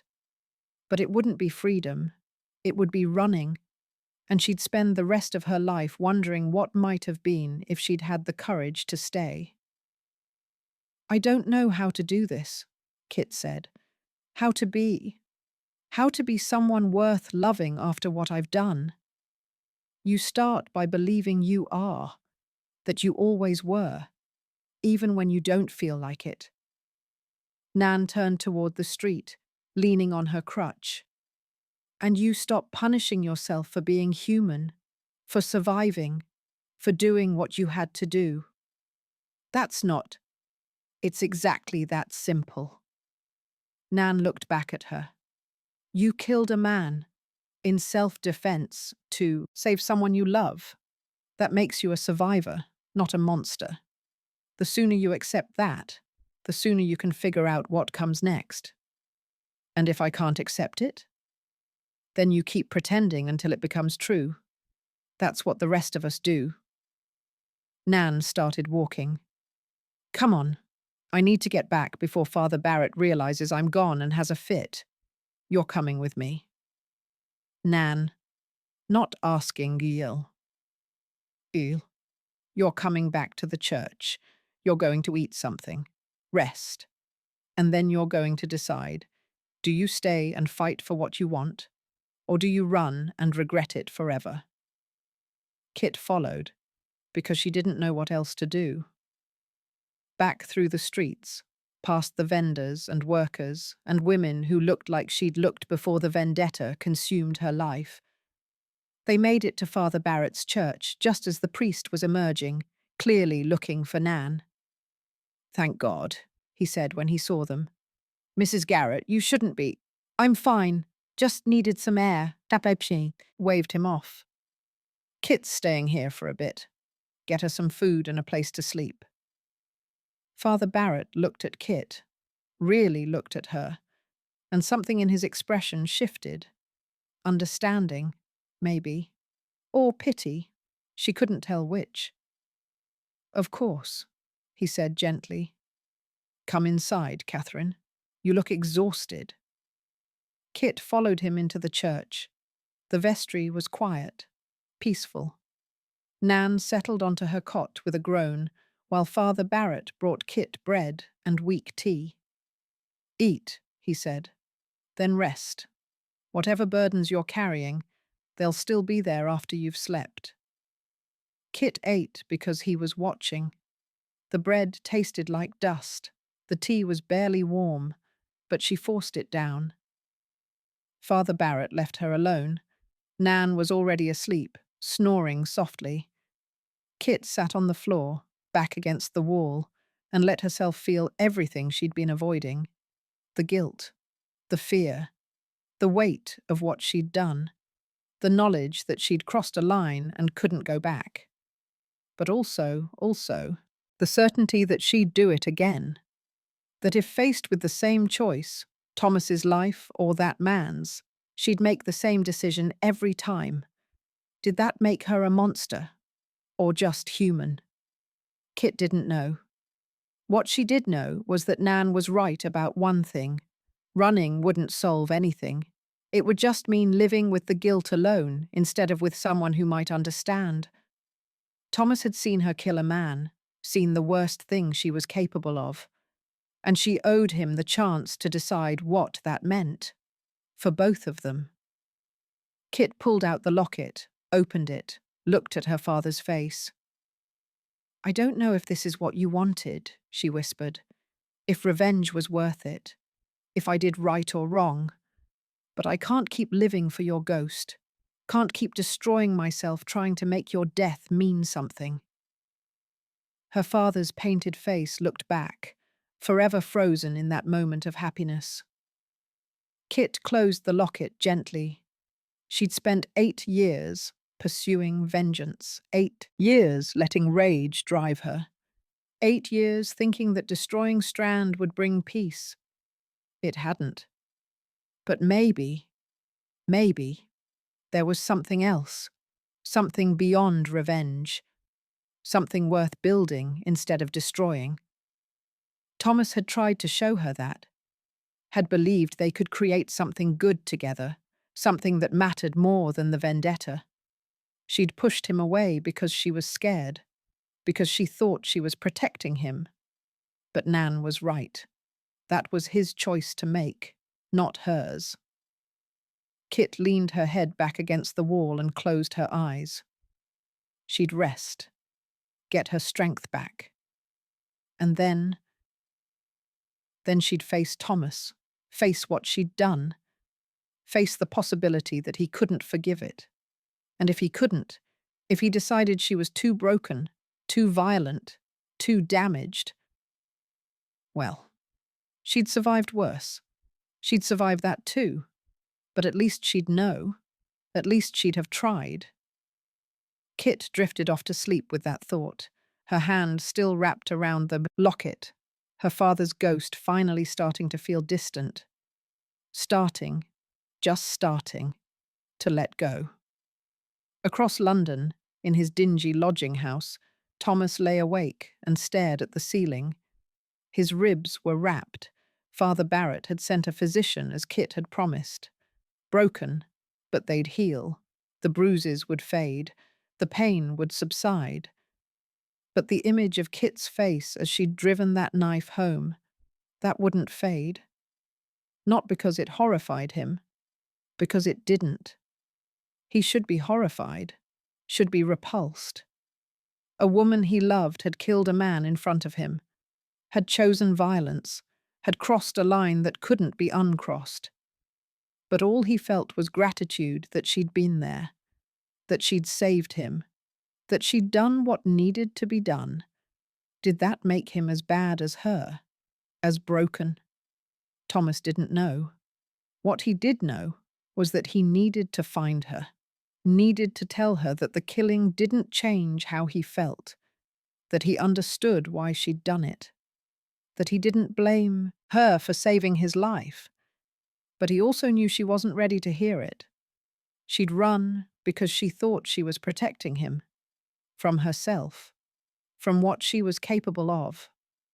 She didn't understand yet that he'd seen what she was capable of from the beginning, had chosen her anyway, had chosen her because of it, not despite it. Thomas shifted, winced at the pain in his ribs, and tried to think. Kit would be beating herself up right now, drowning in guilt, convinced she was a monster. She needed someone to tell her she wasn't, someone she'd actually listen to, not him, not yet. She'd just push him away again. But Nan would find her, would talk sense into her. If anyone could pull Kit back from the edge, it was the woman who'd been doing it for years. Thomas closed his eyes and tried to rest. The fight wasn't over. Strand was still out there, still dangerous, still destroying lives. But right now, Thomas couldn't think about Strand, couldn't think about revenge or justice or any of it. All he could think about was Kit, and whether she'd come back to him, or whether the guilt would drive her away for good. Thomas lay there in the darkness, broken ribs aching, and waited.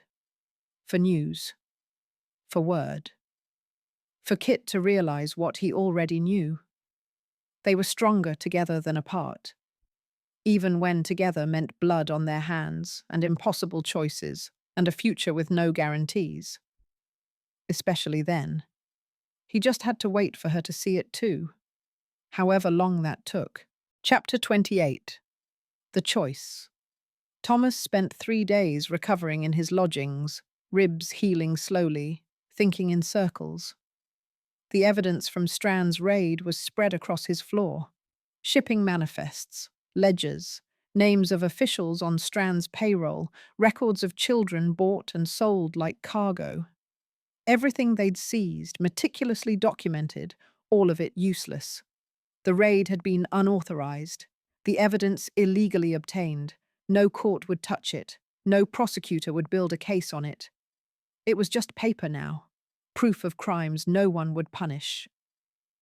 Thomas stared at it and felt the full weight of his failure.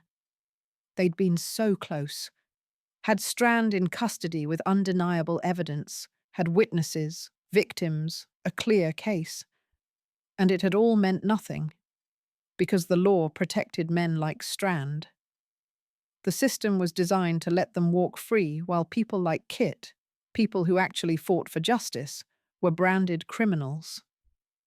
Thomas picked up one of the ledgers, flipped through pages of careful accounting. Children's names listed next to prices. £8 for a girl of 10. 12 for a boy who could work the docks. 15 for specialty requests. He threw the ledger across the room. It hit the wall, pages scattering. Evidence, proof. All of it worthless because he'd obtained it the wrong way, because procedure mattered more than justice. A knock at the door interrupted his rage. Thomas stood carefully, his ribs still protested movement, and opened it. Inspector Shaw stood in the hallway, looking older than Thomas had ever seen him. Worn, defeated. "Sir," Thomas said, surprised. "May I come in?" Thomas stepped aside. Shaw entered, took in the evidence scattered across the floor, and his expression grew even grimmer. "You kept it," Shaw said.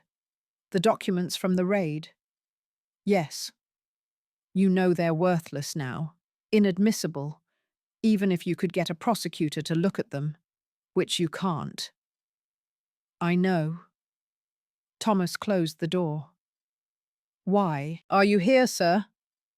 Shaw was quiet for a moment, still looking at the evidence. "I came to give you a choice. One last chance to salvage something from this mess." "What kind of choice?" "The Lord Chancellor's office is still investigating you, still building a case for criminal charges." Shaw turned to face him. "But they're willing to make a deal. You testify that Catherine Thorne masterminded the entire operation, that she manipulated you, seduced you, used your position for her own vendetta. You cooperate fully, provide evidence against her, and they'll drop the charges against you. Thomas stared at him. You're asking me to betray Kit. I'm asking you to save yourself. There's a difference. Shaw's voice was tired. Graves, you're facing prison time, real consequences. But if you cooperate, they'll let it go. You won't get your position back, but you won't go to jail. You'll be able to rebuild your life. By destroying hers. She's already destroyed. Strand's men are men hunting her. She killed one of them, did you know that? Stabbed him in an alley. She's wanted for murder now, Graves. Murder. Even if you protect her, she's facing the rope. Thomas's hands curled into fists. It was self-defense. She was protecting me. That's not what the witnesses say. 2 of Strand's men swore she attacked first, unprovoked, killed their associate in cold blood. Shaw's expression was sympathetic. I know she's not a murderer. I know she was protecting you. But it doesn't matter what I know. What matters is what can be proven in court. Nothing can be proven in court, Thomas said bitterly. Not against Strand, not for Kit. The law doesn't care about truth. It cares about power. Sometimes that's true. It's always true. Thomas's voice rose. Strand trafficked children and walked free. Kit saved my life and she's wanted for murder. The system is broken, sir. You know it is. You've always known it. Shaw was quiet for a long moment. Yes, he said, finally. I know. The admission hung in the air between them. Then why do you keep serving it? Thomas demanded. Why do you keep pretending procedure matters when it clearly doesn't? When it just protects men like Strand while destroying everyone else? Because the alternative is chaos, vigilante justice. People like Catherine Thorne deciding who lives and dies based on their own moral code. Shaw's voice was firm. The law isn't perfect, Graves, but it's better than the alternative. Is it? Thomas gestured at the evidence on the floor. We had Strand. We had proof. And the law let him walk. How is that better than Kit trying to stop him herself? Because at least the law has rules. Standard is oversight. Shaw stepped closer. What Kit does, extracting women from brothels, stealing, breaking into buildings, it's vigilantism. And yes, sometimes it helps people. But it's also lawless, dangerous. It sets a precedent that anyone can take justice into their own hands. And what precedent does it set when the law protects child traffickers? Shaw flinched. I don't have a good answer for that. Then maybe the law isn't as sacred as you think it is. Thomas moved to the window, looked out at the grey London street. I spent years believing what you taught me, that the law was justice, that if we just followed procedure, did things properly, the system would work. But it doesn't work, sir. It never has. It's designed to protect the powerful and punish the weak. So what's your alternative? Abandon the law entirely? Become like her? Maybe. Thomas turned to face his former mentor. Maybe being like her is better than serving a broken system. At least she's honest about what she is. At least she doesn't pretend the rules matter when they clearly don't. Shaw shook his head. You're making a mistake. A terrible one. If you choose her over the law, you'll lose everything. I've already lost everything. My career, my family, my faith in the system. Thomas's voice was quiet but firm. The only thing I haven't lost is Kit, and I'm not going to betray her to save myself. Even if it means prison. even if it means watching her hang for murder. Even then, Thomas met Shaw's eyes. I'd rather go to prison knowing I stood by someone I love than walk free, knowing I betrayed her to serve a system that protects monsters. Shaw studied him for a long moment. You really love her? Yes. Enough to throw away your entire life. She is my life now, the only part that matters. Thomas's voice didn't waver. Everything else, the career, the respectability, the belief that I was serving justice, it was all a lie. She showed me that. And I'm not going back to living that lie just because it's safer.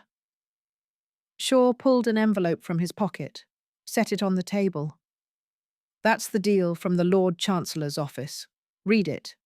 Think about it. You have 24 hours to decide. I don't need 24 hours. Take them anyway. Shaw moved toward the door. You're angry right now. Hurt. But when you calm down, you might see things differently. You might realize that protecting yourself isn't betrayal. It's survival. He left before Thomas could argue. Thomas stood alone in the room, looking at the envelope. He didn't need to open it, didn't need to read the terms. He already knew what his answer would be. But Shaw was right about one thing. He should think it through. Make sure he understood what he was choosing. He was about to throw the envelope away when another knock sounded. Thomas opened the door, expecting Shaw had returned. Instead, he found Danny Pierce, standing in the hallway, looking nervous. "Sir," the young constable said, "I hope I'm not intruding." "Danny," Thomas stepped aside. "Come in." Danny entered, took in the evidence on the floor, and his eyes widened. "Is that from the Strand raid?" "Yes, useless now, but yes." "It's not useless, sir. It's proof. It shows what he did. It shows what no court will acknowledge, because it was obtained illegally." Thomas closed the door. "What are you doing here, Danny?" The young constable shifted uncomfortably. "I wanted to check on you. Heard you were injured. And I wanted to—" He stopped, gathering courage. "I wanted to thank you." "For what? Getting you involved in an illegal operation? Nearly getting you dismissed?" "For showing me what real police work looks like." Danny's voice was earnest. "Sir, I joined the force because I wanted to help people, to stop criminals, to make London safer. But after working with you, I realized most of what we do doesn't actually help anyone. We arrest prostitutes, but ignore the men who exploit them. We chase petty thieves, but leave smugglers alone because they've got connections. We pretend we're serving justice, but really we're just serving power." Thomas was quiet, surprised by the bitterness in Danny's voice. "You showed me different," Danny continued. "That night we raided Strand's warehouse. We actually saved people.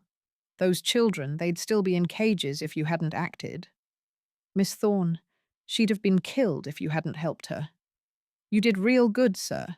The kind of good the force is supposed to do but doesn't. And look where it got me. Dismissed, facing criminal charges, living in a boarding house because I can't afford better. But you did the right thing." Danny stepped closer. "That matters, sir. Even if no one else sees it, it matters." Thomas looked at the young constable, idealistic, earnest, still believing the system could work if people just tried hard enough. He'd been that naive once. "Danny," Thomas said quietly, "the right thing doesn't always win. Sometimes it just gets you destroyed. Maybe, but at least you can live with yourself after." Danny gestured at the evidence on the floor. "I couldn't, sir. Not if I'd let Strand walk because I was too scared to break procedure. Not if I'd stood by and done nothing while children were sold." Thomas felt something shift in his chest. Danny was right. Whatever else happened, at least he'd tried. At least he'd fought back against a system designed to protect men like Strand. Shaw came by, Thomas said. Offered me a deal. Testify against Kit. Cooperate with the investigation. And they'll drop the charges against me. Danny's face went pale. You're not… You wouldn't… No, I wouldn't. Thomas sat down, wincing at his ribs. But I wanted you to know what I'm choosing. What it means. I'm choosing Kit over the law. Over my freedom. Over everything Shaw taught me to value. And I'm choosing her, knowing it might mean prison. Knowing I can't protect her from what's coming. She saved your life, sir. I know. Then there's no choice at all, is there? Danny's voice was certain. You stand by her, whatever comes after. Thomas looked at the young constable and saw the man he'd been 5 years ago, full of certainty and ideals, and the belief that honor meant something. Maybe it did, just not the kind of honor Shaw had taught him. What will you do? Thomas asked. After this, will you stay with the force? Danny was quiet for a moment. I don't know, sir. Part of me wants to quit. To walk away from a system that protects Strand while punishing you, but part of me thinks, maybe I can do some good from the inside. Maybe I can be the kind of copper you were. The kind who actually helps people. That's harder than it sounds. I know, but I have to try. Danny moved toward the door, then paused. Sir, if you need anything, help, money, someone to testify on your behalf, I'm here, whatever you need. Thank you, Danny. That means more than you know. After the constable left, Thomas sat alone with the evidence and the envelope from the Lord Chancellor's office. 2 paths, 2 choices. Betray Kit, save himself, go back to some semblance of a normal life. Or choose her. Face the consequences and abandon everything he'd been taught to believe in. It should have been difficult. Should have required agonizing deliberation. But it wasn't difficult. Because Danny was right. There was no real choice. Thomas had spent his entire life serving the law, following rules, believing that procedure and honor and doing things properly would lead to justice. And he'd been wrong. The law didn't serve justice, it served power. It protected men like Strand while destroying people like Kit who actually fought against corruption.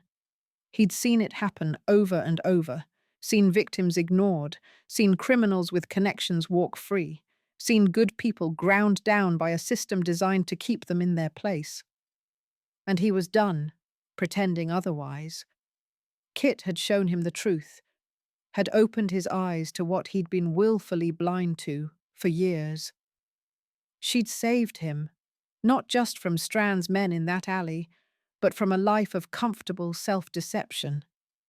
She'd killed a man to protect him, had crossed a line she could never uncross, had destroyed what was left of her soul to keep him alive. And he was supposed to betray her to save himself? Never. Thomas picked up the envelope from the Lord Chancellor's office and threw it in the fire unread. He'd made his choice. Kit.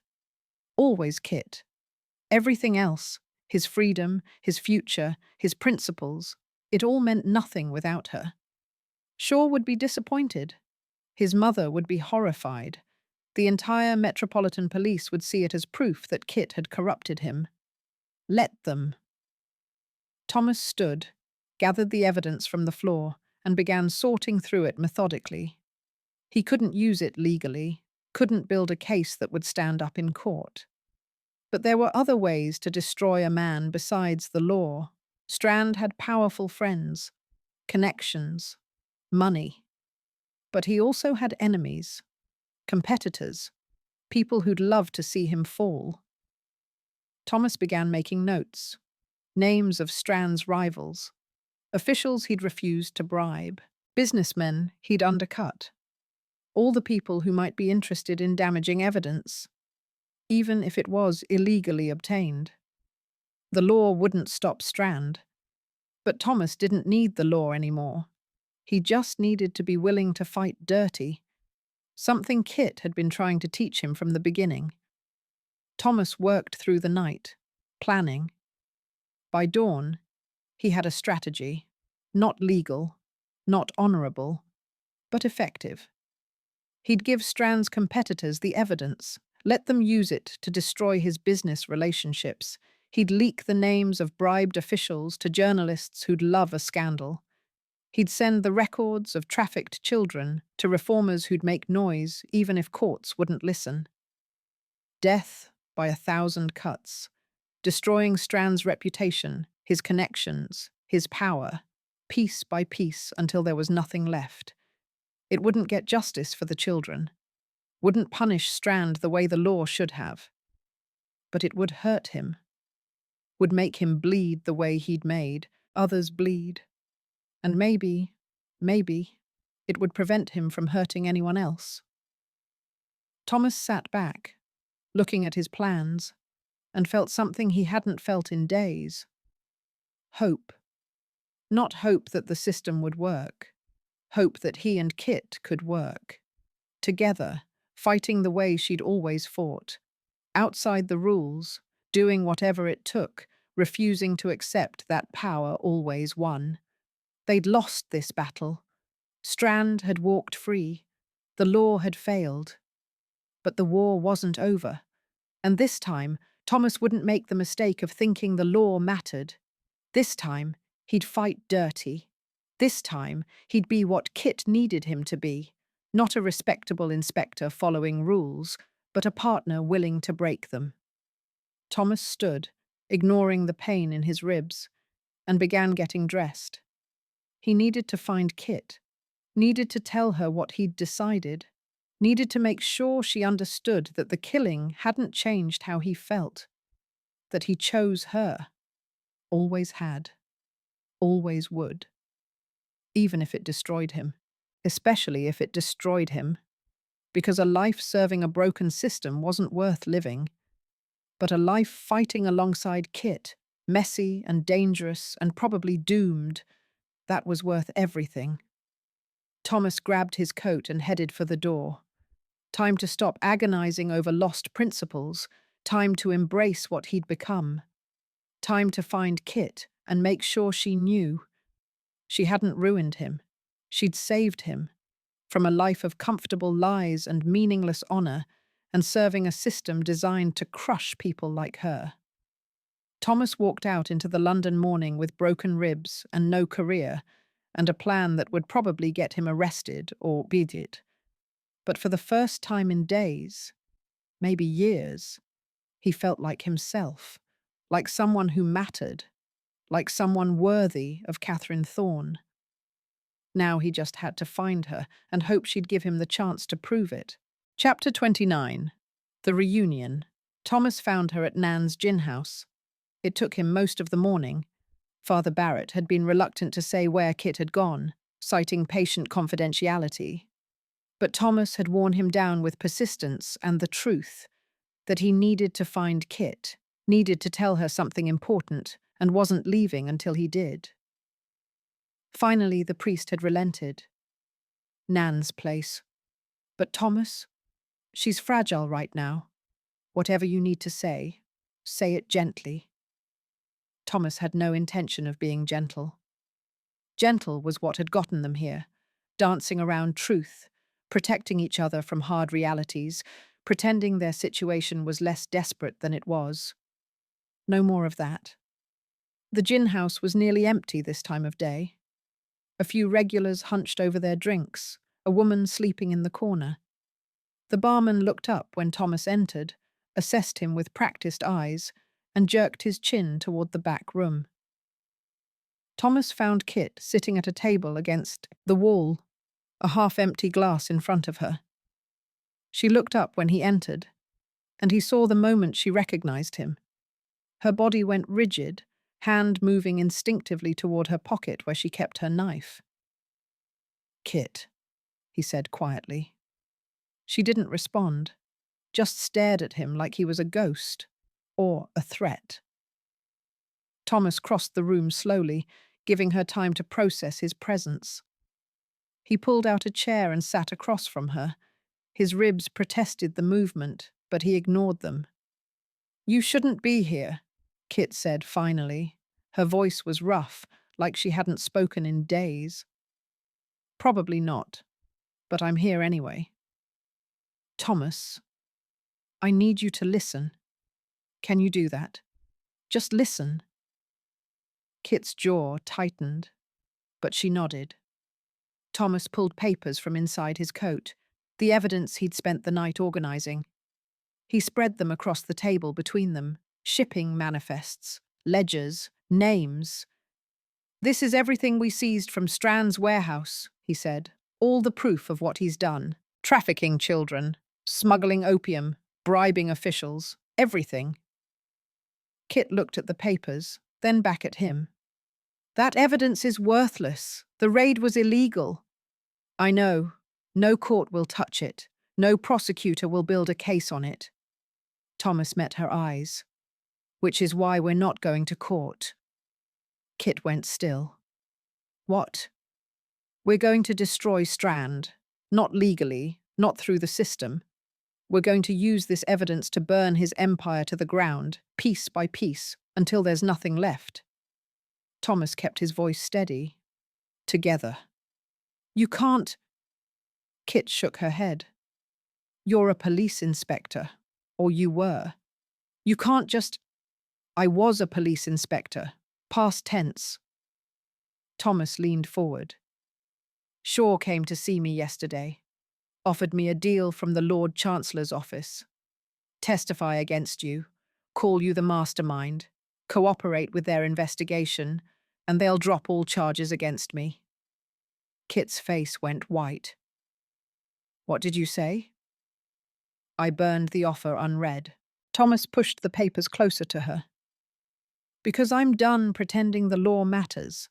Done serving a system designed to protect men like Strand while destroying people like you.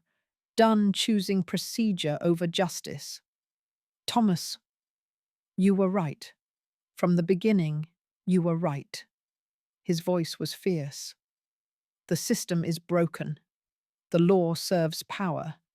And the only way to fight that is to work outside it. The way you've been doing all along." Kit stared at him. "You're serious?" "Completely." Thomas gestured at the papers. "I spent last night planning. I'm going to leak these documents to Strand's competitors, give the bribery records to journalists who'll love the scandal, send the trafficking evidence to reformers who'll make noise even if courts won't listen.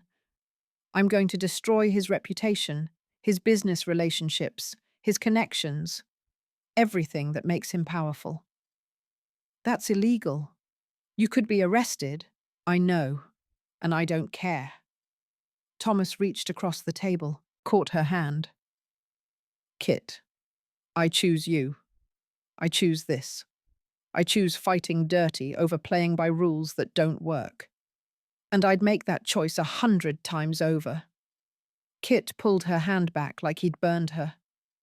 "You can't. You don't understand what you're giving up." "I understand perfectly.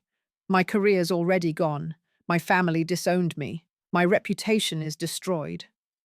The only thing I had left was my belief that the law mattered. And Shaw took that from me when he released Strand." Thomas's voice was hard. "I have nothing left to lose except you. And I refuse to lose you because I was too much of a coward to fight the way you fight." "I killed a man, Thomas. You saw me do it. How can you sit there and what? Still love you?" Thomas leaned forward. "Kit, you saved my life. You crossed a line you can never uncross to keep me alive. That's not something I blame you for. That's something I'm grateful for every moment I keep breathing." I'm a killer. You're a survivor who did what she had to do. Thomas's voice was firm. And yes, you killed someone. In self-defense. Protecting me. That doesn't make you a monster. It makes you human. Kit's eyes were bright, with unshed tears. You don't know what you're saying. You're hurt. You're angry at the system. But when you calm down, I am calm. Thomas stood, moved around the table to kneel beside her chair. Kit, look at me. She did, reluctantly. I love you, Thomas said. Not the version of you that's respectable or safe or easy. I love you, the real you, the thief, the fighter, the woman who kills to protect what she loves. I love every sharp edge and violent impulse and ruthless choice you've ever made, because that's who you are. And I wouldn't change a single thing about you. A tear spilled down Kit's cheek. You'll regret it. You'll wake up one day and realize what you gave up, and you'll hate me for it. Never. Thomas wiped the tear away with his thumb. I gave up a comfortable lie. I gave up serving a system that protects monsters. I gave up being the kind of man my mother wanted me to be. And I don't regret a single moment of it, because I found something better. What? You. Real justice. A partnership that actually matters. Thomas took her hands in his. We can do this, Kit. Together. Not through the law, not by playing by their rules, but by fighting the way you've always fought. Smart, ruthless, refusing to accept that power always wins. Kit was shaking. I don't know how to do this. How to let you, how to not destroy you. You're not destroying me. You're making me better, stronger, more honest than I've ever been. Thomas squeezed her hands. And I know you're scared. I know you think everyone you touch gets hurt. But Kit, I'm choosing this. Choosing you. Choosing us. You don't get to make that decision for me. But, no buts. Thomas's voice was gentle but firm. I need you. Not just because I love you, but because I can't do this alone. I spent my whole life believing the law was enough. You showed me it's not. Now I need you to show me how to fight without it. Kit looked at him, really looked at him. At the determination in his eyes, the set of his jaw, the way he was kneeling beside her like a supplicant, but speaking like an equal. You're serious, she said again. You really want to do this. Throw away everything you believed in, fight dirty, break every rule. I want to finish what we started. Together. Thomas stood, pulled her to her feet. We destroyed part of Strand's operation. Let's destroy the rest. No arrests, no trials, no waiting for the law to fail us again. Just us, using everything we have, fighting until one of us wins. He's powerful, Thomas. He has money, connections, and we have intelligence, determination, and nothing left to lose. Thomas's smile was sharp. I'd say that makes us dangerous.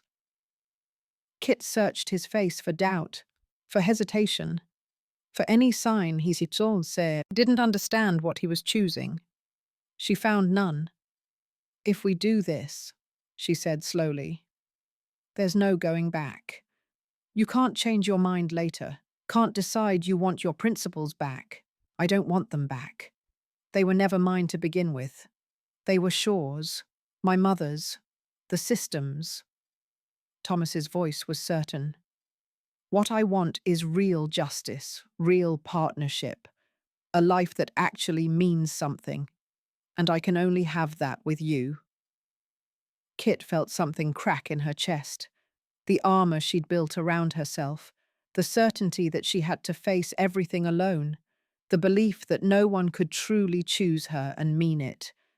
You're an idiot, she said, but her voice broke on the words. I married you, didn't I? Thomas pulled her close. I think that established my lack of judgment. Kit laughed, a rough, broken sound that turned into something like a sob. She buried her face against his coat, felt his arms come around her, and for the first time in days, Autumn let herself believe. He'd chosen her, really chosen her, knowing what she was, what she'd done, what choosing her would cost. And he wasn't running. I'm going to destroy you, she whispered against his chest. You already did. Thomas's voice was warm. Destroyed everything I was before, and I've never been happier. They stood like that for a long moment, holding each other in the dingy back room of a gin house, surrounded by evidence of crimes no court would punish, and planning illegal revenge against a man who'd already won. It should have felt desperate, hopeless. Instead, it felt like coming home. Finally, Kit pulled back. We need a plan, a real one. Strand's not going to just let us destroy him. I know. Thomas gestured at the papers on the table. I have some ideas, but I need your expertise, your contacts, your understanding of how his operation actually works. Kit wiped her eyes, pulled herself together. Bess is still in jail. We'd need her for forgeries, false documentation. Can we get her out?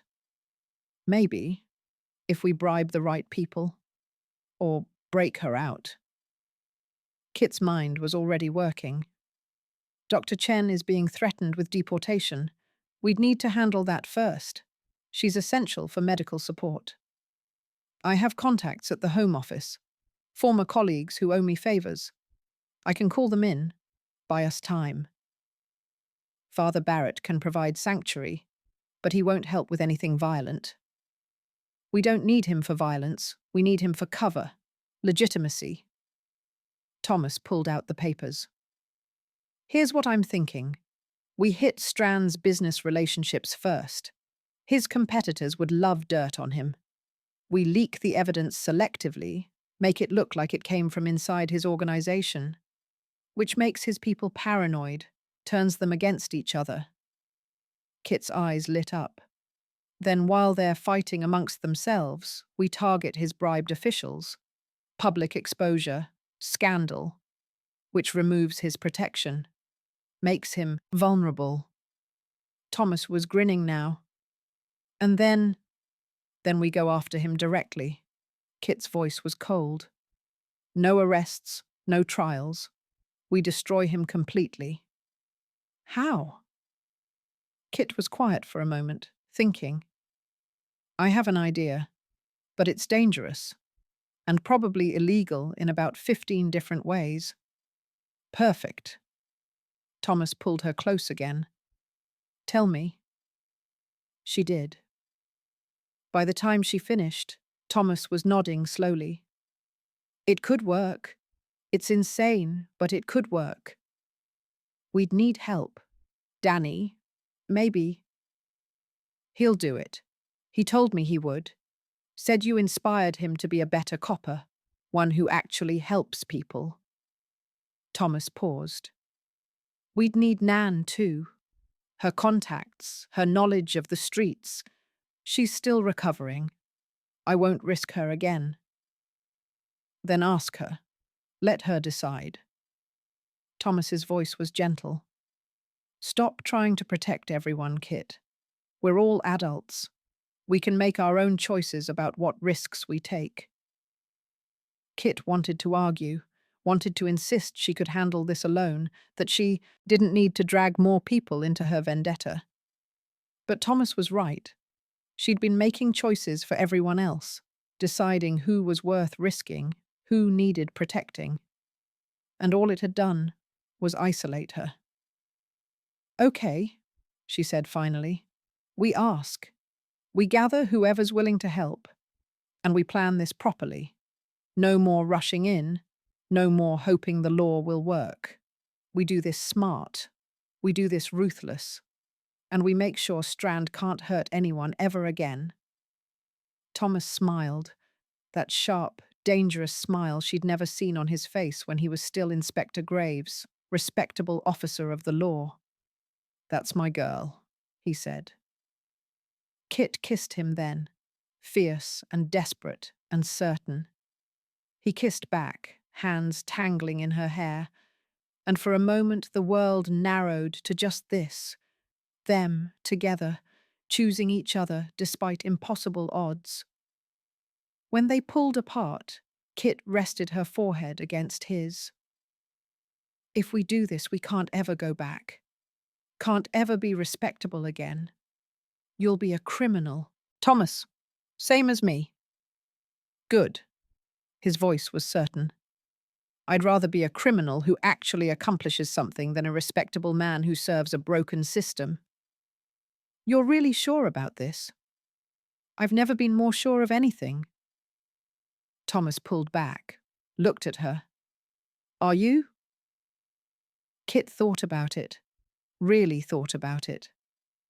A week ago, she'd been ready to face Strand alone, ready to die trying if that's what it took.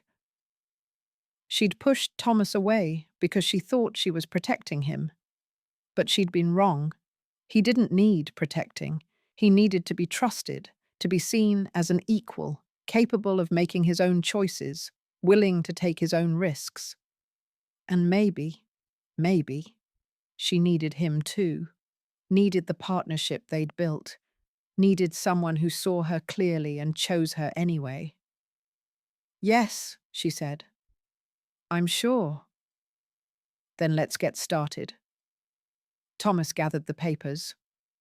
"First, we get Bess out of jail. Then we coordinate with Danny, talk to Dr. Chen, see if Nan's well enough to help plan. We'll need safe houses, escape routes, backup plans. Weapons," Kit added.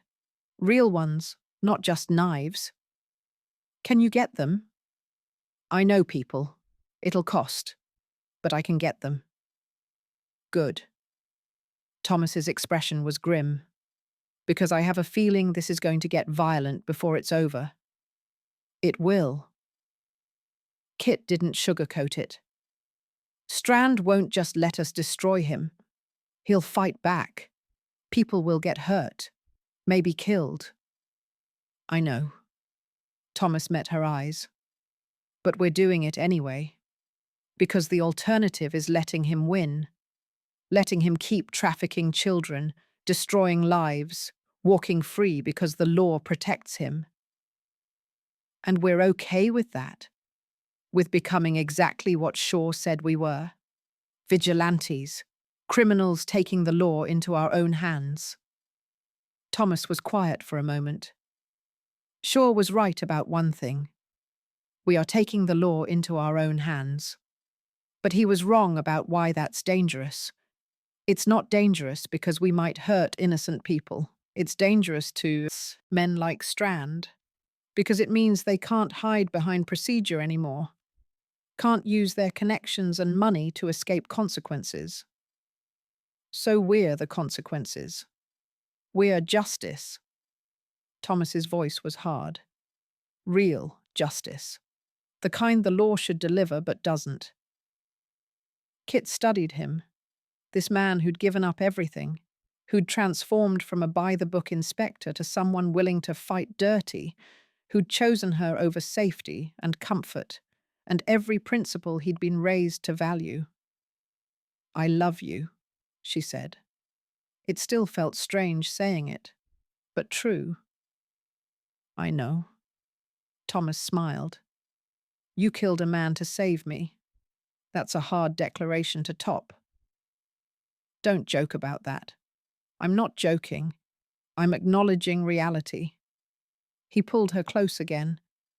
"You did what you had to do, what I would have done if I'd been capable, and I'm not going to let you carry that guilt alone anymore." Kit closed her eyes, let herself lean on him. Just for a moment, just to remember what it felt like to not be alone. "We should go," she said finally. Start gathering our people. Time's wasting, and Strand's not going to destroy himself. One more thing first. Thomas pulled something from his pocket, a small leather pouch. He opened it, and Kit saw money, more money than she'd expected. My savings, Thomas said. Everything I had left. It's not much, but it should be enough to bribe whoever we need to bribe to get Bess out, and maybe buy those weapons you mentioned. Kit stared at the money. That's everything you have. I know. And I'm giving it to you. To us. To this. Thomas pressed the pouch into her hands. We're partners, Kit. What's mine is yours, including the consequences. Kit looked at the money, at Thomas, at the evidence spread across the table, and felt the last of her resistance crumble. She'd spent 8 years working alone, believing she had to, believing no one else could be trusted with her vendetta, with her mission, with the weight of what needed to be done. But she'd been wrong. She didn't have to be alone anymore. Okay, she said. Partners. Equal partners. We plan together, fight together, win or lose together. Or die together, Thomas added with a slight smile. That too. Kit managed a smile back. Though I'd prefer to win. Then let's make sure we do. Thomas gathered the papers. Where do we start?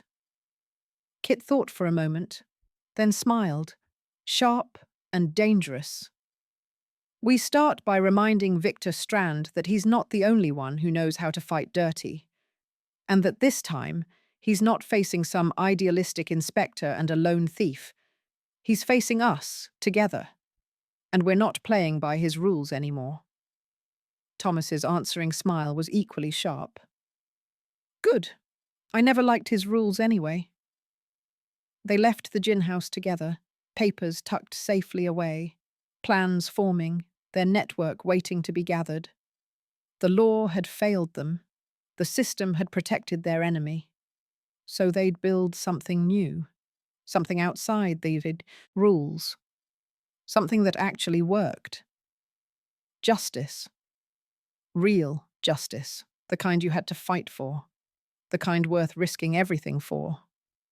Kit and Thomas walked into the London fog, hand in hand, and began the work of destroying a man who thought himself untouchable.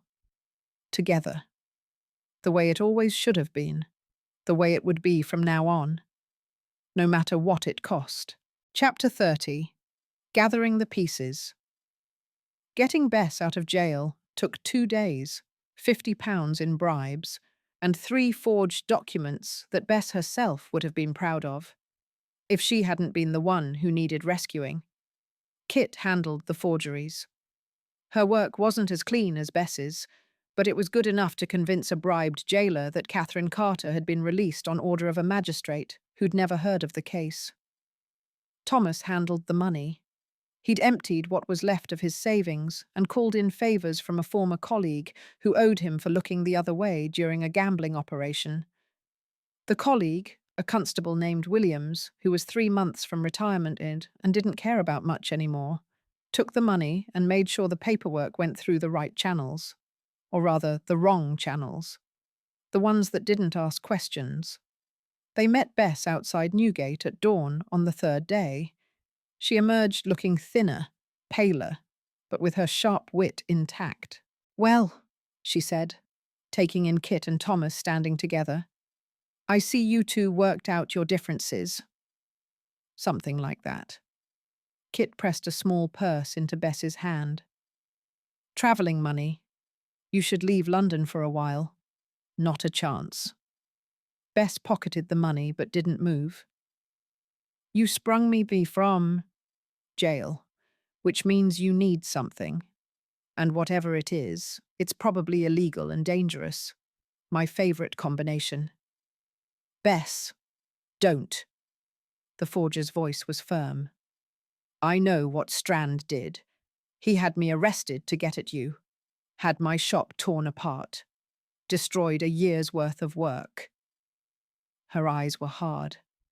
I want payback, and I'm guessing that's exactly what you're planning. Thomas stepped forward. We're going after him, not legally. We're going to destroy his business, his reputation, his power, everything that makes him untouchable. Good, Bess smiled sharply. What do you need? Forgeries, Kit said. Documents that will damage his business relationships, letters from associates betraying confidences, financial records showing he's cheating his partners, make his people turn on each other. Classic. Bess nodded.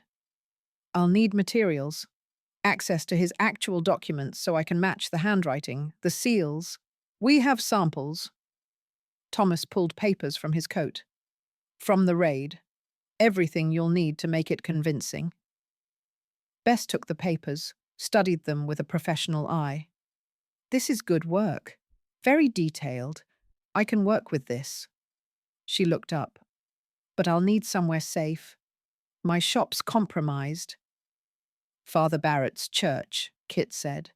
He's sheltering Nan and the women from my network. You can work from there. A church, Bess laughed. How appropriate. Forging documents in the house of God. He won't like it, Thomas warned. Father Barrett has principles. Then we don't tell him the details.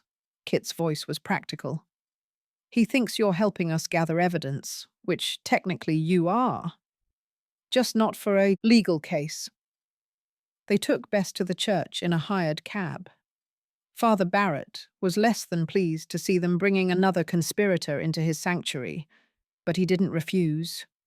Just gave them all a long, disappointed look that somehow felt worse than outright condemnation. I'm going to pretend I don't know what you're planning, he said quietly, because if I knew, I'd have to refuse to help. And those women upstairs, they need somewhere safe, so I'll turn a blind eye. But Catherine, his voice was gentle. Revenge is a poison, even when it's justified. Don't let it destroy what's left of your soul. Kit didn't answer. Couldn't answer. Because she wasn't sure there was anything left of her soul to destroy. They left Bess in the vestry with the documents and her tools, already sketching out forged letters. Father Barrett retreated to the church proper, maintaining his plausible deniability. One down, Thomas said as they walked back toward the street. Dr. Chen next? Kit nodded. If she's still in London. The deportation threat. I handled that. Thomas pulled another document from his coat, this one legitimate, bearing an official seal. Called in a favor with someone at the Home Office. They've suspended the investigation pending review of her credentials. It'll buy us a few weeks at least. Kit stared at him. How did you...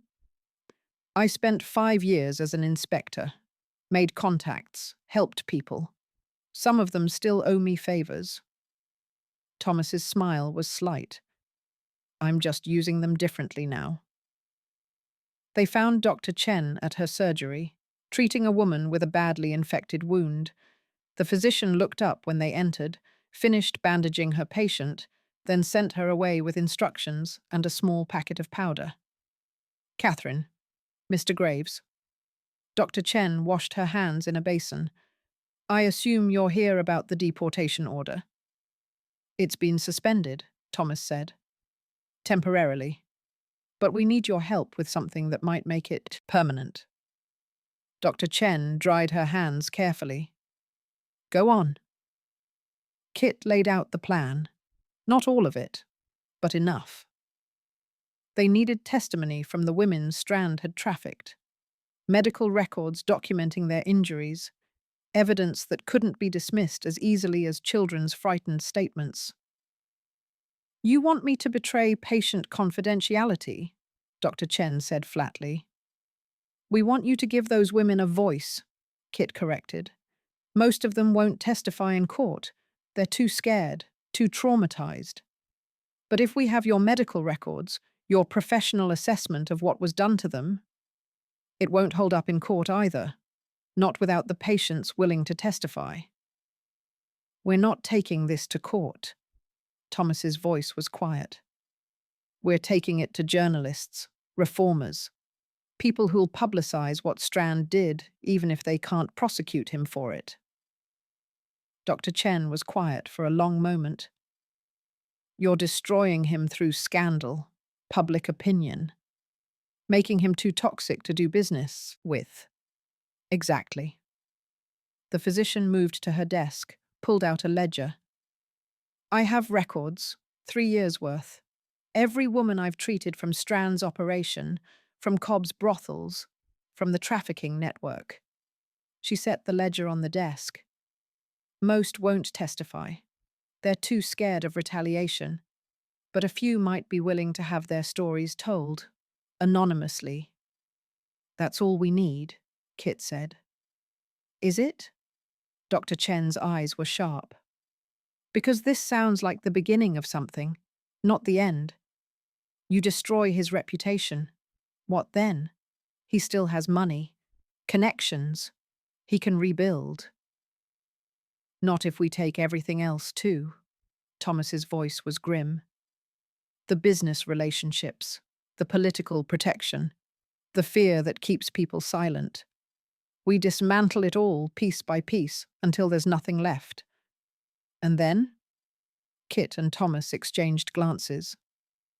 Then we make sure he can't hurt anyone ever again, Kit said quietly. Dr. Chen studied them both, these two people who'd crossed so many lines already, who were planning to cross more. I'll help, but Catherine, be careful. Vengeance has a way of consuming people, of making them into what they hate. I know. Kit took the ledger. But I'm already consumed. Have been for 8 years. Might as well make it count. They left the surgery with the medical records secured in Thomas's coat. 2 pieces in place, 2 more to go. Danny was next. They found him coming off his shift at the station, looking exhausted. His face brightened when he saw them, then immediately shifted to concern when he took in their serious expressions. Sir, Miss Thorne, is everything all right? Thomas pulled him aside, away from the other constables. We need to talk, somewhere private. They ended up in a chop house 3 streets away, tucked in a corner booth where no one could overhear. Danny listened as Thomas laid out the plan, the forgeries, the leaked evidence, the systematic destruction of Strand's empire. When Thomas finished, Danny was quiet for a long moment. That's completely illegal, he said finally. Yes, Thomas agreed. You're not going to arrest him. You're going to destroy him through scandal and sabotage. Yes. And you want me to help, while I'm still an active constable? Danny's voice was careful. You're asking me to betray my oath. I'm asking you to help us get real justice when the law failed, Thomas corrected. The choice is yours, Danny. No pressure, no judgment if you refuse. But we need inside information. Strand's movements, when he's vulnerable, where he's going to be. Danny looked between them. Thomas, his former mentor, now a dismissed officer planning illegal revenge. And Kit, the woman who'd killed a man, but who'd also helped save children from cages. What happens to Strand at the end of this? Danny asked quietly. After you've destroyed his business, his reputation, everything else. What then? Kit met his eyes. Justice, real justice, the kind law should have delivered, but didn't. That's not an answer. It's the only answer I can give you. Kit's voice was steady. Because what happens depends on him, on whether he surrenders, on whether he keeps trying to hurt people. But Danny, he won't stop on his own. Men like Strand never do. They have to be stopped. Danny was quiet again, thinking. Finally, he pulled out a small notebook. Strand's schedule, as much as I know it. He meets with his legitimate business associates on Tuesdays, has dinner at his club on Thursdays, visits his warehouse on the docks Friday mornings. Thomas took the notebook. Danny, I'm not doing this for you, the young constable said.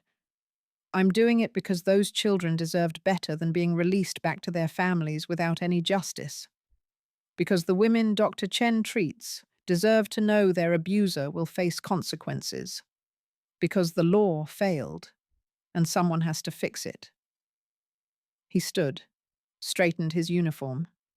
I'll keep feeding you information. But sir, Mr. Graves, when this is over, I'm done. I'm leaving the force. Can't keep serving a system that protects men like Strand. I understand, Thomas said quietly. Do you? Danny's voice was bitter. Because I thought I understood. Thought I could be a good copper, make a difference. But you showed me the truth, and now I can't unsee it. He left before Thomas could respond. Kit watched him go. He blames you. I know. Thomas looked at the notebook in his hands. I destroyed his faith in the system, just like you destroyed mine. Do you regret it? No. Thomas met her eyes. Better to see the truth than live a comfortable lie, even if it hurts. They returned to Father Barrett's church as evening fell. Nan was awake, sitting in the vestry with her arm still splintered, but looking stronger than she had in days. Bess was at the table, surrounded by papers, ink-stained fingers flying across forged documents. Look who decided to show up, Nan said. Nan Hanten dahin's ticket, when she saw them. Heard you've been recruiting. Kit pulled up a chair. We're putting the team back together. Going after Strand properly this time. About damn time. Nan gestured at her splintered arm. I'm in. You're injured. I'm healing. And I'm not useless just because my arm's broken. Nan's voice was firm. I know Strand's operation better than anyone. Know his people, his territories, his weaknesses. You need me. Nan. Don't argue, girl. You're going to war. Wars need soldiers. I'm volunteering. Nan's eyes were hard. Besides, that bastard had his men throw me into a wall. I want payback. Thomas spoke up. We need intelligence, street-level information about Strand's operations. Who's loyal, who's scared, who might turn if offered the right incentive. I can get that. Nan nodded. Give me 2 days. I'll have a full map of his organization. Who's vulnerable, who's expendable, who he trusts most. Without putting yourself at risk, Kit insisted. Kit, love, I've been gathering intelligence in these streets for 30 years. I know how to be careful. Nan smiled slightly. Trust me. I want to live long enough to see that bastard fall. Bess looked up from her work. Speaking of which, I've got the first batch ready. Letters from concerned business associates suggesting Strand's cheating them on shipments. Financial records showing he's skimming profits. Should be enough to make his partners nervous. Thomas examined the forgeries, impressed despite himself. These are excellent. How long until you have the full set? 3 days, maybe 4 if you want them perfect. Perfect is worth waiting for, Kit said. We only get one shot at this, can't afford mistakes. They spent the next hour coordinating. Bess would finish the forgeries, Nan would gather intelligence, Danny would provide Strand's schedule, Dr. Chen would compile medical testimony. Thomas would handle leaking information to journalists and reformers. Kit would coordinate everything, making sure all the pieces moved together. It was almost like the old days, Kit thought. Her network, working together, each person contributing their skills to something larger than themselves. Except this time it wasn't about saving women or pulling off heists. This time it was about destruction, systematic, ruthless, complete.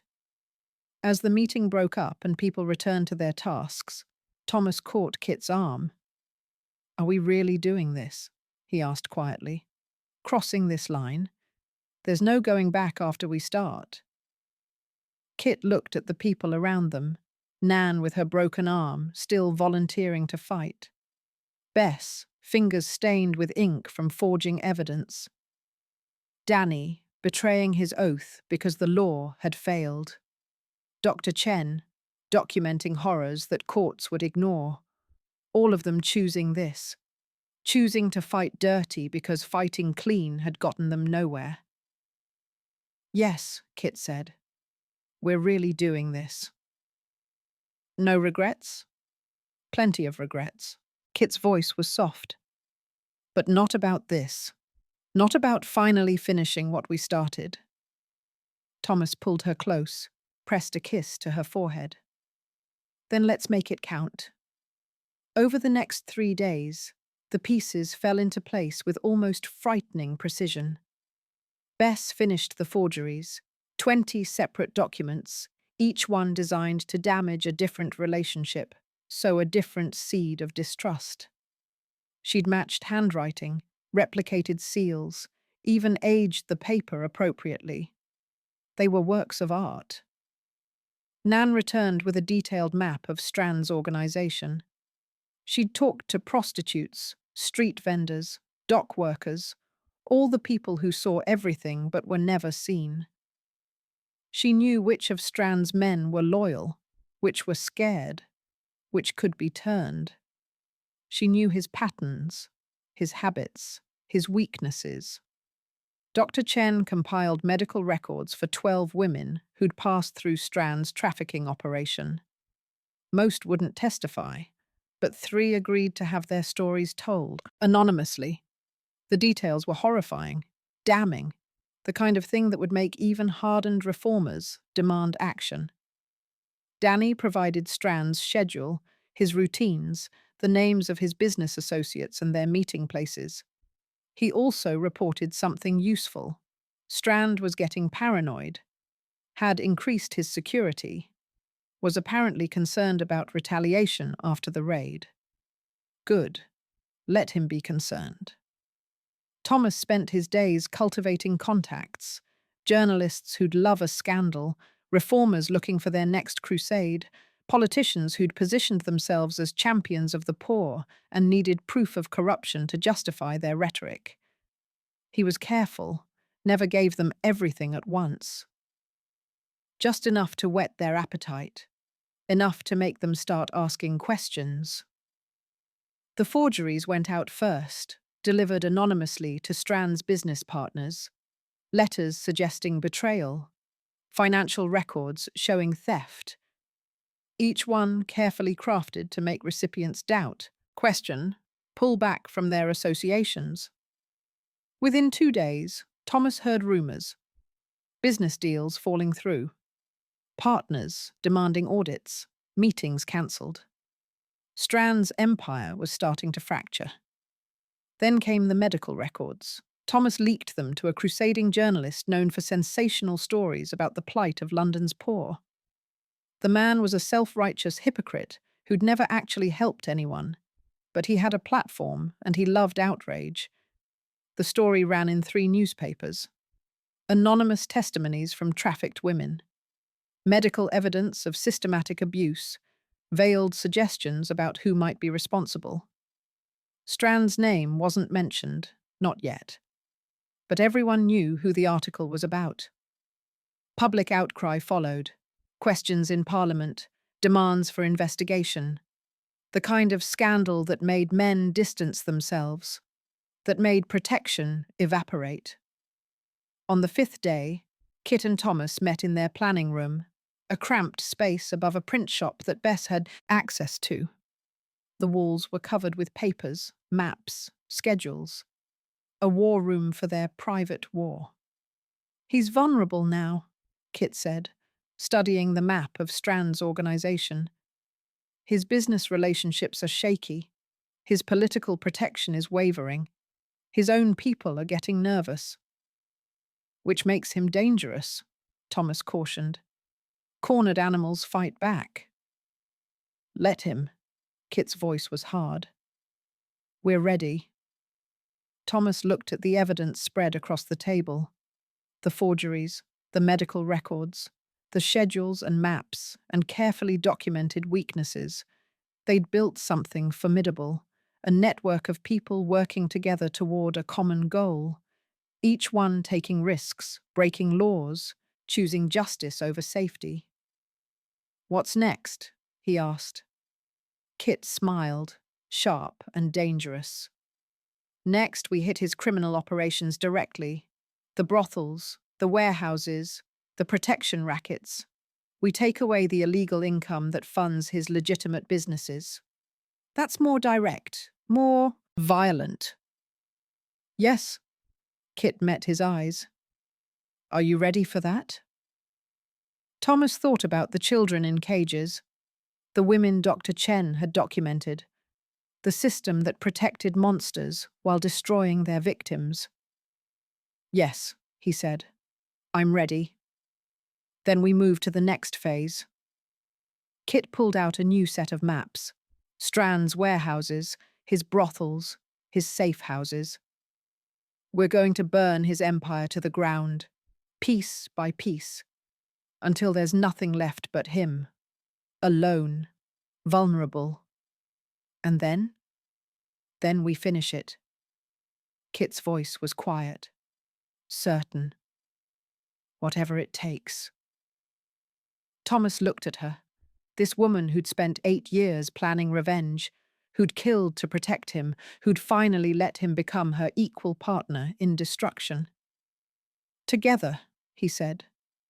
Together, Kit agreed. They stood in the war room, surrounded by evidence and plans, and committed to the final push. No more half measures, no more hoping the law would work. Just them, their network, and the absolute certainty that Strand would pay for every life he'd destroyed, whatever it took, however dark they had to become. The pieces were gathered, the team was ready. Now came the siege. Chapter 31. The Siege. They struck on a Tuesday night, when Strand was at his club and his defences were spread thin. Kit went for the blackmail material. Thomas had gotten the intelligence from Danny. Strand kept his most sensitive documents in his Mayfair townhouse, in a safe in his study. Insurance against the officials he'd bribed, the businessmen he'd coerced, the politicians he'd compromised. Evidence he could use if anyone turned against him. It was the heart of his power. The reason people stayed loyal even when they wanted to run. Kit was going to take it all. She approached the townhouse from the mews behind, dressed in dark clothes, hair pinned tight beneath a cap. The servant's entrance was locked, but locks were what Kit did. She had it open in under a minute. Inside, she moved through the darkened kitchen, up the servants' stairs, listening for movement. 2 maids on the upper floor. She could hear their voices. The butler was in the front parlour. Cook had gone home for the night. Strand's study was on the 2nd floor, overlooking the street. Kit slipped inside, closed the door behind her. The safe was behind a painting, predictable, but effective. Kit examined the lock, felt for the mechanism. This was better quality than the cheap locks she usually picked. German-made, multiple tumblers, designed to resist tampering. But Kit had been picking locks since she was 12. Had learned from Nan, who'd learned from a safecracker before he'd been hanged at Newgate. She had the tools and the patience. 15 minutes later, the safe clicked open. Inside, bundles of papers, carefully organized, letters with official seals, photographs of men in compromising positions, financial records showing payments to judges, constables, magistrates. Everything Strand needed to keep powerful men in line. Kit pulled it all out, stuffed it into the bag she'd brought. This was insurance for Strand. For her, it was ammunition. She was closing the safe when she heard footsteps in the hall. Kit froze. The butler making his rounds. She could hear his keys jangling as he checked the doors. He'd reach the study in seconds. Kit looked around desperately. No time to get to the servants' stairs. The window, 3 floors up, but there was a ledge. She could... The door handle turned. Kit dove behind the heavy curtains just as the butler entered. She pressed herself against the window, barely breathing, feeling the cold glass against her back. The butler's footsteps crossed the room, checking, making sure everything was in order before Strand returned. Kit's hand went to her knife. If he found her, she'd have to fight, have to hurt him, maybe kill him. Another life on her hands. The footsteps paused near the curtains. Kit tensed, ready to move. The butler grunted, moved away, checked the desk, the bookshelf. Satisfied, he left, closing the door behind him. Kit waited a full minute before emerging from behind the curtains. Her heart was hammering, hands shaking slightly. Too close. She needed to leave. Now. Back down the servants' stairs, through the kitchen, out into the mews. She was 2 streets away before she allowed herself to breathe properly. The bag on her shoulder felt heavy. Worth it, though. This was Strand's power in portable form. Without it, he had nothing to hold over the people who protected him. Kit made it to the meeting point, an abandoned warehouse near the docks, and found Thomas waiting. "Did you get it?" he asked. Kit set down the bag. Everything. Letters, photographs, financial records, his entire insurance policy. Thomas opened the bag, examined the contents. Good God. There's enough here to destroy half the magistrates in London. Which means half the magistrates in London had reason to protect him. Kit's voice was grim. No wonder he walked free. Not anymore. Thomas started sorting through the papers. We'll leak these strategically. Make sure every official knows their secrets aren't safe. They'll distance themselves from Strand so fast. A commotion outside interrupted him. Shouting, breaking glass. The sounds of violence. Kit and Thomas moved to the window. In the street below, 2 groups of men were fighting. Dock workers by their clothes, but organized, coordinated. One group wore red scarves, the other, green. What the hell? Kit murmured.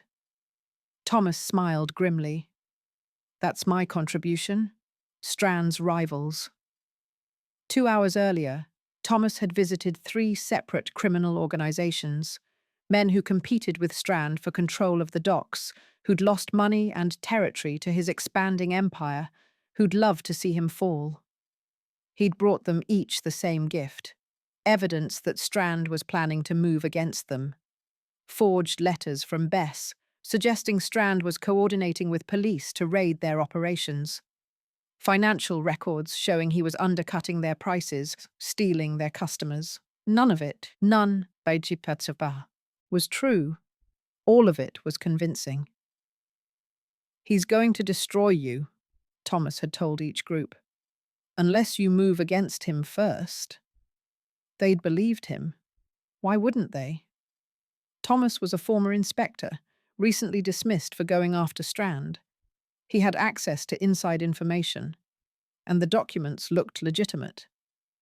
Within hours, 3 separate organizations were mobilizing against Strand's operations, targeting his warehouses, his protection rackets, his smuggling routes, starting a war. Thomas watched the fighting from the warehouse window and felt a cold satisfaction. This was what Strand had done to others for years, played them against each other, profited from their conflicts, stayed safe while they destroyed one another. Now he was experiencing it himself. How long until Strand realizes what's happening? Kit asked. He probably already knows. His lieutenants will be reporting attacks all over the city. Thomas pulled out his pocket watch, which means he'll pull his Vajayadsan men back to defend his most valuable assets, which is exactly when Danny makes his move. At the police station, Constable Danny Pierce was having a very productive evening. "We've received reports of criminal activity at 3 locations," he told the sergeant on duty. "Warehouses on the East India docks, suspected smuggling operations." The sergeant looked at the report Danny had filed. Everything was properly documented. Witness statements, intelligence reports, all the paperwork required for a raid. "Who authorized this?" the sergeant asked. "Inspector Shaw, sir." Danny kept his voice steady. "Said it was time-sensitive. Asked me to organize a response while he coordinates with the Lord Chancellor's office." It was all lies. Shaw hadn't authorized anything. The witness statements were fabricated. The intelligence reports were based on information from Thomas. But the paperwork looked legitimate, and the sergeant was tired, overworked, not inclined to question orders that came down from an inspector. "Fine. Take 6 men. But if this turns out to be another waste of time, it won't be, sir." Danny gathered his constables and led them to the docks. The warehouses he'd targeted were Strand's, the ones where he stored smuggled goods, where he processed his illegal cargo before distributing it through the city, the ones he'd have to defend if rival gangs were attacking his other operations. They arrived to find the warehouses lightly guarded. Most of Strand's men had been pulled away to deal with the gang war Thomas had started. Perfect. "Police, open up!" The few guards inside tried to resist, but 6 armed constables were too much. Within minutes, Danny's men were inside, seizing cargo, documenting evidence, arresting the guards. "Sir," one of the constables called, "you should see this." Danny walked over. Crates full of opium, children's clothing, the kind used to disguise small bodies during transport. Documents showing shipping, schedules, payments to dock workers, bribed customs officials. Everything they'd seized during the first raid. Strand had replaced it all. "Seize everything," Danny ordered. "And I want this documented properly. Photographs, detailed inventory, everything by the book." One of the constables looked at him oddly. "Sir, Inspector Shaw said, Inspector Shaw wants this done right. So we do it right." Danny's voice was firm. "This is evidence in a major smuggling operation. I want it handled professionally." The constables got to work, and Danny allowed himself a small smile. This raid was legitimate. The evidence would hold up in court. And unlike the first raid, this one had been properly authorized, even if the authorization was based on Danny's creative interpretation of Shaw's authority. Strand couldn't buy his way out of this one. Too many witnesses, too much documented evidence, too public. One more piece of his empire, gone. Across London, Bess's forgeries were having their intended effect. The first businessman to receive a letter from Strand's associate, suggesting betrayal, had gone straight to his solicitor. The solicitor had advised caution. The businessman had cancelled 3 contracts with Strand's shipping company. The second businessman, receiving financial records showing Strand was skimming profits, had demanded an audit. When Strand's accountant couldn't explain the discrepancies, because they didn't actually exist, the businessman had pulled out of their partnership entirely. The third, fourth, and fifth businessmen had similar reactions. Concern, suspicion, distance. Within 2 days, Strand's legitimate business empire was crumbling. Contracts cancelled, partnerships dissolved, credit lines pulled, and the newspapers were making it worse. The medical testimony Dr. Chen had provided was on the front page of 3 papers: anonymous accounts of trafficked women, professional medical documentation of their injuries, veiled suggestions about who was responsible. The reformers were having a field day. Questions in Parliament, demands for investigation, public outcry about the scourge of trafficking and the monsters who profit from suffering. Strand's name was being whispered everywhere. Not stated, the libel laws were too strict for that, but whispered, implied, known. Respectable men didn't want to be associated with someone facing that kind of scandal.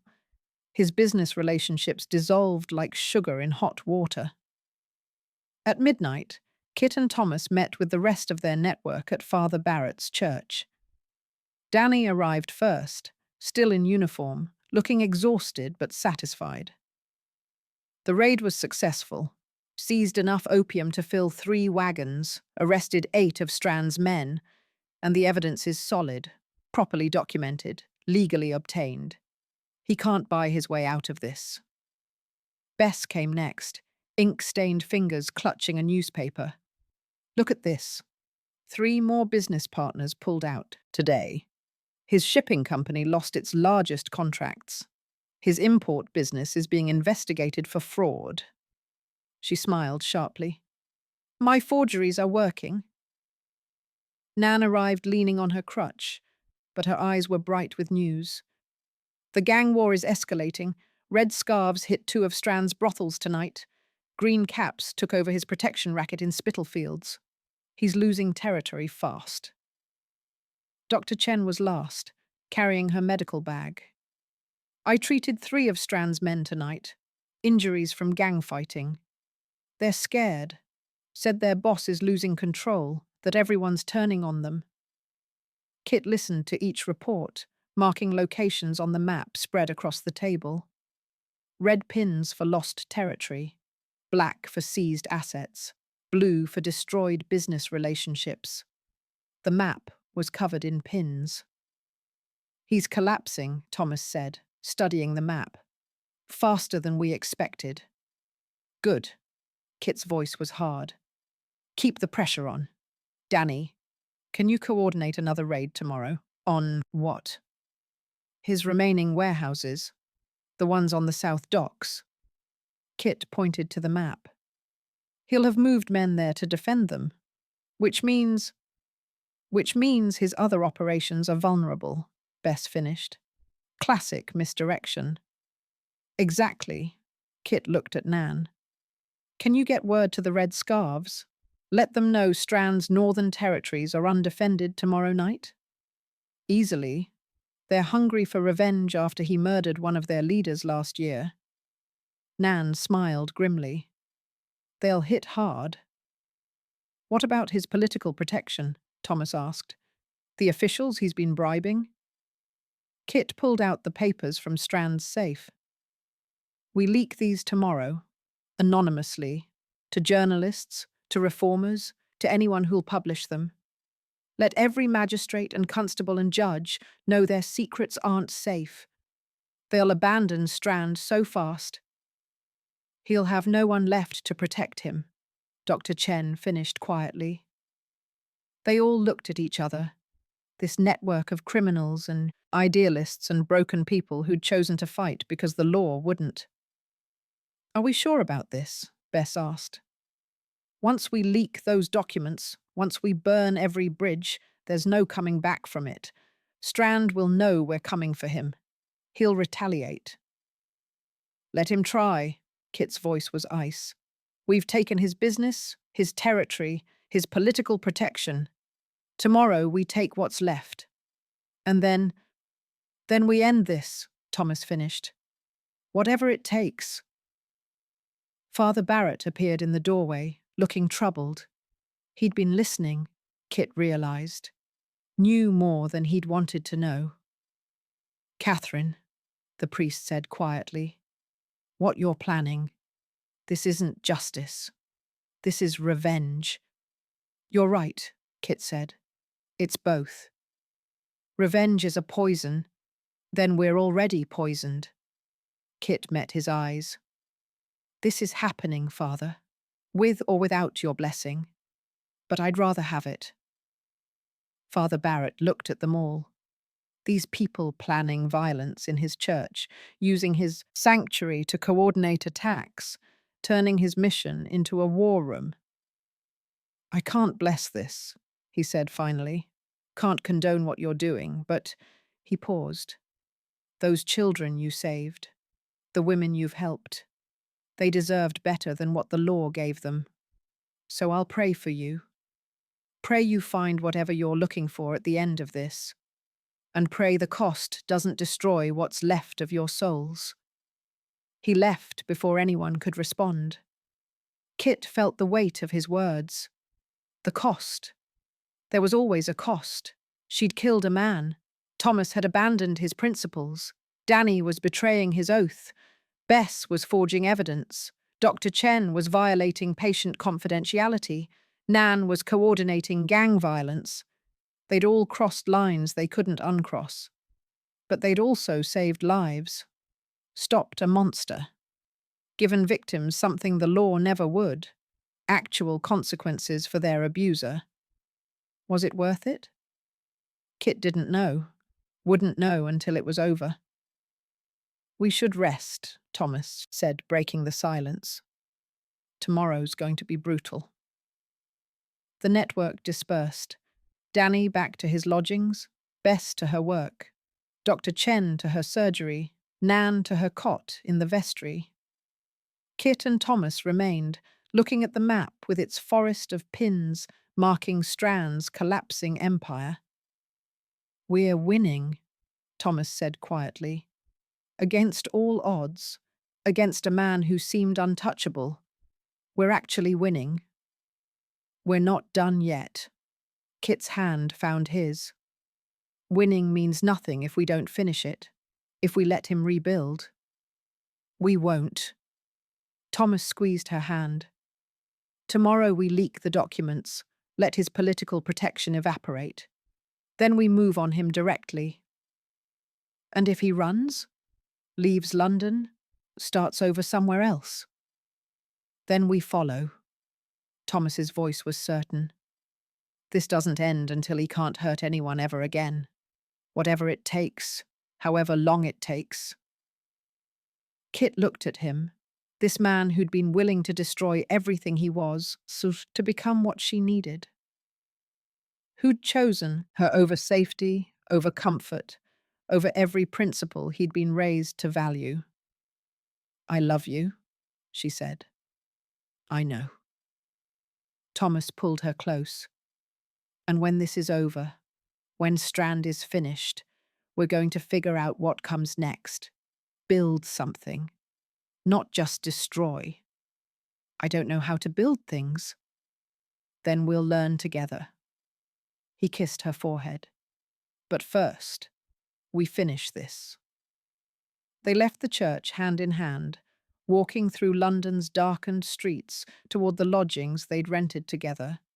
A small room above a tailor's shop, barely furnished, but theirs. Behind them, the map remained on the table, covered in pins marking destruction. Ahead, one final push, one last confrontation.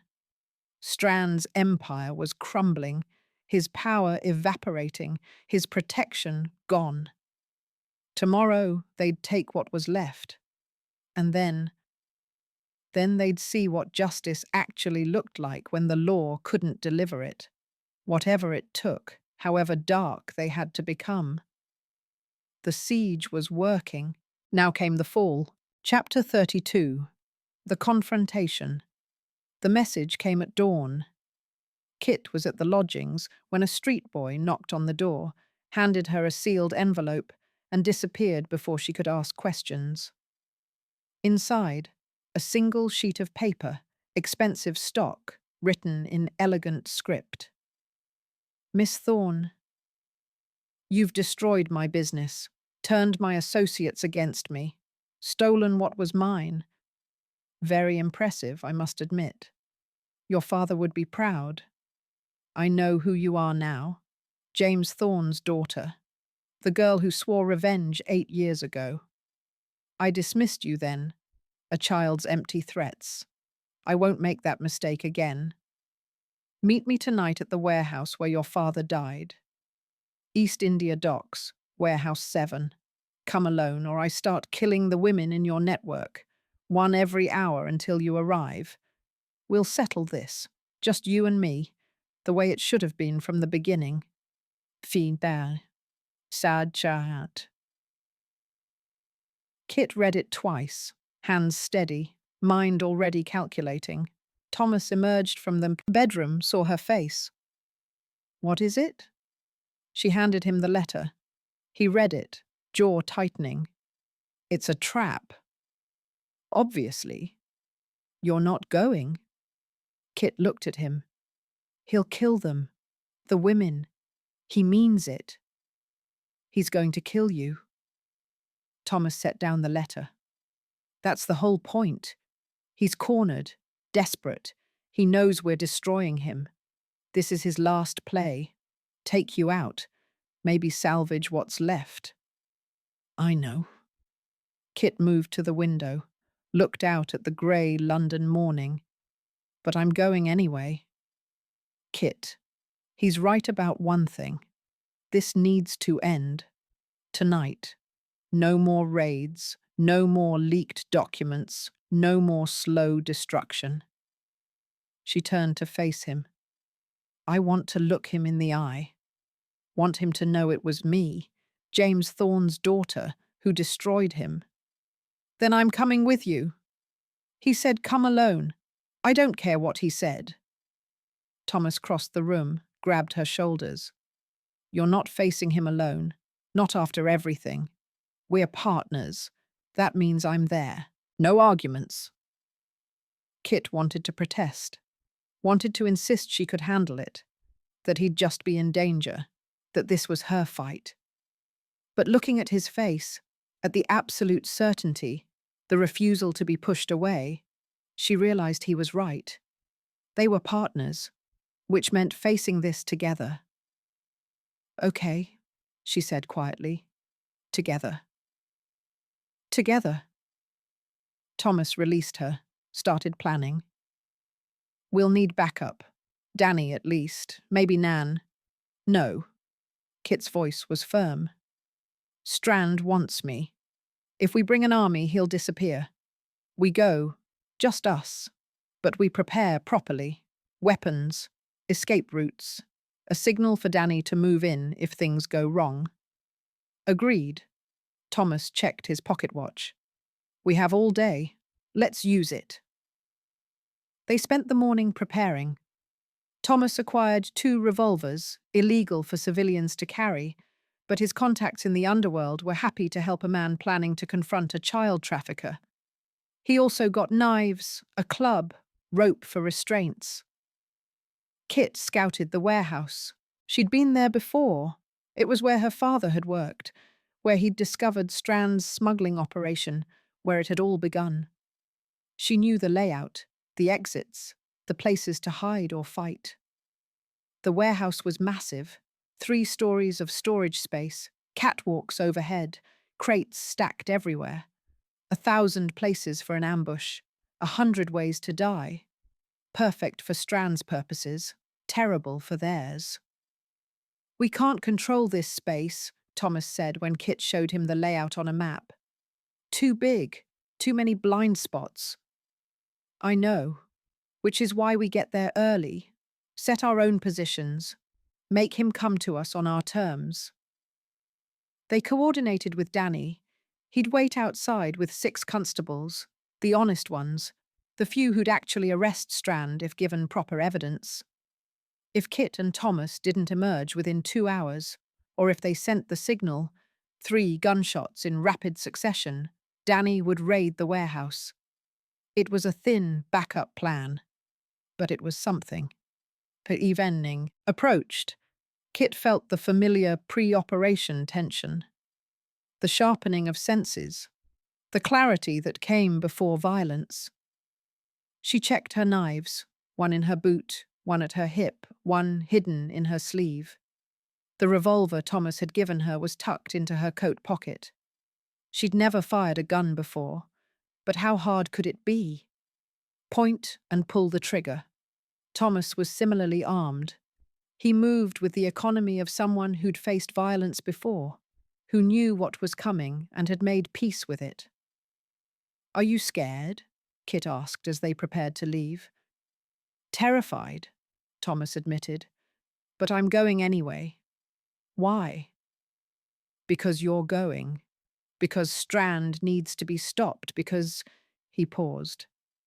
"Because 8 years ago, a girl lost her father to a monster who thought himself untouchable. And tonight, that girl gets to show him he was wrong." Kit felt something tight in her chest, loosen slightly. "Thank you." "For what?" "For seeing me, the real me. Not the broken girl who needs saving. Not the criminal who needs redemption. Just me." Thomas pulled her close, kissed her forehead. "That's all I've ever seen." They arrived at the docks as twilight fell, fog rolling in thick from the Thames. The warehouse loomed against the darkening sky, a monument to her father's death, to 8 years of rage, to everything that had led to this moment. Kit and Thomas entered through a side door, moving quietly through the darkness. The warehouse was eerily silent. Too silent. "He's here," Kit whispered. "Somewhere." They'd agreed on positions. Thomas would stay near the entrance, covering her retreat. Kit would go deeper, draw Strand out. If fighting started, Thomas would have a clear shot. Kit moved into the warehouse's center, where the catwalks converged above a clear space. This was where her father had worked, where he'd unloaded cargo, sorted shipments, lived his honest life before Strand had ended it. "I'm here, Strand," Kit called out. "Just like you wanted." Silence. Then footsteps overhead, on the catwalk. Victor Strand emerged from the shadows, backlit by a gas lamp. He looked different than when Kit had seen him in the station, dishevelled, his expensive suit rumpled, face gaunt. A man who'd lost everything, but still dangerous, maybe more dangerous for being cornered. "Catherine Thorne," Strand said. His voice echoed through the warehouse. "James's daughter. I should have recognized you sooner. You have his eyes." "And you killed him." Kit kept her voice steady. "Right here, in this warehouse, because he threatened to expose your smuggling operation." "Threatened?" Strand laughed, a bitter sound. "He did more than threaten. He went to the police, filed a report, named names. He was going to destroy everything I'd built." He started descending the stairs from the catwalk. "So yes, I killed him. Made it look like an accident. It was business, nothing personal." "It was personal to me." Kit's hand moved to her knife. "You destroyed my family. My mother died because of what you did. I spent 8 years surviving because of you." "And you spent those 8 years planning revenge. I'm almost impressed." Strand reached the ground floor, stayed 20 feet away. "You infiltrated my operation, turned a police inspector, destroyed my business relationships, started a gang war. Very thorough. I learned from the best. You taught me how to be ruthless, how to do whatever it takes, how to destroy someone completely." Kit smiled coldly. "Thank you for the education." "It won't save you." Strand's hand went to his coat pocket. "I'm a dead man either way. My empire is gone. My protection evaporated. I'll be arrested or killed within days. But before that happens, I'm taking you with me, finishing what I started 8 years ago." He pulled out a revolver. Kit dove behind a crate just as he fired. The bullet splintered wood above her head. She rolled, came up with her own gun, fired back. Her shot went wide. She'd never used a revolver before, didn't know how to compensate for the kick. The bullet ricocheted off the metal catwalk with a spark. "You should have stayed in the gutter where you belonged," Strand called out, moving between crates. "Should have accepted your place. Instead, you reached above yourself, made yourself a target." Kit didn't waste breath responding. She moved quietly, using the crates for cover, circling toward his voice. Another shot, closer this time. Kit felt the bullet pass near enough to feel the displacement of air. From the entrance, Thomas fired. His shot caught Strand in the shoulder, spun him around. The man cried out, stumbled behind a stack of crates. "I said, come alone." Strand's voice was strained with pain. "She doesn't do anything alone anymore," Thomas called back. "You made sure of that when you taught her she couldn't trust anyone." Kit was moving again, using the distraction. She could see blood on the floor. Strand's shoulder wound was serious. He was injured, losing strength. But injured animals were the most dangerous. She rounded a corner and found him waiting. He grabbed her before she could react, gun pressed against her head. "Drop the knife," Strand ordered, "or I paint the walls with your brains." Kit dropped the knife. "Good. Now call your inspector friend. Tell him to leave. Just you and me, like I said."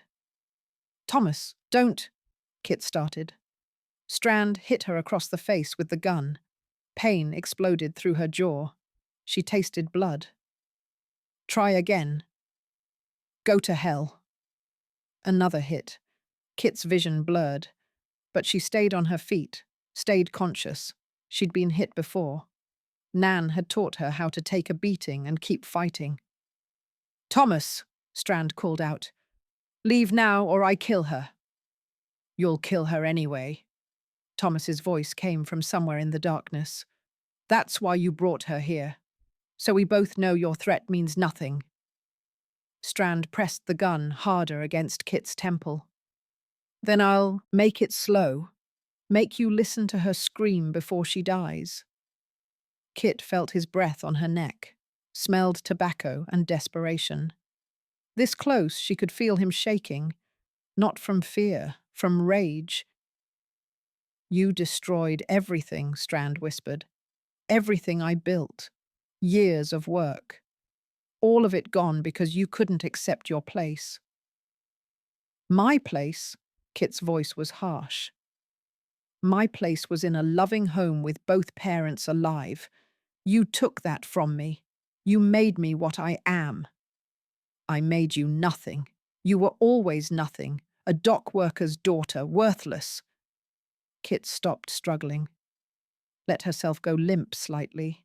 Felt Strand's grip loosen just a fraction as he adjusted his hold. Then she moved. Elbow back into his wounded shoulder. He screamed, gun hand jerking away. Kit twisted, drove her knee up into his groin. He doubled over and she brought both fists down on the back of his neck. Strand fell. Kit grabbed the gun from his hand, kicked it away. She pulled her spare knife from her boot, stood over him. He looked up at her, blood on his lips. "Do it. Kill me. Just like you killed my man in the alley. That's what you are. A killer." Kit pressed the knife against his throat. "You don't know what I am." "I know you want me dead. Can see it in your eyes. The rage, the hate." Strand smiled through the blood. "You're just like me, Catherine. Willing to do anything to survive. To win. We're the same. We're nothing alike." But Kit's hand was shaking. The knife bit into his skin, drawing a thin line of blood. She could do it. One quick slash. End him. Finish the vendetta that had consumed 8 years of her life. "Kit." Thomas was there, his gun trained on Strand, but his eyes on her. "You don't have to do this." "He killed my father." "I know. but you don't have to become a murderer to stop him. Thomas's voice was gentle. We have him. We have evidence. Danny's outside with constables. We can end this legally. Make sure he pays for what he's done. The law doesn't work. It will this time. Thomas stepped closer. Because we made it work. We gathered evidence properly. We have witnesses. We destroyed his protection. The law will actually serve justice for once, but only if we let it. Kit looked down at Strand, at the man who'd destroyed her family, who'd killed her father and caused her mother's death, who'd created the monster she'd become. She could kill him. One slash. He'd bleed out in minutes. But Thomas was right. Killing him wouldn't bring her father back, wouldn't heal the wound 8 years old, wouldn't make her whole again. It would just make her what Strand said she was. A killer. Like him. You don't get to make me a murderer, Kit said quietly. She pulled the knife back. You don't get to turn me into you. You rot in prison or you die on the streets. Either way, you're nothing. She stepped back, let Thomas move in. He kept his gun on Strand while pulling out rope to bind him. Strand laughed, a broken, bitter sound. You think prison will hold me? I have connections, money. I'll be out in months. No, you won't. Kit knelt down, made sure he could see her face clearly. Because everyone knows who you are now, what you did. The newspapers published your victims' stories. Your business partners abandoned you. Your political protection is gone. You have nothing left. No one left. You're just another criminal now. And criminals without power, they rot. Understanding dawned in Strand's eyes. He'd spent his life believing money and connections made him untouchable. But Kit had systematically destroyed all of it. He wasn't powerful anymore. He was alone. You're James Thorne's daughter, Strand said wonderingly. All this, everything you did, it was for him. No. Kit stood. It was for me, for my mother, for every woman you trafficked, for every child you sold, for every life you destroyed, thinking you'd never face consequences. She looked down at him with cold satisfaction. But mostly it was to prove that monsters like you can be stopped, even when the law protects them, even when they seem untouchable. Someone will always make them pay. Thomas had Strand bound securely now. He fired 3 shots into the air, the signal for Danny. Within minutes, constables flooded the warehouse, Danny leading them, looking grimly satisfied when he saw Strand on the floor. Victor Strand, Danny said officially.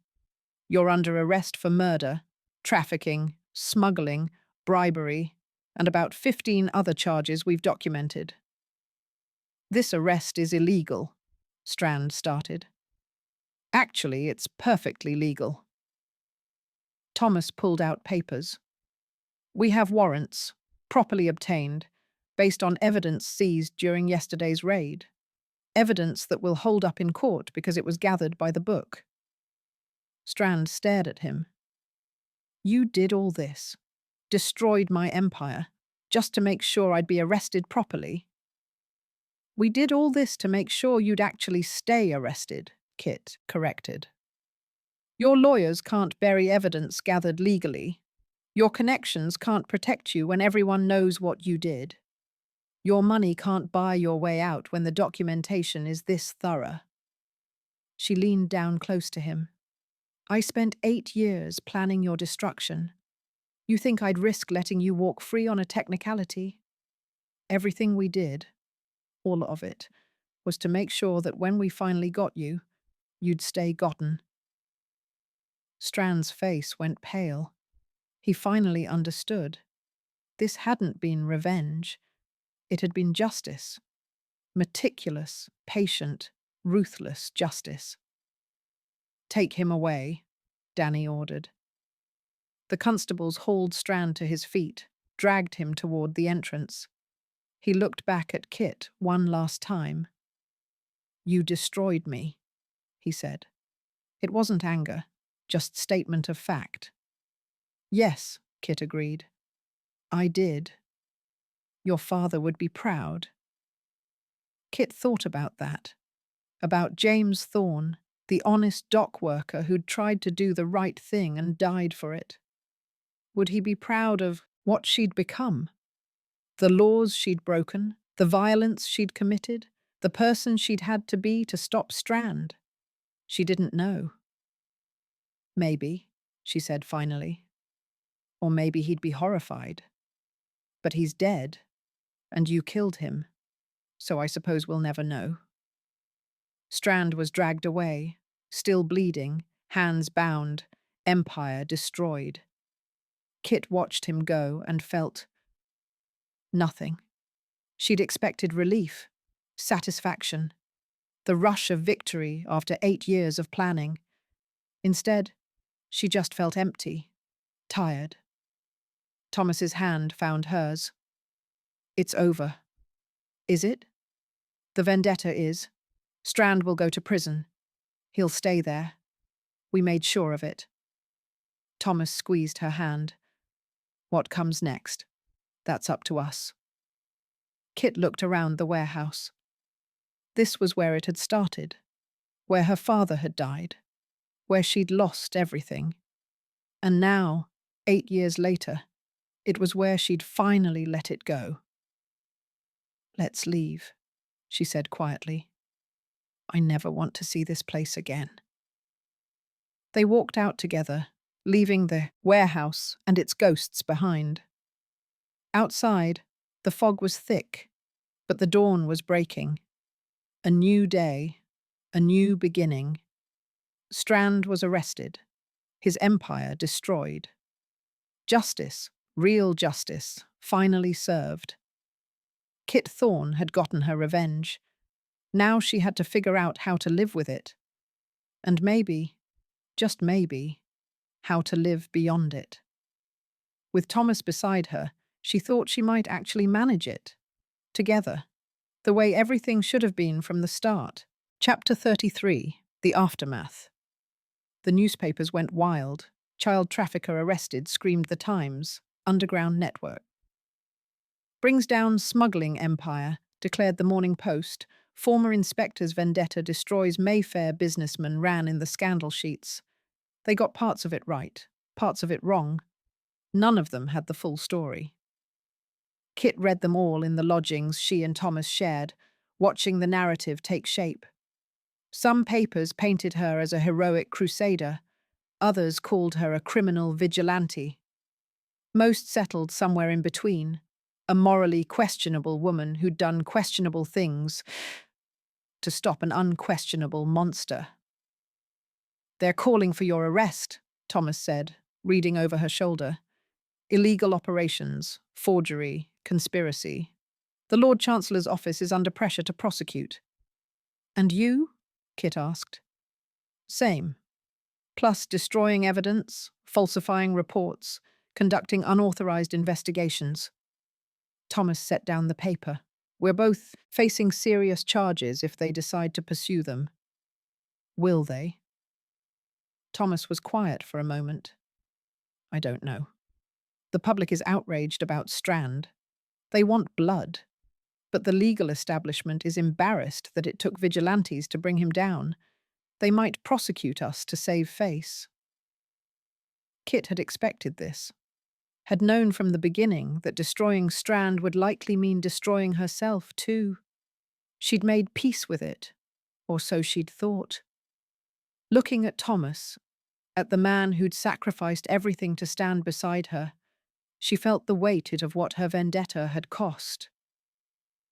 "You should distance yourself," she said. "Tell them I manipulated you, that I was the mastermind. Take the deal Shaw offered." "No," Thomas's voice was firm. "We've had this conversation. I chose this. I'm not abandoning you to save myself. Thomas, Kit. He took her hands. Whatever happens, we face it together. That was always the deal. Before Kit could argue, a knock sounded at the bed door. Thomas tensed, hand going to the revolver they kept loaded now. Who is it? Inspector Shaw. Thomas and Kit exchanged glances. Shaw. Here. That couldn't be good. Thomas opened the door. Shaw stood in the hallway, looking older than Kit had ever seen him. Worn. Tired. He held an official-looking envelope. May I come in? Shaw asked quietly. Thomas stepped aside.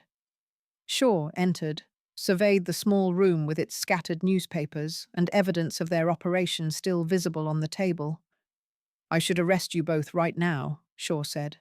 You know that, don't you? Yes, sir, Thomas replied.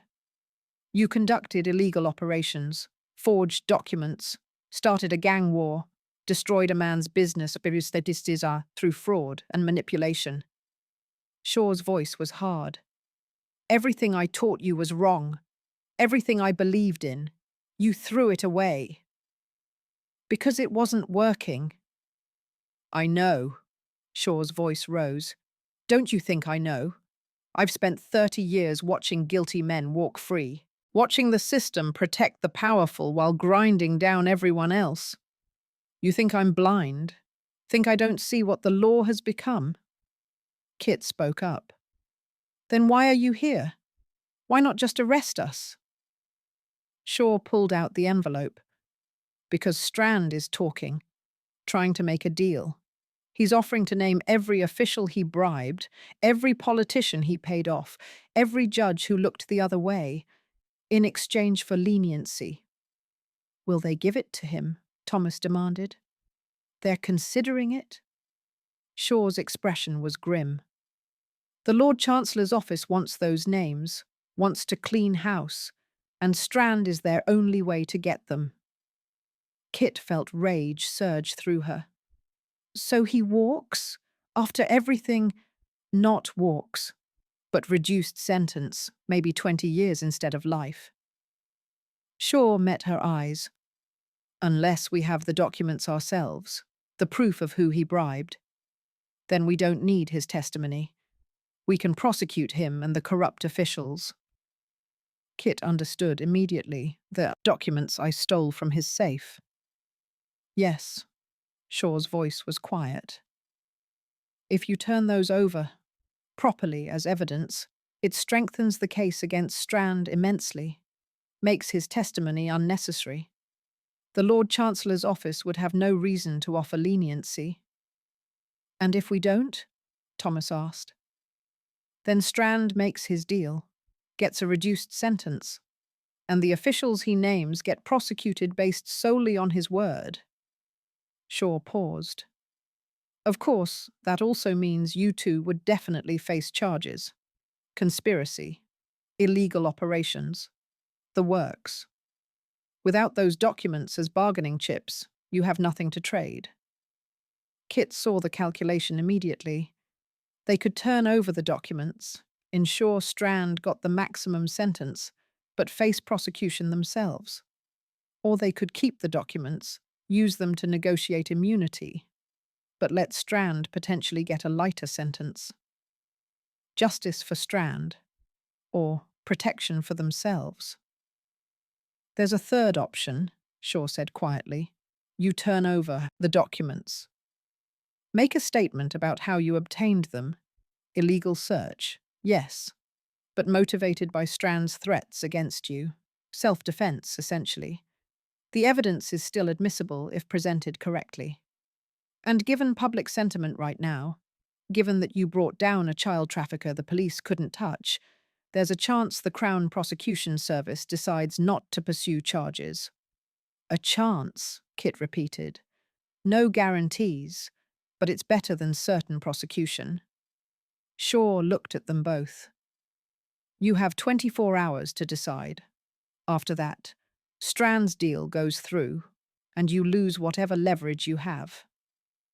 He moved toward the door, then paused. For what it's worth, what you did was illegal, reckless, everything I trained you not to do. He looked at Thomas. But those children you saved, the women you helped, they got justice because you were willing to break the rules. I can't condone it, but I can't condemn it either. Shaw left, closing the door quietly behind him. Kit and Thomas sat in silence for a long moment. What do you want to do? Thomas asked finally. Kit thought about it, really thought about it. They could keep the documents, negotiate for immunity, walk away clean, but Strand might get a reduced sentence, might be out in 20 years instead of dying in prison. Or they could turn over everything, ensure Strand got what he deserved, and take their chances with prosecution. Justice for him, or safety for them.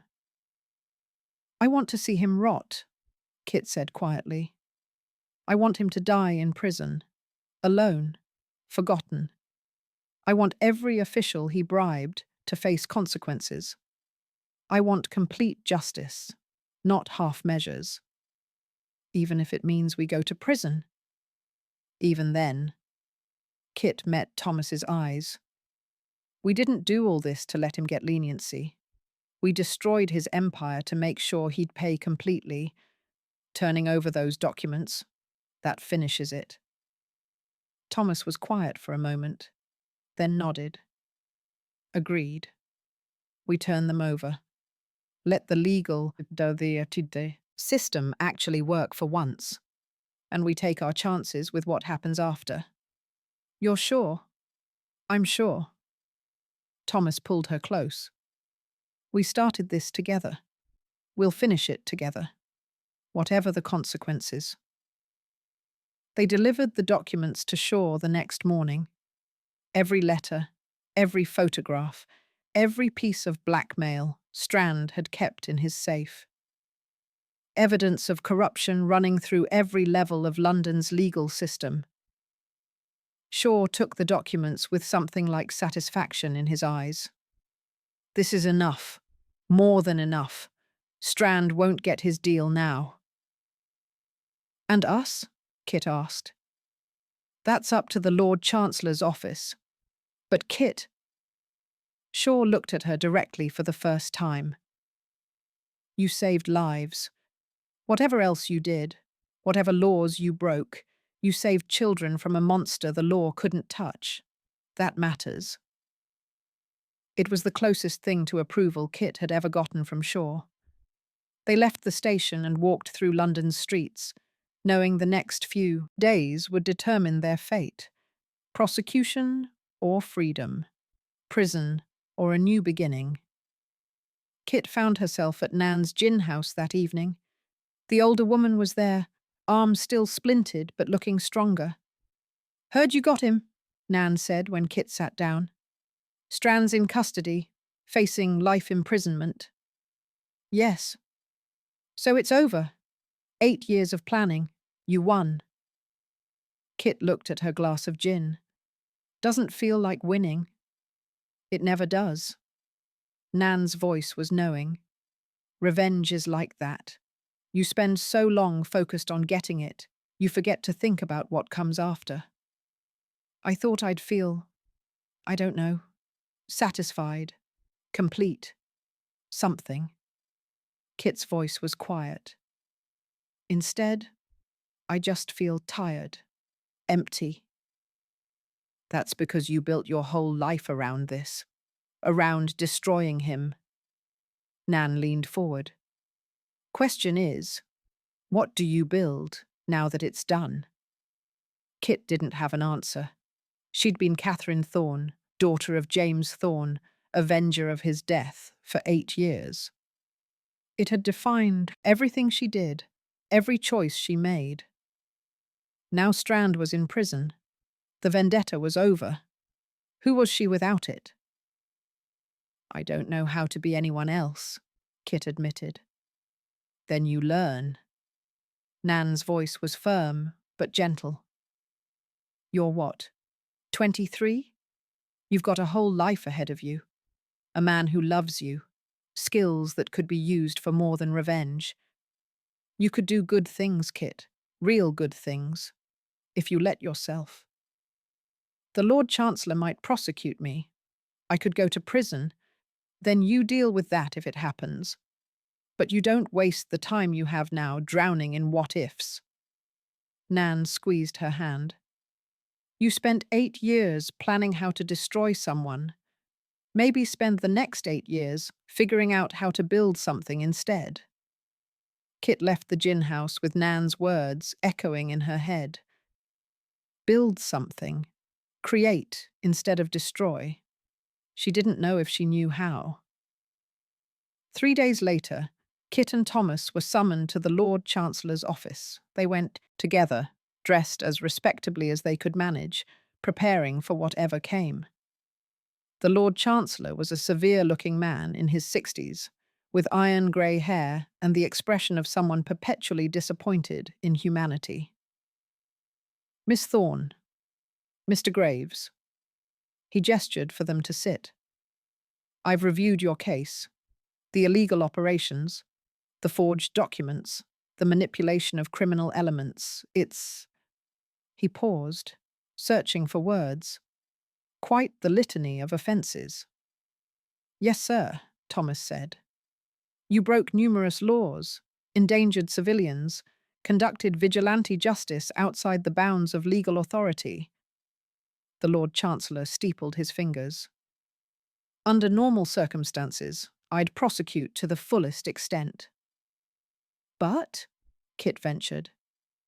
But you also brought down a criminal enterprise the Metropolitan Police had failed to touch for years, saved 17 children from trafficking, helped rescue dozens of women from forced prostitution, and provided evidence that will allow us to prosecute over 30 corrupt officials.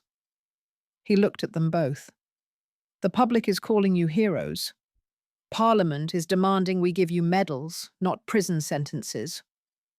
And what do you think we deserve? Thomas asked. The Lord Chancellor was quiet for a long moment. I think you're criminals who got lucky, who happened to target a man so monstrous that your crimes seem minor by comparison. But I also think... He paused. The law failed, spectacularly, and you succeeded where we didn't. That troubles me deeply. He pulled out papers. Here's what I'm prepared to offer. No prosecution for the illegal operations, the forgeries, the conspiracy. In exchange, you both agree to never engage in vigilante activity again, no more operating outside the law, no more taking justice into your own hands. And if we do? Kit asked. Then every charge I'm dropping now comes back, plus whatever new crimes you commit. You'll go to prison for decades. The Lord Chancellor's voice was hard. This is a one-time clemency. Don't mistake mercy for approval. Kit and Thomas exchanged glances. We accept, Thomas said. The Lord Chancellor had them sign documents making it official. Then he dismissed them, but called out as they reached the door. Miss Thorne, Mr. Graves. He looked at them both. Don't make me regret this. They left the office and walked out into the London afternoon, officially free, officially pardoned. We did it, Thomas said quietly. Brought down Strand, saved lives, and walked away clean. Kit nodded, but the emptiness remained. They'd won, completely. Strand would rot in prison. They'd been pardoned. Everything had worked out as well as it possibly could. So why did she still feel like something was missing? That evening, Kit returned to Father Barrett's church. She needed to thank him, to tell him it was over, to release him from having to shelter her network. She found him in the sanctuary, kneeling in prayer. He looked up when she entered. Catherine, I heard the news. You've been pardoned? Yes. Kit sat in a nearby pew. It's over. Strand's in prison. We're free. Everyone's safe. Then why do you look so troubled? Kit was quiet for a long moment. I spent 8 years planning revenge. 8 years focused on destroying one man. And now it's done. And I don't know what comes next. Father Barrett joined her on the pew. What do you want to come next? I don't know. Kit's voice was small. I've been a thief, a liar, a vigilante. I've built my whole life around destruction. How do I build something good after that? The same way anyone builds anything good. One choice at a time. One day at a time. Father Barrett's voice was gentle.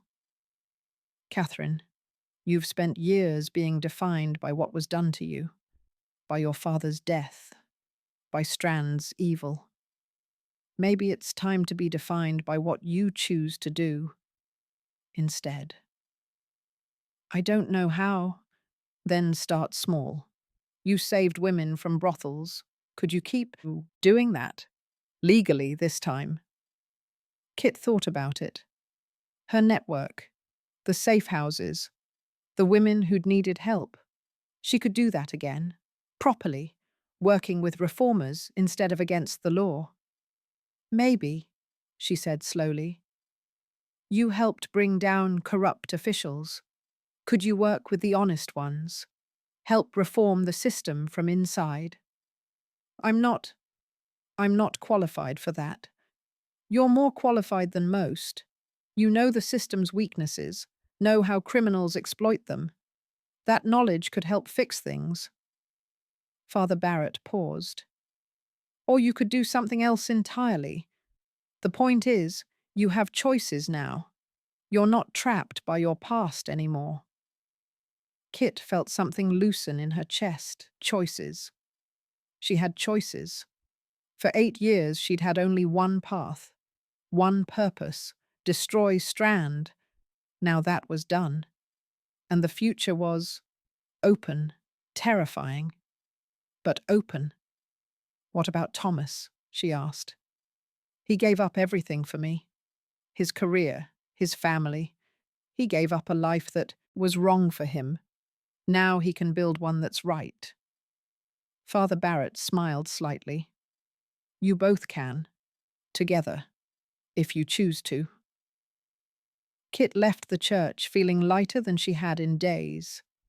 She found Thomas at their lodgings, packing. They'd decided to leave this place. Too many memories of the vendetta, of planning destruction.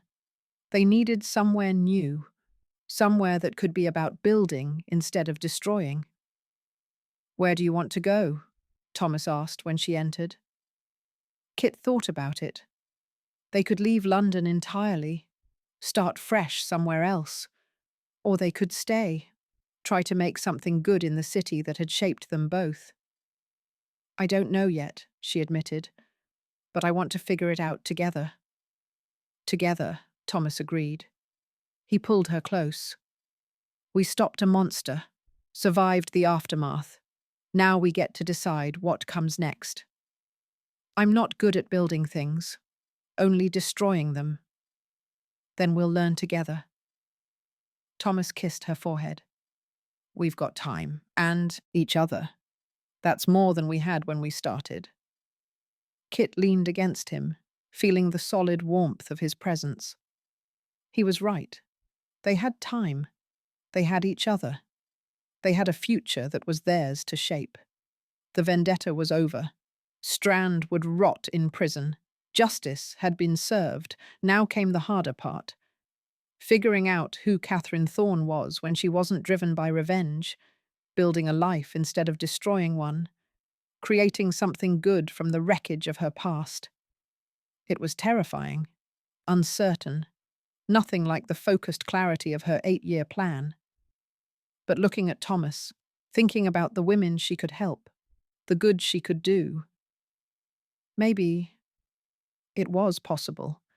Maybe she could be more than her father's daughter, more than Strand's victim, more than a thief and a vigilante. Maybe she could be someone who built things. Kit didn't know yet. But she was willing to try. And that, she realized, was enough for now. One choice at a time.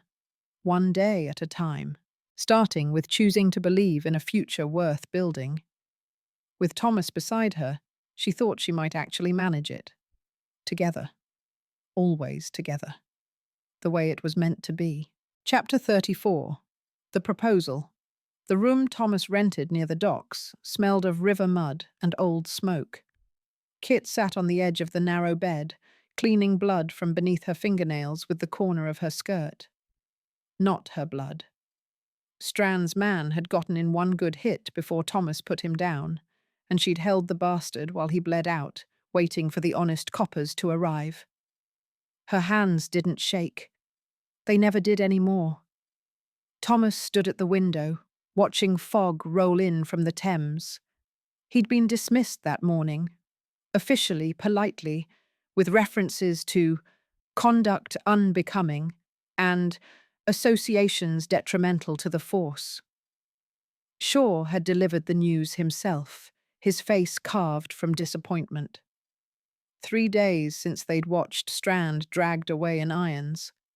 3 days of scattered allies and burned bridges, and the slow, grinding realization that winning had cost them everything except each other. "You should eat something," Thomas said, not turning from the window.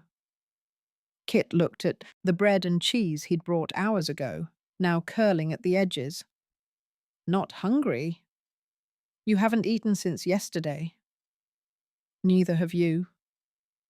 He made a sound that might have been agreement or acknowledgement. The silence stretched between them, familiar and exhausting. They'd barely slept, taking turns keeping watch even though Strand was locked away and his organization scattered to the winds. Old habits. "Bess left for Dover this morning," Kit said, because one of them had to break the quiet. "Catching a ship to France. Said she'd had enough of London to last a lifetime. Can't fault her for that. Dr. Chen's being threatened with deportation. Something about practicing medicine without proper credentials." Kit's laugh was bitter. As if half the physicians in Mayfair didn't buy their licenses. "Danny's trying to help. Calling in favours." Thomas finally turned from the window. He looked hollowed out, shadows under his eyes that hadn't been there a month ago. "Father Barrett's church was vandalised last night. Warning, probably, or spite." Kit stood, needing to move, needing to do something with the restless energy that had nowhere to go now. "We burned it all down, the whole rotten structure, and everyone who helped us is paying for it." "They knew the cost." "Did they?" She rounded on him. "Did Polly know what it would cost when I pulled her out of that brothel? Did Nan know when she taught me to pick my first lock? Did you know when you decided to work with a criminal?" "Yes." Simple. Certain. "I knew." The certainty in his voice made her chest tight. She turned away, crossing to the window he'd abandoned. The fog was thick enough now to obscure the buildings across the street, turning the world into grey nothing. "Where will you go?" Thomas asked. The question landed like a blow. "What?" "When you leave London, I assume you'll want to disappear for a while. Strand's people might be scattered, but they have long memories." He spoke carefully, like he was working through a problem at his desk instead of discussing the end of everything.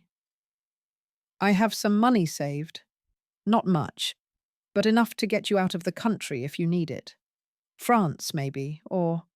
I'm not leaving London. Kit, this is my city." She turned to face him. "These are my streets, my people. I'm not running because some bastards with grudges might come looking." "Then you'll need protection." "I've been protecting myself since I was 15. "I know, but you won't have to anymore." He crossed the room in 3 strides, and there was something desperate in the movement, something that looked almost like fear. "Marry me." Kit stared at him. Then she laughed, sharp and bitter and utterly genuine. Christ, you've lost your mind. I'm serious. So am I. She backed up a step, needing space. You just lost your career for me. Your family won't speak to you. Your mentor thinks you're corrupted, and you want to make it worse by marrying a pickpocket. Yes. Why? The word came out harder than she meant it. What's the end game here, Thomas? You marry me, make me respectable, set me up in some little house where I can pretend I wasn't born in the gutter, give me a better life? She spat the last words, like a curse. His jaw tightened. I can protect you. Give you. I don't need your protection. Kit felt something cracking in her chest, something she'd been holding back since the moment they'd met. I never did. She waited for him to argue, to list all the times he'd saved her, all the ways she'd needed him, to prove what they both already knew, that she was damaged, dangerous, fundamentally unlovable no matter how hard she tried. Instead, Thomas went very still. When he spoke, his voice was quiet. I know. Then what? I need yours. The words hit like a physical blow. Kit opened her mouth, closed it. What? I need you. He said it simply, like it was obvious. Not because you're helpless. Because you're the strongest person I know. Because you see through every lie society tells itself and you survive anyway. Because you make me better at being what I should have been all along. Thomas, I don't want to marry you to fix you or save you or turn you into someone's idea of a proper wife. He took a step closer. I want to marry you because the thought of facing the rest of my life without you in it makes me want to put my fist through a wall. Kit felt her throat go tight. You don't know what you're asking for. I do. No. You think you do. But marriage, it's not just passion and arguments and working together to take down smuggling rings. It's every day. It's waking up next to someone who's never going to fit in your world, who's never going to stop doing dangerous work, who's never going to be the kind of wife your colleagues expect. Good. I don't want that kind of wife. I won't change, she said, and it came out fiercer than she intended. I won't stop picking pockets when I need to. I won't stop. Helping women out of brothels and forging papers and breaking into places I shouldn't be. I won't be tamed or gentled or made respectable. I know. I'll embarrass you. Your family already hates me. Your career is gone. If you marry me, you'll lose whatever's left of your reputation. I already lost it. Thomas closed the distance between them, and his hands came up to frame her face, gentle despite the calluses. The day I chose to help you instead of arrest you, I lost everything I thought mattered, and I'd do it again, every time. Why? The word came out broken. Because everything I thought mattered was a lie. The law protects men like Strand. Respectability is just another name for looking away from suffering. And I was complicit in all of it, until you showed me what real justice looks like. His thumbs brushed her cheekbones. You didn't make me worse. You made me honest. Kit felt something give way inside her. Some wall she'd been holding up since she was 15 and alone, and learning that survival meant never letting anyone close enough to destroy you. I'll still be a criminal, she said, but her voice had gone soft. I'll help you do it. We'll fight, constantly. I'm aware. The corner of his mouth twitched. We're fighting right now. This is a terrible idea. Probably. He leaned his forehead against hers. Marry me anyway. She should say no, should push him away, save him from himself, from her. should walk out this door and disappear into the fog and let him rebuild what she'd helped him burn. Instead, she said, "It won't be like other marriages. I don't want other marriages. I won't live in some respectable neighborhood and pretend I'm not what I am. We'll find somewhere on the border, neither one world nor the other. I won't give up my work. I'll provide cover for it. We'll make each other miserable." Probably. His hands tightened on her face. "But we'll do it together." Kit looked at him. This man who'd thrown away everything for her, who'd learned to break laws and live with contradictions and love her without trying to fix her, who needed her strength instead of her submission. "This is the worst proposal I've ever heard," she said. "Have you had many?" "No, but I'm confident this is the worst." Thomas's laugh was rough and genuine. "Is that a yes?" She kissed him instead of answering, fierce and desperate and real. His arms came around her, pulling her close, and she could feel his heart hammering against hers. When they broke apart, they were both breathing hard. "It's a yes," she said against his mouth. "You idiot." "Thank Christ." He kissed her again, softer this time. "I thought I'd have to actually argue my case."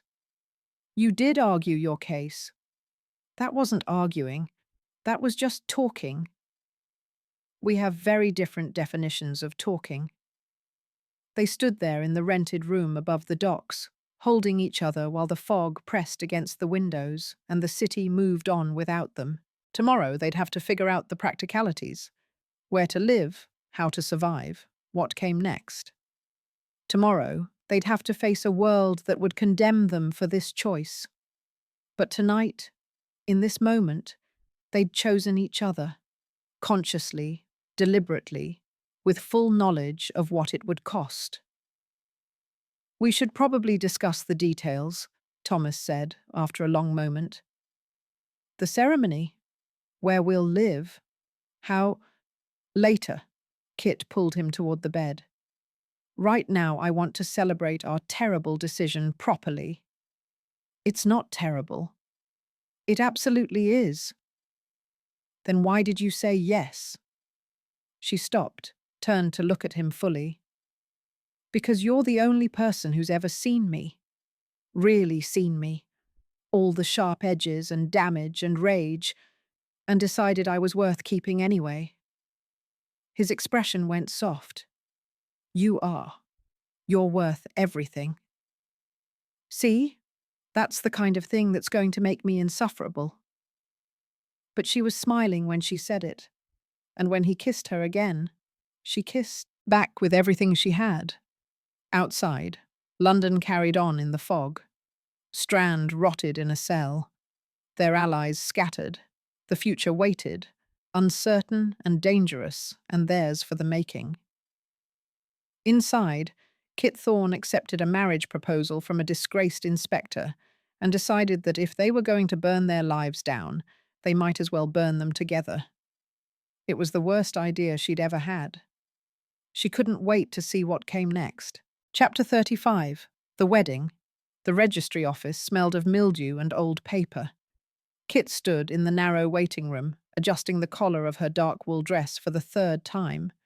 Not because it was uncomfortable, but because her hands needed something to do. "Stop fidgeting," Thomas said. "I'm not fidgeting. You've touched that collar 6 times in the last minute. I'm checking it's straight." "It's straight." He reached over and stilled her hands. "You look fine." "I look like I'm going to a funeral." "It's a wedding."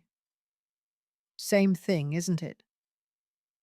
But she let him hold her hands, feeling the familiar calluses on his palms. They'd spent the last week making arrangements, which mostly meant Thomas filling out paperwork while Kit prowled the room like a caged animal. No banns, no church, no family. Just a civil ceremony at the registry office in Whitechapel, because it was close and cheap and asked the fewest questions. The door opened, and a clerk appeared, eyeing them with the particular disdain reserved for couples who didn't fit the approved mold.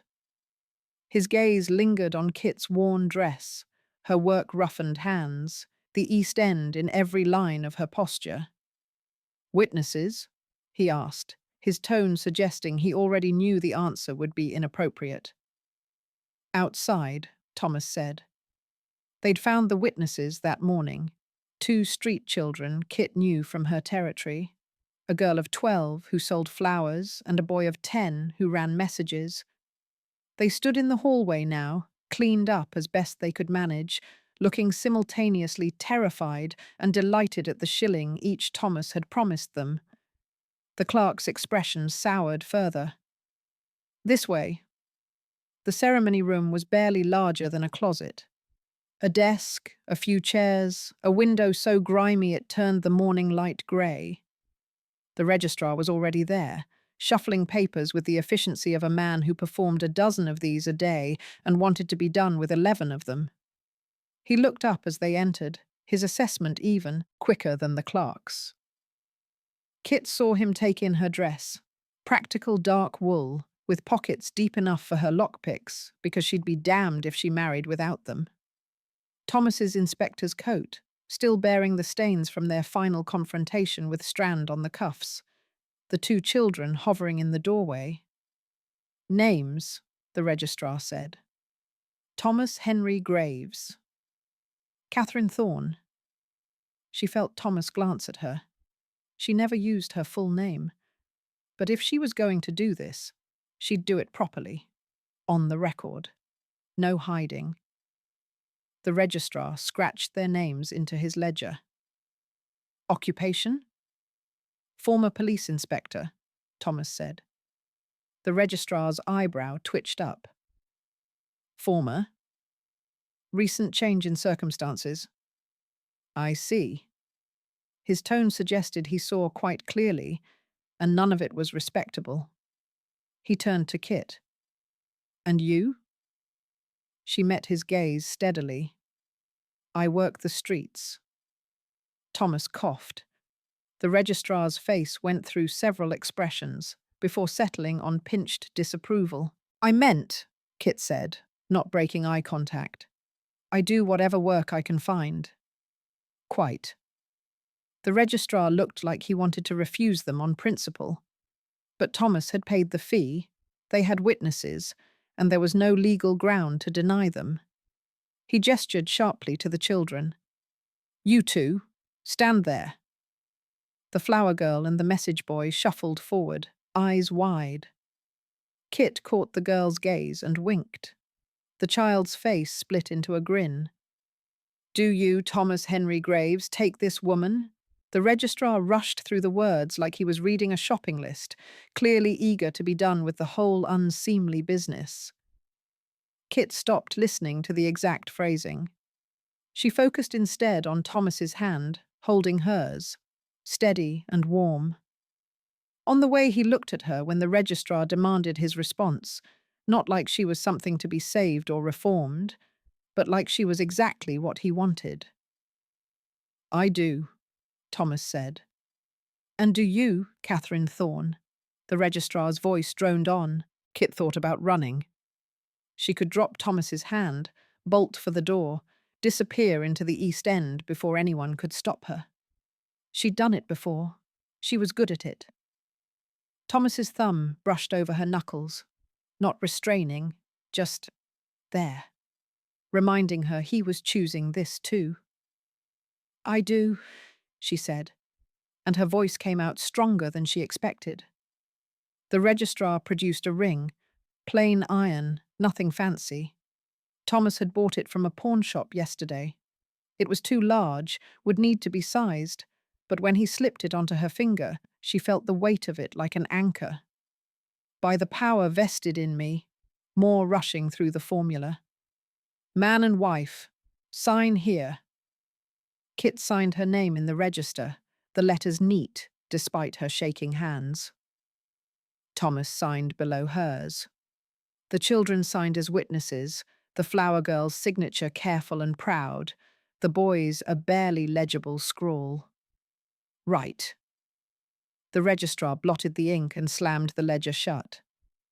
That's done then, and that was it. No kiss, no pronouncement, no moment of significance. Just a bored registrar already reaching for the next couple's paperwork and a clerk holding the door open in clear invitation to leave. Kit and Thomas stepped out into the hallway. The children followed, and Thomas handed them their promised shillings, plus an extra sixpence each. "What do we do now?" the flower girl asked. "Whatever you want," Kit said.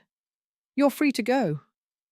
They scampered off, already planning how to spend their windfall. Kit watched them disappear down the stairs, feeling oddly unmoored. "Well," Thomas said, "we're married. Apparently." That was romantic. Wasn't it just? Kit looked down at the iron ring on her finger. "I expected worse, honestly.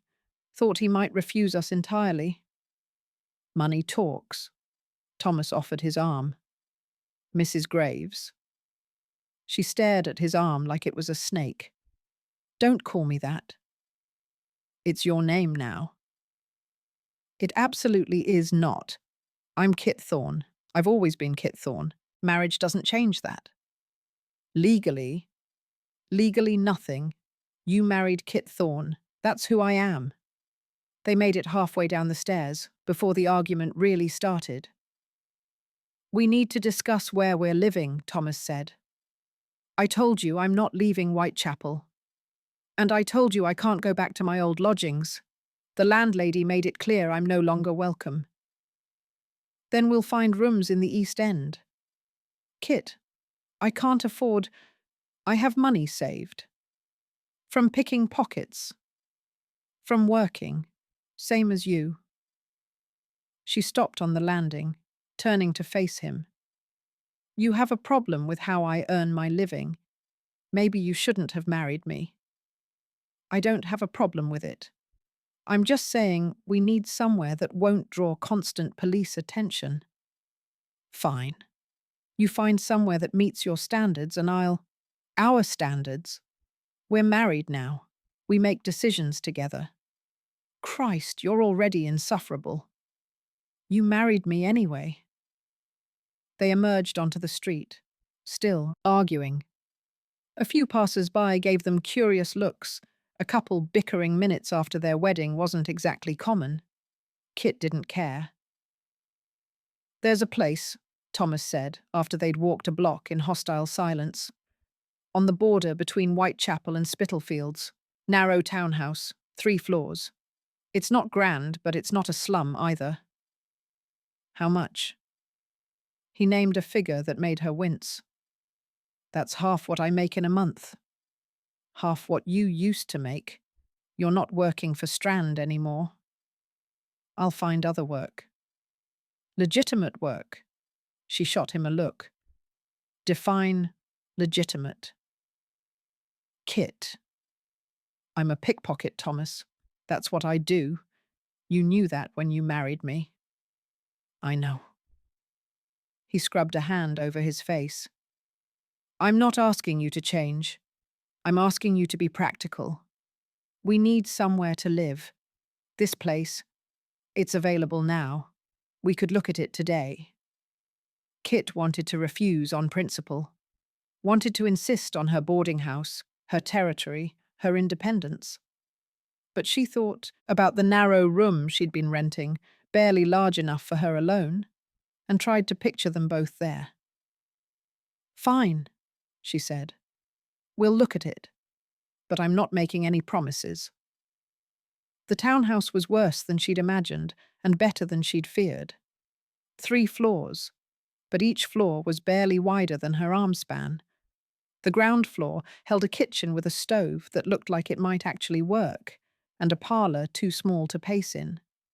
The second floor had a bedroom, and a room Thomas optimistically called a study. The third floor was an attic space with a sloped ceiling and suspicious stains on the floorboards.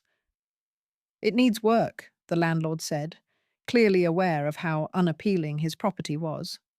"But the rent reflects that."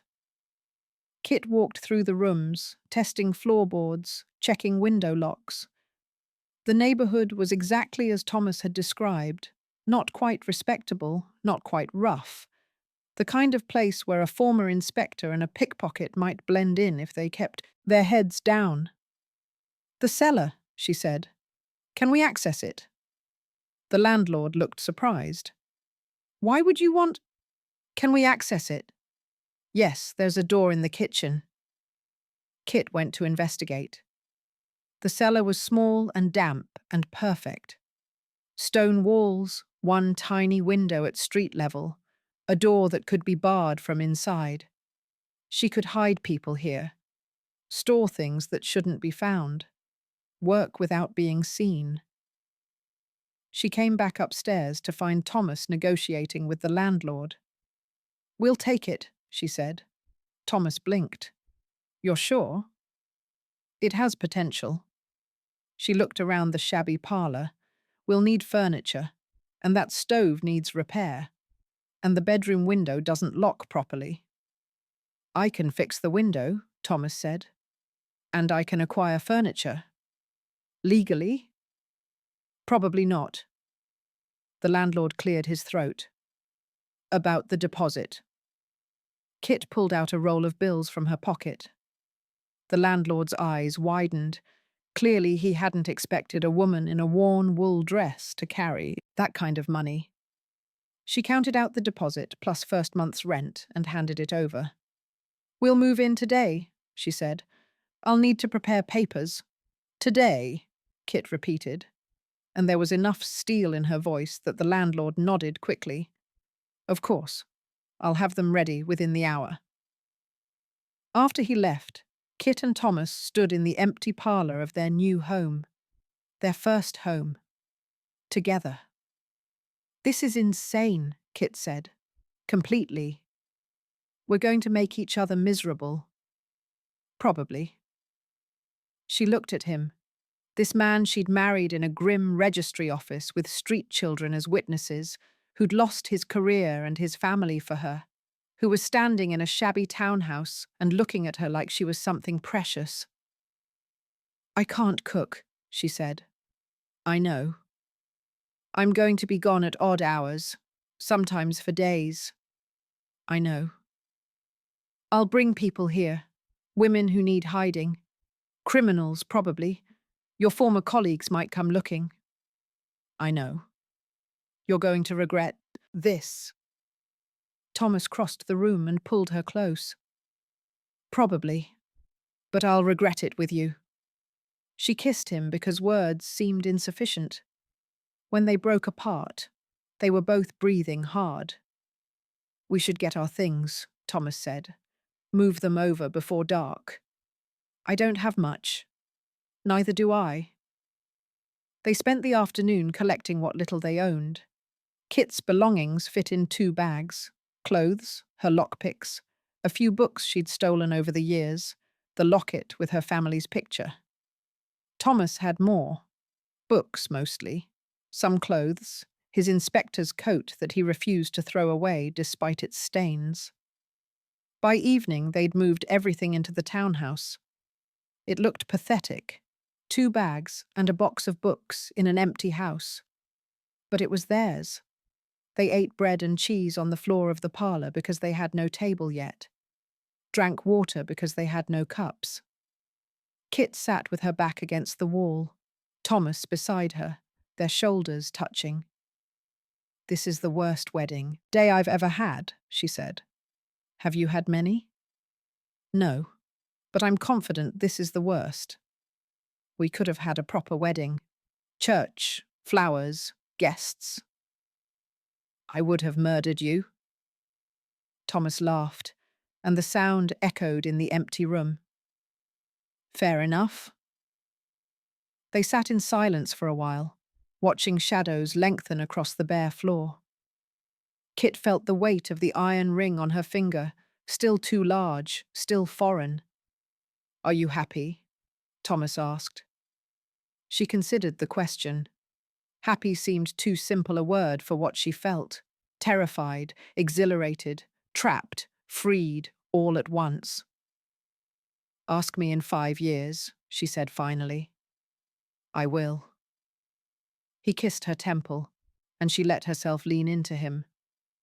Tomorrow they'd have to figure out how to actually live here, how to make money, avoid attention, survive in this new configuration. Tomorrow they'd probably fight about something. But tonight, in this empty house that was neither respectable nor rough, neither his world nor hers, but somewhere in between, they'd survived their wedding day. Kit Thorne, still Kit Thorne, no matter what the registry said, looked around the shabby parlour and felt something she hadn't felt in 8 years. Hope.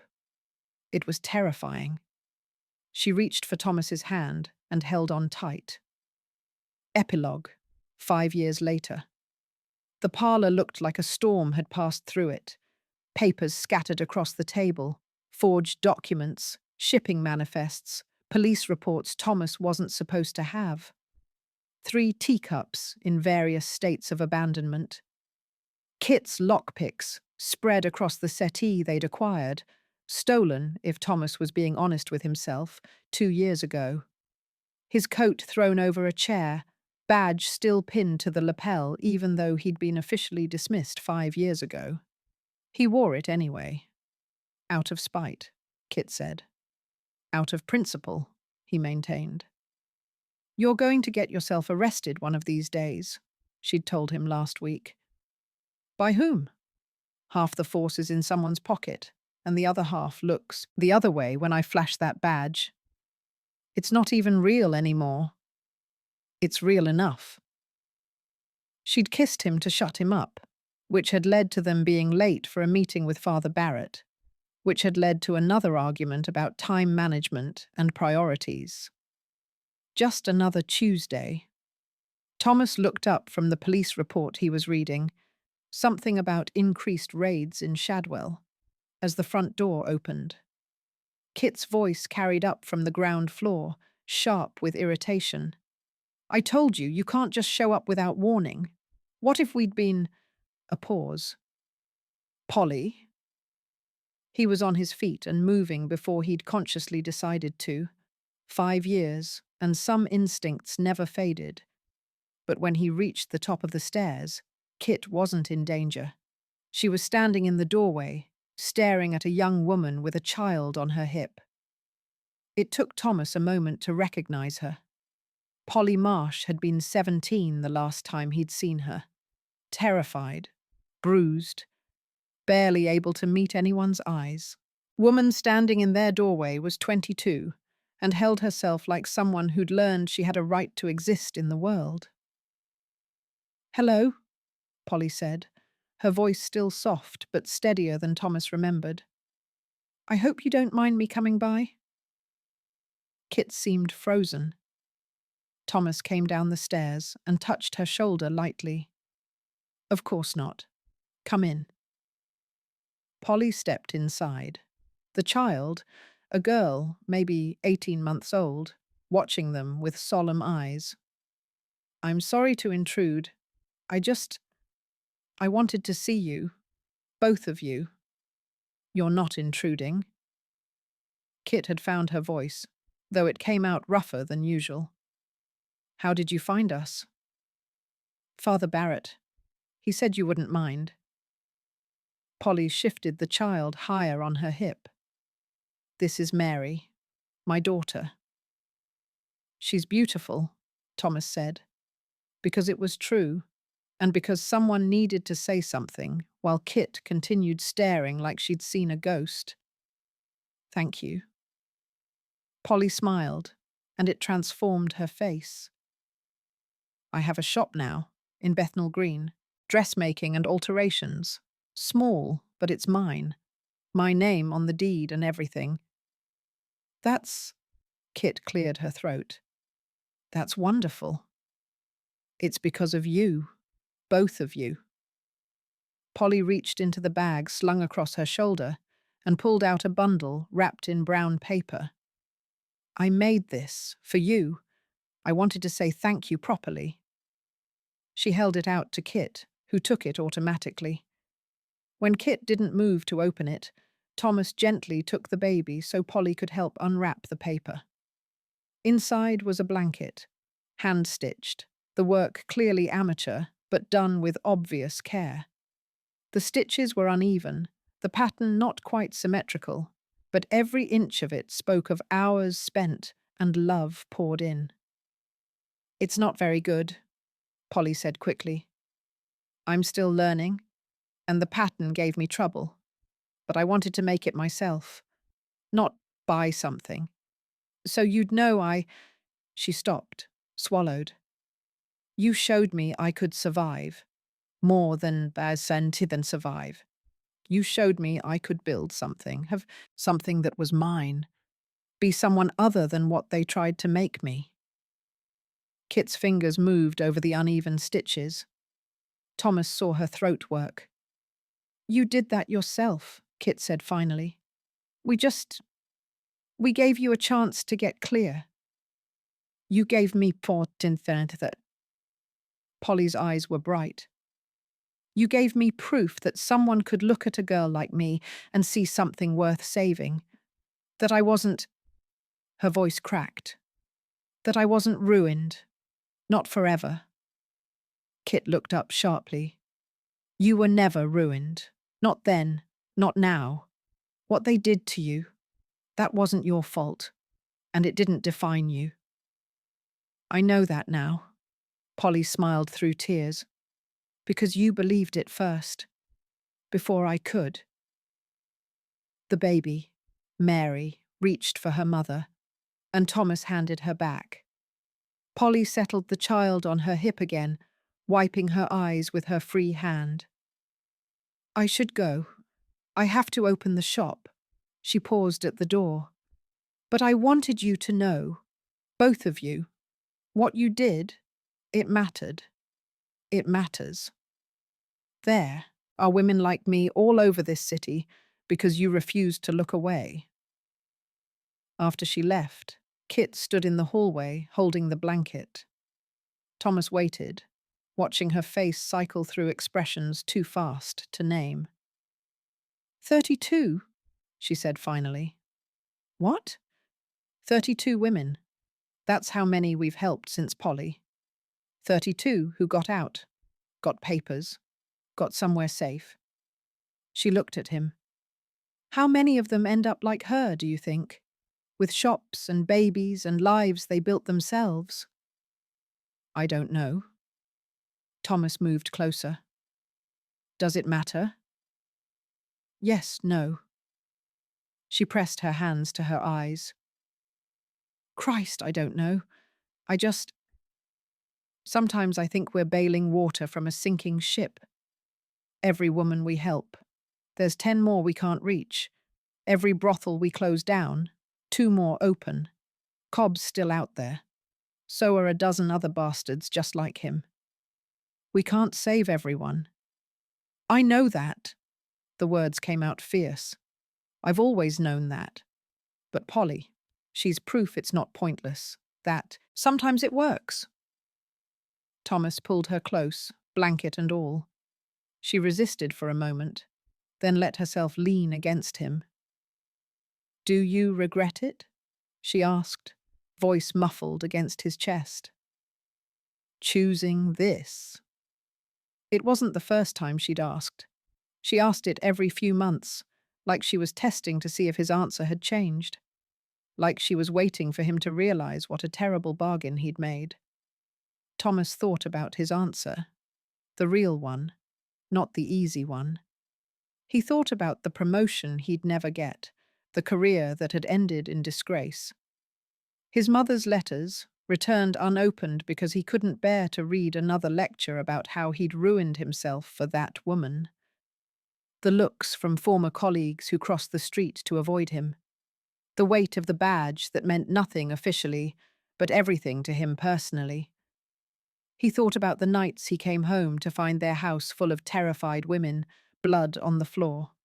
Kit stitching up knife wounds with gin and thread. The times she disappeared for 3 days, and he paced their empty bedroom, wondering if she was dead in an alley somewhere. The constant fear that one of Strand's old associates would make good on their threats, that Cobb would catch her alone, that he'd lose her to the violence they both courted daily. He thought about their fights, legendary, exhausting, sometimes physical when words failed. The way she'd thrown a plate at his head last month when he'd suggested she was being reckless. The way he'd punched a hole in the wall the week before that when she'd accused him of trying to control her. The passion that burned between them, sometimes destructive, always consuming. Every day, he said honestly. She went still in his arms. Every single day, he continued, I regret losing my career. I regret the distance from my family, even though they made their choice clear. I regret that I can't protect you the way I used to. I regret every woman we can't save and every bastard who walks free because I no longer have the authority to touch them. Kit started to pull away, but he held her tighter. And I'd choose it again, he said. Every day, every single time. Because being your husband, being your partner in this impossible work, it's the only thing I've ever done that actually mattered. She was quiet for a long moment. Then, you're an idiot. I married you, didn't I? Exactly my point. But she was smiling when she said it. That sharp, knowing smile that had first caught his attention all those years ago. She kissed him, fierce and quick, then pulled away and folded the blanket carefully. We need to eat something, she said, all business now. And I have to meet with Bess tonight about those papers for the Miller girl. Bess is back from France. Got in last week. She says Paris is lovely, but the gin is terrible. When will you be home? Late. Midnight. Maybe later. Thomas nodded. This was their life. Ships passing in the night, coordinating around illegal activities, stolen moments between chaos. I'll wait up. You don't have to. I know. She touched his face, gentle despite her calloused hands. Don't do anything stupid while I'm gone. Define stupid. Thomas. I'm meeting with Danny. Just information sharing. Nothing dangerous. Everything we do is dangerous. Then we're very lucky. She snorted and went upstairs to get ready. Thomas heard her moving around their bedroom, the creak of the floorboards, the sound of her checking her lockpicks, the familiar rhythm of their life together. An hour later, she was gone. Thomas sat in the parlour with his police reports and his cold tea and tried to focus on the patterns of raids in Shadwell. But his gaze kept drifting to the blanket Polly had brought, now folded on the settee. Proof that their work mattered, that the impossible life they'd built together, messy and dangerous and unconventional, actually changed things. He was still sitting there when Kit came home at 1:30 in the morning, lockpicks in hand and fury in her eyes. Cobb's making a move on the safe house in Stepney, she said, without preamble. We need to move 6 women by tomorrow night. How many men does he have? At least 5, maybe more. Thomas stood, reaching for his coat. I'll talk to Danny, see if we can arrange a distraction. The police won't help. Not officially. Then unofficially. They spent the next 2 hours planning, arguing, planning some more. Kit paced while Thomas made notes. He suggested legal approaches. She dismissed them as too slow. She suggested violent solutions. He talked her into something slightly less likely to get them killed. By 3 in the morning, they had a plan. By 4, they'd thought about it twice and refined it into something that might actually work. Kit sat on the floor by the stove, exhausted, while Thomas made tea with hands that shook slightly from fatigue and adrenaline.